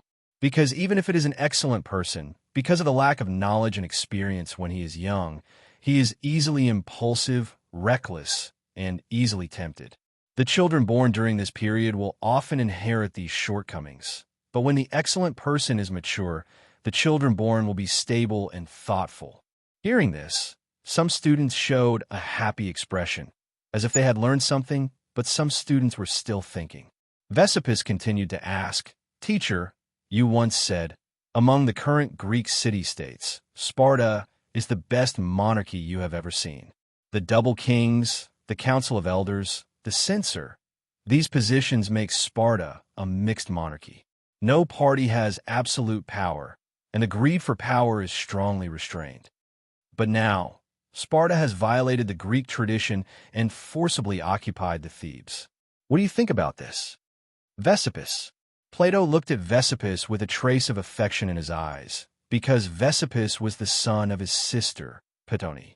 He said in a gentle tone, "I said that Sparta is a good monarchy, but it does not mean that it will follow the rules and become a city-state that fully follows the Greek tradition.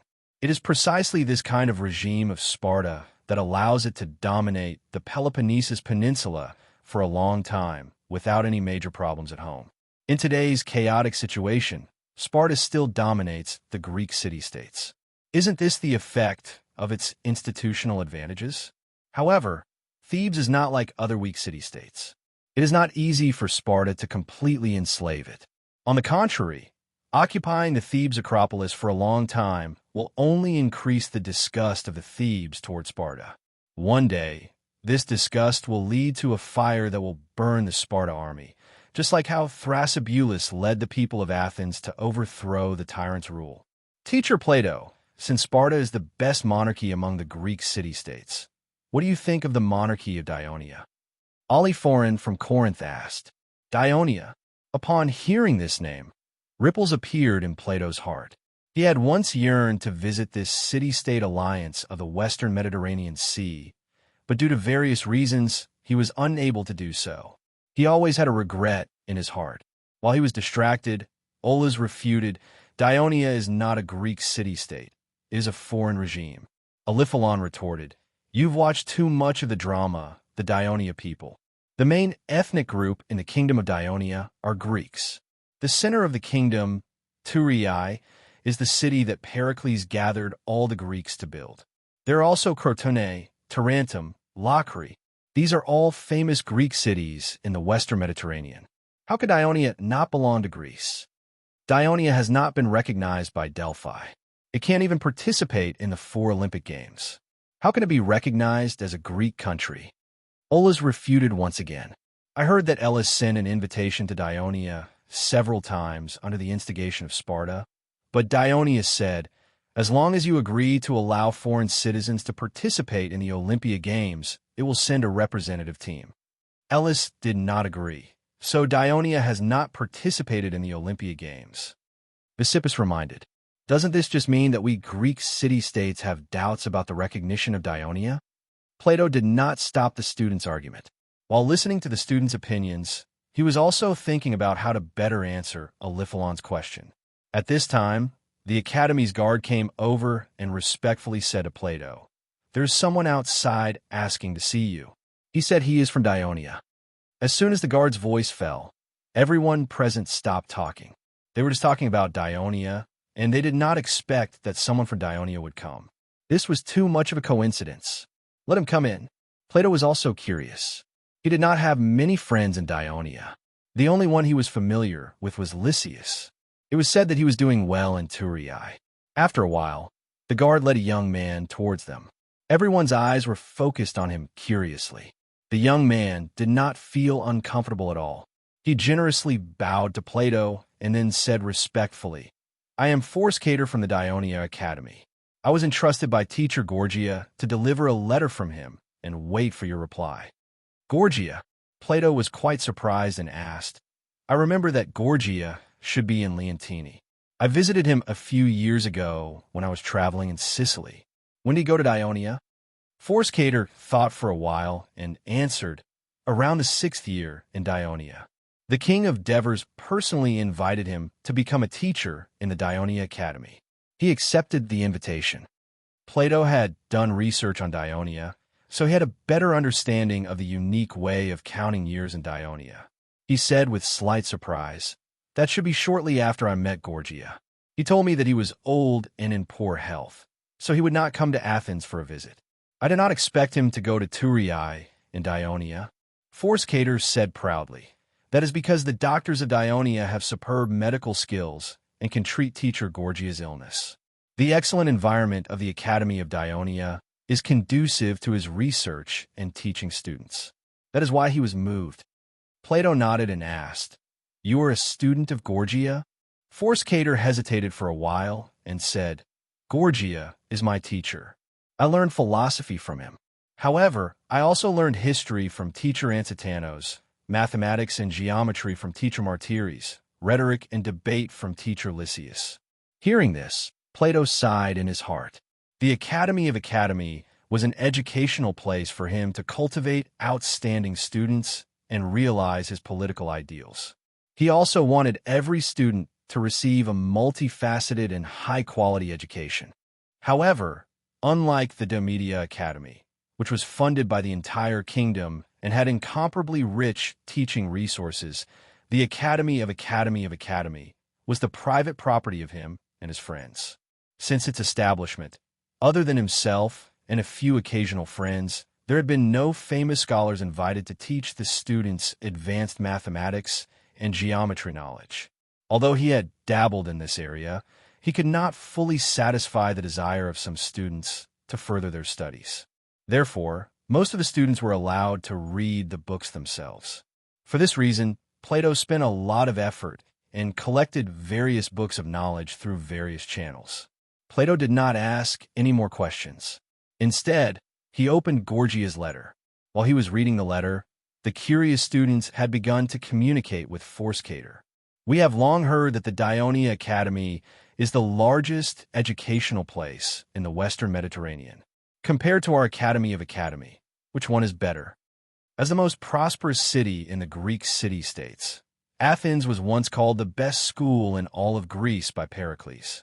Therefore, the young people in Athens had a kind of cultural confidence. They always had a sense of pride towards the people from the colonies. Even these young people who were receiving higher education were no exception." Forskater saw their expressions and did not answer directly. Instead, he asked seriously, "How large is the area of your academy?" "About 10 acres. How many teachers are there?" Forskater asked again without batting an eyelid. "Not only do we have teacher Plato, but also teacher Cetetus often comes to teach us mathematics." Afraid that he would be looked down upon, Oleus specially added Cetetus, a mathematician from Athens who occasionally came. "How many students are there?" 23. Several of them are reading in the Academy's library. After listening to this, Forskater raised his head and said loudly, "The Dionia Academy covers an area of 150 acres, like a small town. There are more than 20 buildings of various sizes in the Academy, more than 300 students, and 15 famous scholars, including teacher Lysias, who wrote rhetoric and debate, teacher Ansitanos, who wrote history of Great Greece, teacher Martikos, who invented pulley mechanics, lever mechanics, the theory of tone waves, and the theory of buoyancy, teacher Helps, who wrote human anatomy, and a preliminary study of diseases, teacher Gorgia, who wrote on existence or on nature, teacher Phocenus, who invented new musical lyrics. In addition to these famous scholars, we have more than 20 teachers and more than 100 staff who serve the students and teachers. We students have many courses, including philosophy, rhetoric, law, mathematics, astronomy, history, poetry, biology, music. In addition, we also have to do sports and even hold some competitions to ensure our physical and mental harmony, and, at the same time, to train our will to win. In order to be able to devote ourselves to learning, we have our own residence in the Academy. Oh yes, there is also a large library in the Dionia Academy, which now has more than 5,000 books, not only Greek works, but also Persia, Egypt, Carthage. For example, Carthage's agricultural books, Persia's code of law. We have specialized personnel to translate these books. Forskater's narration stunned the young people, with envy and jealousy intertwined on their faces. Someone could not help but say, "What you said sounds good. Who knows if it's true?" Forskater sneered and said, "The Dionia Academy is thousands of miles west of Athens. You can send someone to verify it at any time. You will find that what I said is far from describing the true strength of the Dionia Academy. Chapter 643. Plato is indeed a great scholar. I've read his Utopia. The description of the various systems of the city-state and the concept of the ideal city-state completely shocked me. Forskata's sincere praise made the youths look at him a little more kindly. He then added, "However, he will soon be invited to the Dionia Academy." What? The students were shocked. Some looked at Plato hurriedly, while others shouted in disbelief, "You're lying. Calm down, my students. Jealousy and uneasiness have blinded your eyes and prevented you from thinking rationally. What's the use of learning so much?" Plato's scolding made the youths feel a little ashamed. He then turned to Forskata and said seriously, "Knowledge is for you to improve yourself and observe the world, not to show off." Forskata was shocked and quickly admitted his mistake. "You're right, I was wrong." Plato's expression softened. He picked up the letter in his hand and asked, "I would like to know who proposed the All-Greek Scholar Conference mentioned in this letter. How is it going to be carried out? Who are the people you invited to participate?" After being reprimanded by Plato, Forskata was filled with respect and did not dare to be negligent. After thinking seriously, he replied, "It turns out that our kingdom of Dionia has a great Hellenic medical forum every year." Later, the dean of the Academy of Mathematics, Mentadicares, founded the Great Hellenic Mathematics Conference. Then Professor Ansitanos organized the History Conference. After Professor Gorgia came, he also proposed to hold a philosophy conference at the beginning of this year. When the king of Devers learned about this, he felt that many scholars were proficient in many fields of knowledge. Every academy in the kingdom held an academic conference. Not only was it repetitive, time-consuming, and inefficient, the range of invited scholars was too narrow, mainly from Italy and Sicily. Therefore, he proposed to create an all-Greek academic conference, inviting famous scholars from all over Greece to participate, exchange knowledge, and explore the mysteries of nature and humans together. I remember that His Majesty once said something that was widely spread in our academy. He said, "The sparks of wisdom are produced in collision, and the truth becomes clearer the more it is debated." When Forskata said this, Plato's eyes lit up, and he could not help but be moved. Forskata continued, "As far as I know, this conference will consist of two parts. One was for scholars to give lectures on one or more topics based on their expertise. At that time, there would be many students, people, and even scholars listening. The other was for scholars to exchange and debate. Similarly, a small number of students were allowed to listen and ask questions. This time we sent invitations to all the famous scholars of Greece. I do not know exactly which scholars there were, but at least I know that in Athens there were Antisthenes, Isocrates, and Ceatidas, because I still have to deliver a letter to them."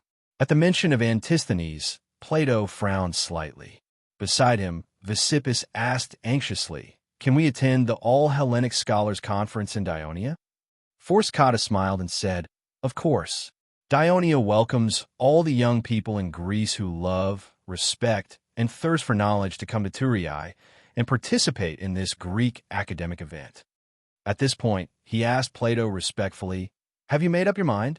Plato stroked his long beard, nodded, and said, "I have long wanted to travel to the kingdom of Dionia with its unique political system. This is a good opportunity. I will be there on time." After receiving a definite answer and quickly receiving a reply from Plato, Forskata immediately took off the bag that was slung over his shoulder and opened it on the stone bench. With the sound of metal clattering, Forskata saw that it was filled with shiny silver coins. Facing Plato's surprised gaze, Forskata said seriously, "His Majesty Devers said, 'Knowledge is priceless, and the time and energy of scholars are very precious. Therefore, these 500 silver coins of the kingdom of Dionia are your reward for attending this conference. This also includes your expenses to return to Athens. Please accept it. When you arrive in Thurii, your accommodation and food will be arranged by the Academy of Dionia, so you don't have to worry. Also, when you go to Thurii, please take this invitation letter with you.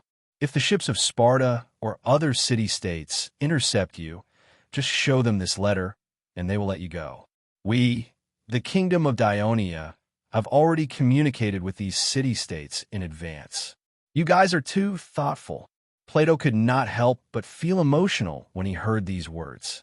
Obviously, Dionia knew about his past, which was why they gave him such a special instruction.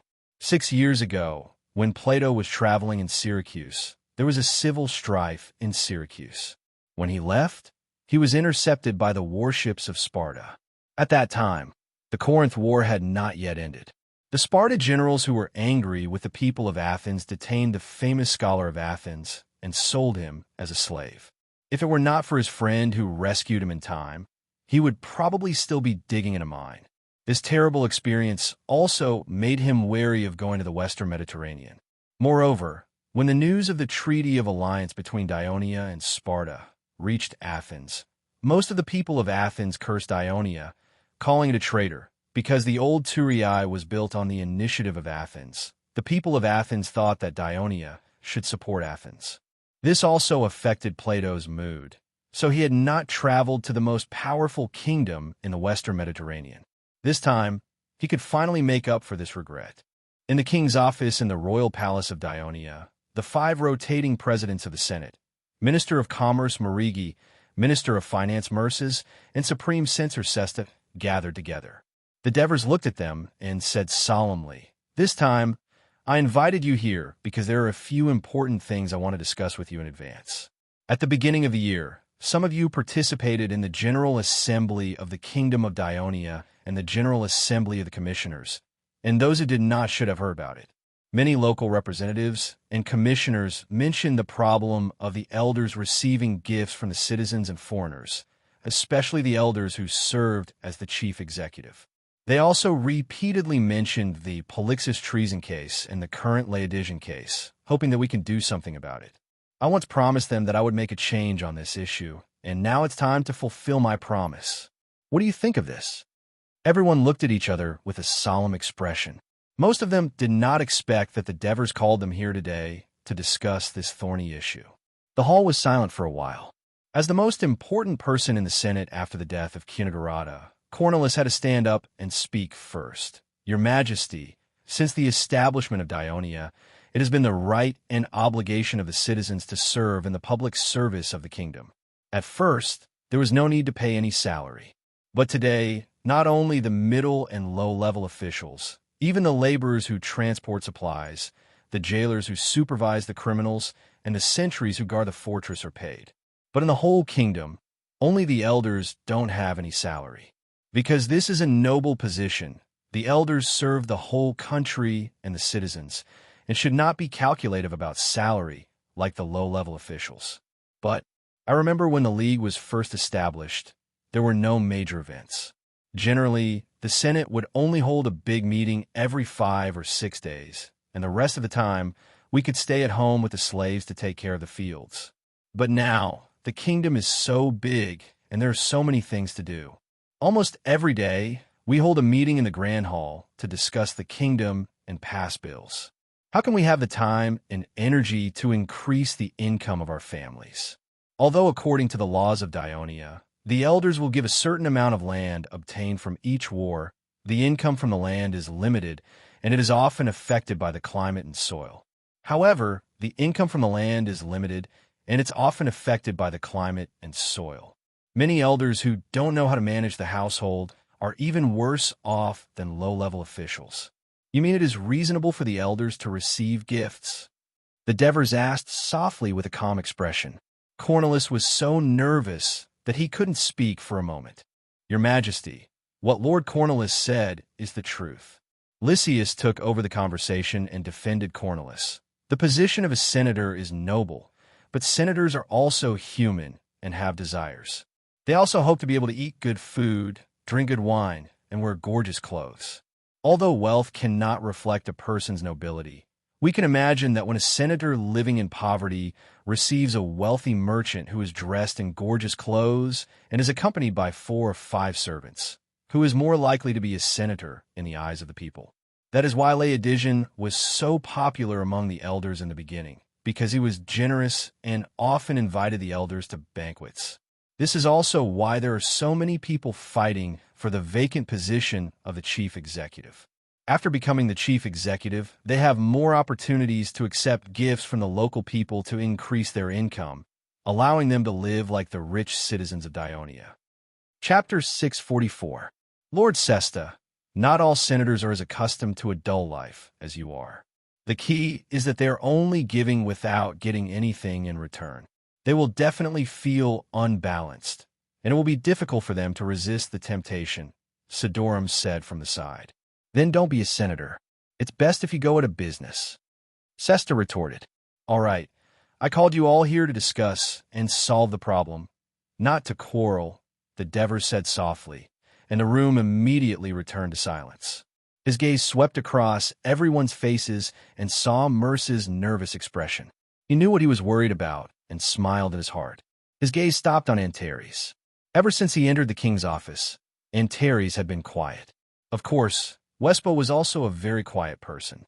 As one of the rotating chairmen of the Lacanian Senate, apart from when it came to protecting the interests of the Lacanians, he rarely spoke a word in the Senate.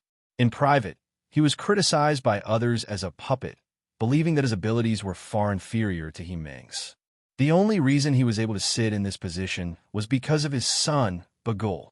After Vespa heard this, he remained the same and did not change at all.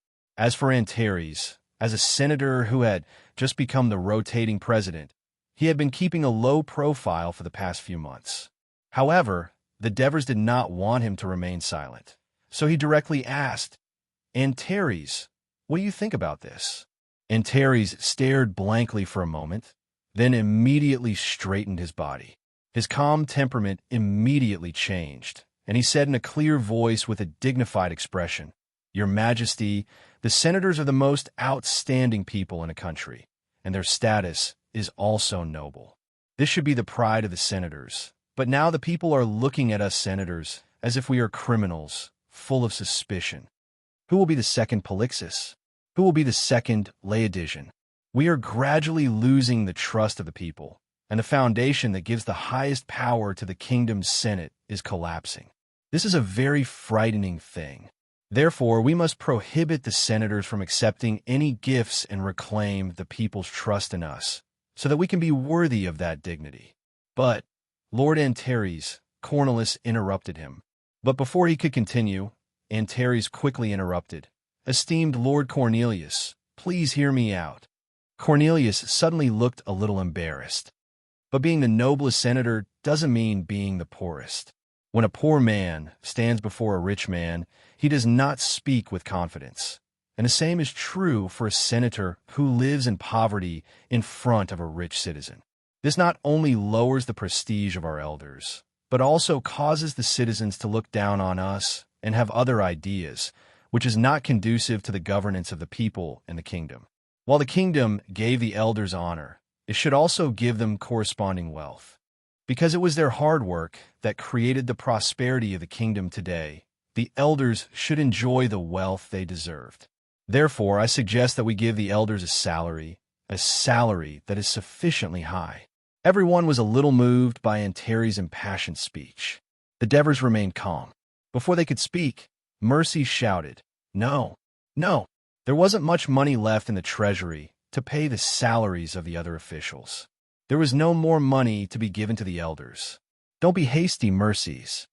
The Devers pointed at him, then said to the crowd unhurriedly, Well said, Antares. I think so too. Make a law to prohibit the elders from accepting gifts and accept the supervision of the censor, local councilors, and civil protection officers. At the same time, start giving the elders salaries, and it should be enough so that the elders can live like real senators. What do you think? How could I not agree if His Majesty wanted to give us money? Sidorum said jokingly. In fact, whether or not to pay or not to prohibit gifts did not affect him and Vespa much. Their other identity was the leader of the tribe. Although the young men in the tribe had basically become independent, they owned a large area of the tribe's land, many servants, and a large number of cattle and sheep. They did not lack money at all. Therefore, the Devers mainly consulted other people. Facing the Devers' proposal, Cornelius still had the same attitude. "Your Majesty, I agree with your proposal. But how much salary is appropriate? Where will the money come from?" It seems that everyone has reached an agreement on the proposal to ban the elders from accepting gifts and implement a salary system, Diver said as he glanced at Lysias and Marigi. Both of them were nodding as well. Next, let's talk about how much the salary should be. The Devers' gaze fell on the nervous Mercies. "Mercies, tell me, what is the salary of an official below the chief executive of a city?" An official below the chief executive of a city?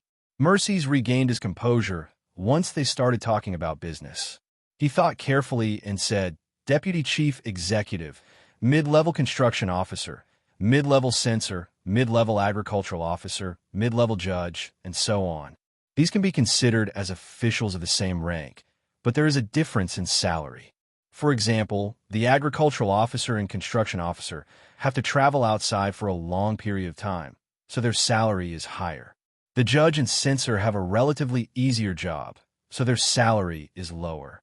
On average, it is about 40 silver drachma Hades." Mercies calculated with his fingers and finally spat out this figure. The silver Hades coins that he mentioned had been cast after the establishment of the kingdom. One side had the head of Hades, the king of Hades, and the other side had the head of the king of Devers. The citizens of Dionia also called this silver coin the Devers silver coin. In addition, the kingdom also cast copper coins.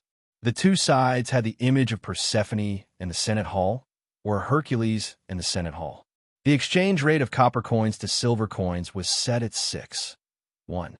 This was similar to the exchange rate of opal to silver coins. Therefore, in Dionia, copper coins had replaced opal.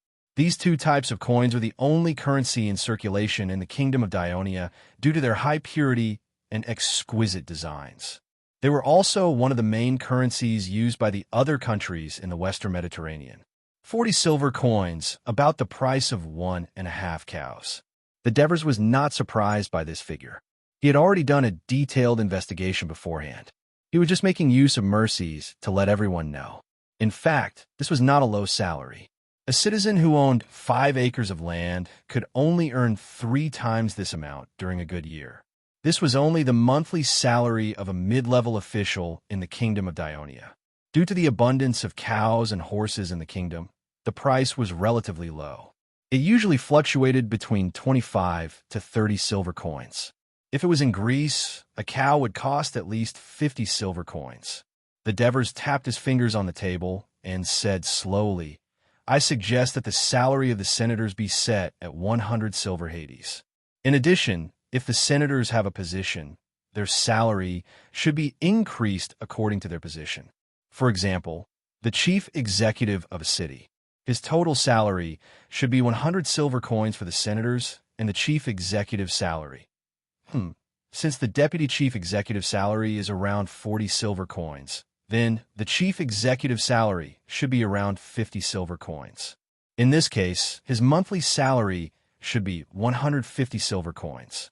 Another example would be Sesta. You are a senator and the highest prosecutor. Your position and the chief executive are both high-ranking officials. Your salary should also be around 150 silver coins. Also, Cornelius, you are the rotating president. The rotating president is different from the ordinary senators. You also need to take on some extra work. You should also have an extra salary." Everyone carefully digested the Devers' suggestion. Everyone's brows relaxed. No one would complain about having too much money. Moreover, this salary could reflect the distinguished status of the senators in the kingdom. In this way, even if there was a ban on gifts, they believed that the senators would not have too many complaints. Only Mercies complained unhappily. Too much. Too much. There are more than 100 senators in the Senate. Even if each senator's salary is 100 silver coins, the national treasury will have to pay more than 2 talent every month. I don't have that much money. Before the Devers could speak, Cornelius asked doubtfully, "I remember that the finance department earns more than 100 talent every year from the lottery of various ball games. In addition, now that the kingdom's trade is booming, there are merchant ships gathering at the ports of various cities. The monthly business tax should be close to 100 talent. Not to mention that the kingdom's population is as high as 1.8 million. The land tax is also a huge figure.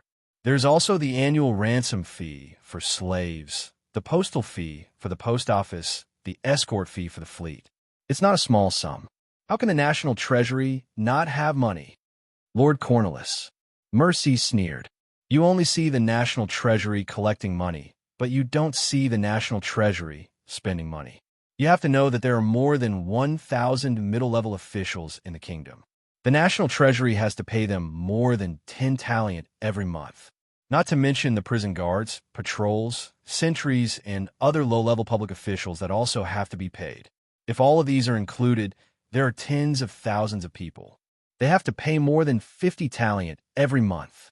Chapter 645. Therefore, we must be cautious. However, there is a tax that I have discovered will not affect the lives of the people, and it should be collected. The Devers stopped talking, and everyone fell into deep thought. Your Majesty, what is this tax you're talking about? Mercis asked anxiously. Inheritance tax, the Devers said in a deep voice. Inheritance tax?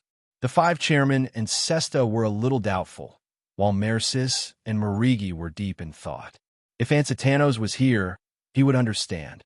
Divers looked at their expressions, teased them, and then explained, this tax has been in place in Egypt for hundreds of years. When the owner of a property wants to transfer his property to a relative or someone else, the court will recognize the validity of the transfer, but it will also take 1/10 of his property as tax to be paid to the state. I think we can also implement inheritance tax in the kingdom because it has many benefits. First, it can increase the kingdom's tax revenue. Second, it can adjust the gap between the rich and the poor among the citizens. This is especially important. If the first citizen of the kingdom continues to accumulate merits, he will probably have 10 acres by the time he is 50 years old. If he is a successful merchant of the kingdom, it will be even more impressive. He will be able to save at least 10 or even 100 talent in his lifetime. Compared to the new citizens who had just joined the kingdom and had to work hard to survive, the children of the old citizens did not have to work hard to contribute to the kingdom and could live comfortably. In fact, if the J generation were to continue, they could easily become big landowners and millionaires in the country. In the long run, it will arouse the resentment of the ordinary citizens, and it will not be good for the stability of the kingdom. Therefore, we need to use inheritance tax to adjust. Don't the citizens work hard to obtain merits and wealth so that they can live well and pass it on to their children? The implementation of inheritance tax will probably dampen their enthusiasm. Lucius asked doubtfully. Working hard to obtain merits and live well will be fully supported by the kingdom. Didn't we give all kinds of material and honorary rewards? Land, medals, and even provide excellent learning and training places for the children of the citizens. However, leaving too much wealth to the next generation will only cultivate the arrogance of the next generation of citizens, causing them to lack the motivation to work hard. They will become greedy for pleasure and unwilling to contribute to the kingdom. Therefore, we can set some conditions for the collection of inheritance tax to guide the wealthy citizens to use their wealth in a reasonable manner. For example, donating to the construction of public buildings can reduce the rate of estate tax. This will also make ordinary citizens look at these rich people in a friendly manner. This is the third benefit of estate tax, the Devers explained patiently. But Your Majesty, some citizens don't have much wealth to begin with. Isn't it a little too harsh to collect inheritance tax? Colnello asked cautiously. S3, that's a good question. Devers praised and said solemnly, I don't think all citizens of the kingdom should be charged inheritance tax. How much property does one have that is exempt from inheritance tax? A 5% inheritance tax based on how much property a citizen owns? A 10% inheritance tax based on how much property a citizen owns? How much property do citizens have to pay a 20% or 30% inheritance tax? After the 5 rotating presidents leave, they will discuss with Mercis and Marigi and come up with a rough sea case. We will then go to the Senate to propose the bill. I think this will be a long and intense discussion, but it will be established in the end. I'm very confident of this, because every citizen of the kingdom hopes that their children will be a proactive hero who can create more glorious achievements than themselves, and not a useless person who only knows how to eat, drink, and have fun.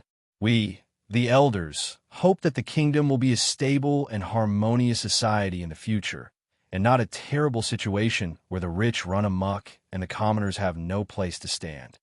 Your Majesty, I think the elders will understand your painstaking efforts.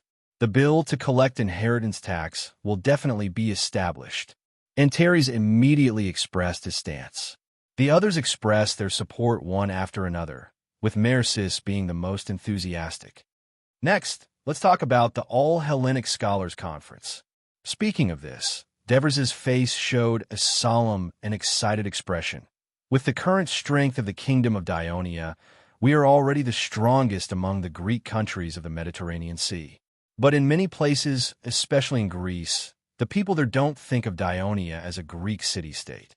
Instead, they despise Dionia as a large tribal alliance formed by a group of barbaric, backward, and ignorant barbarians. We need to let the other Greeks understand us. Understand that our kingdom of Dionia is not only strong, but also advanced and culturally brilliant.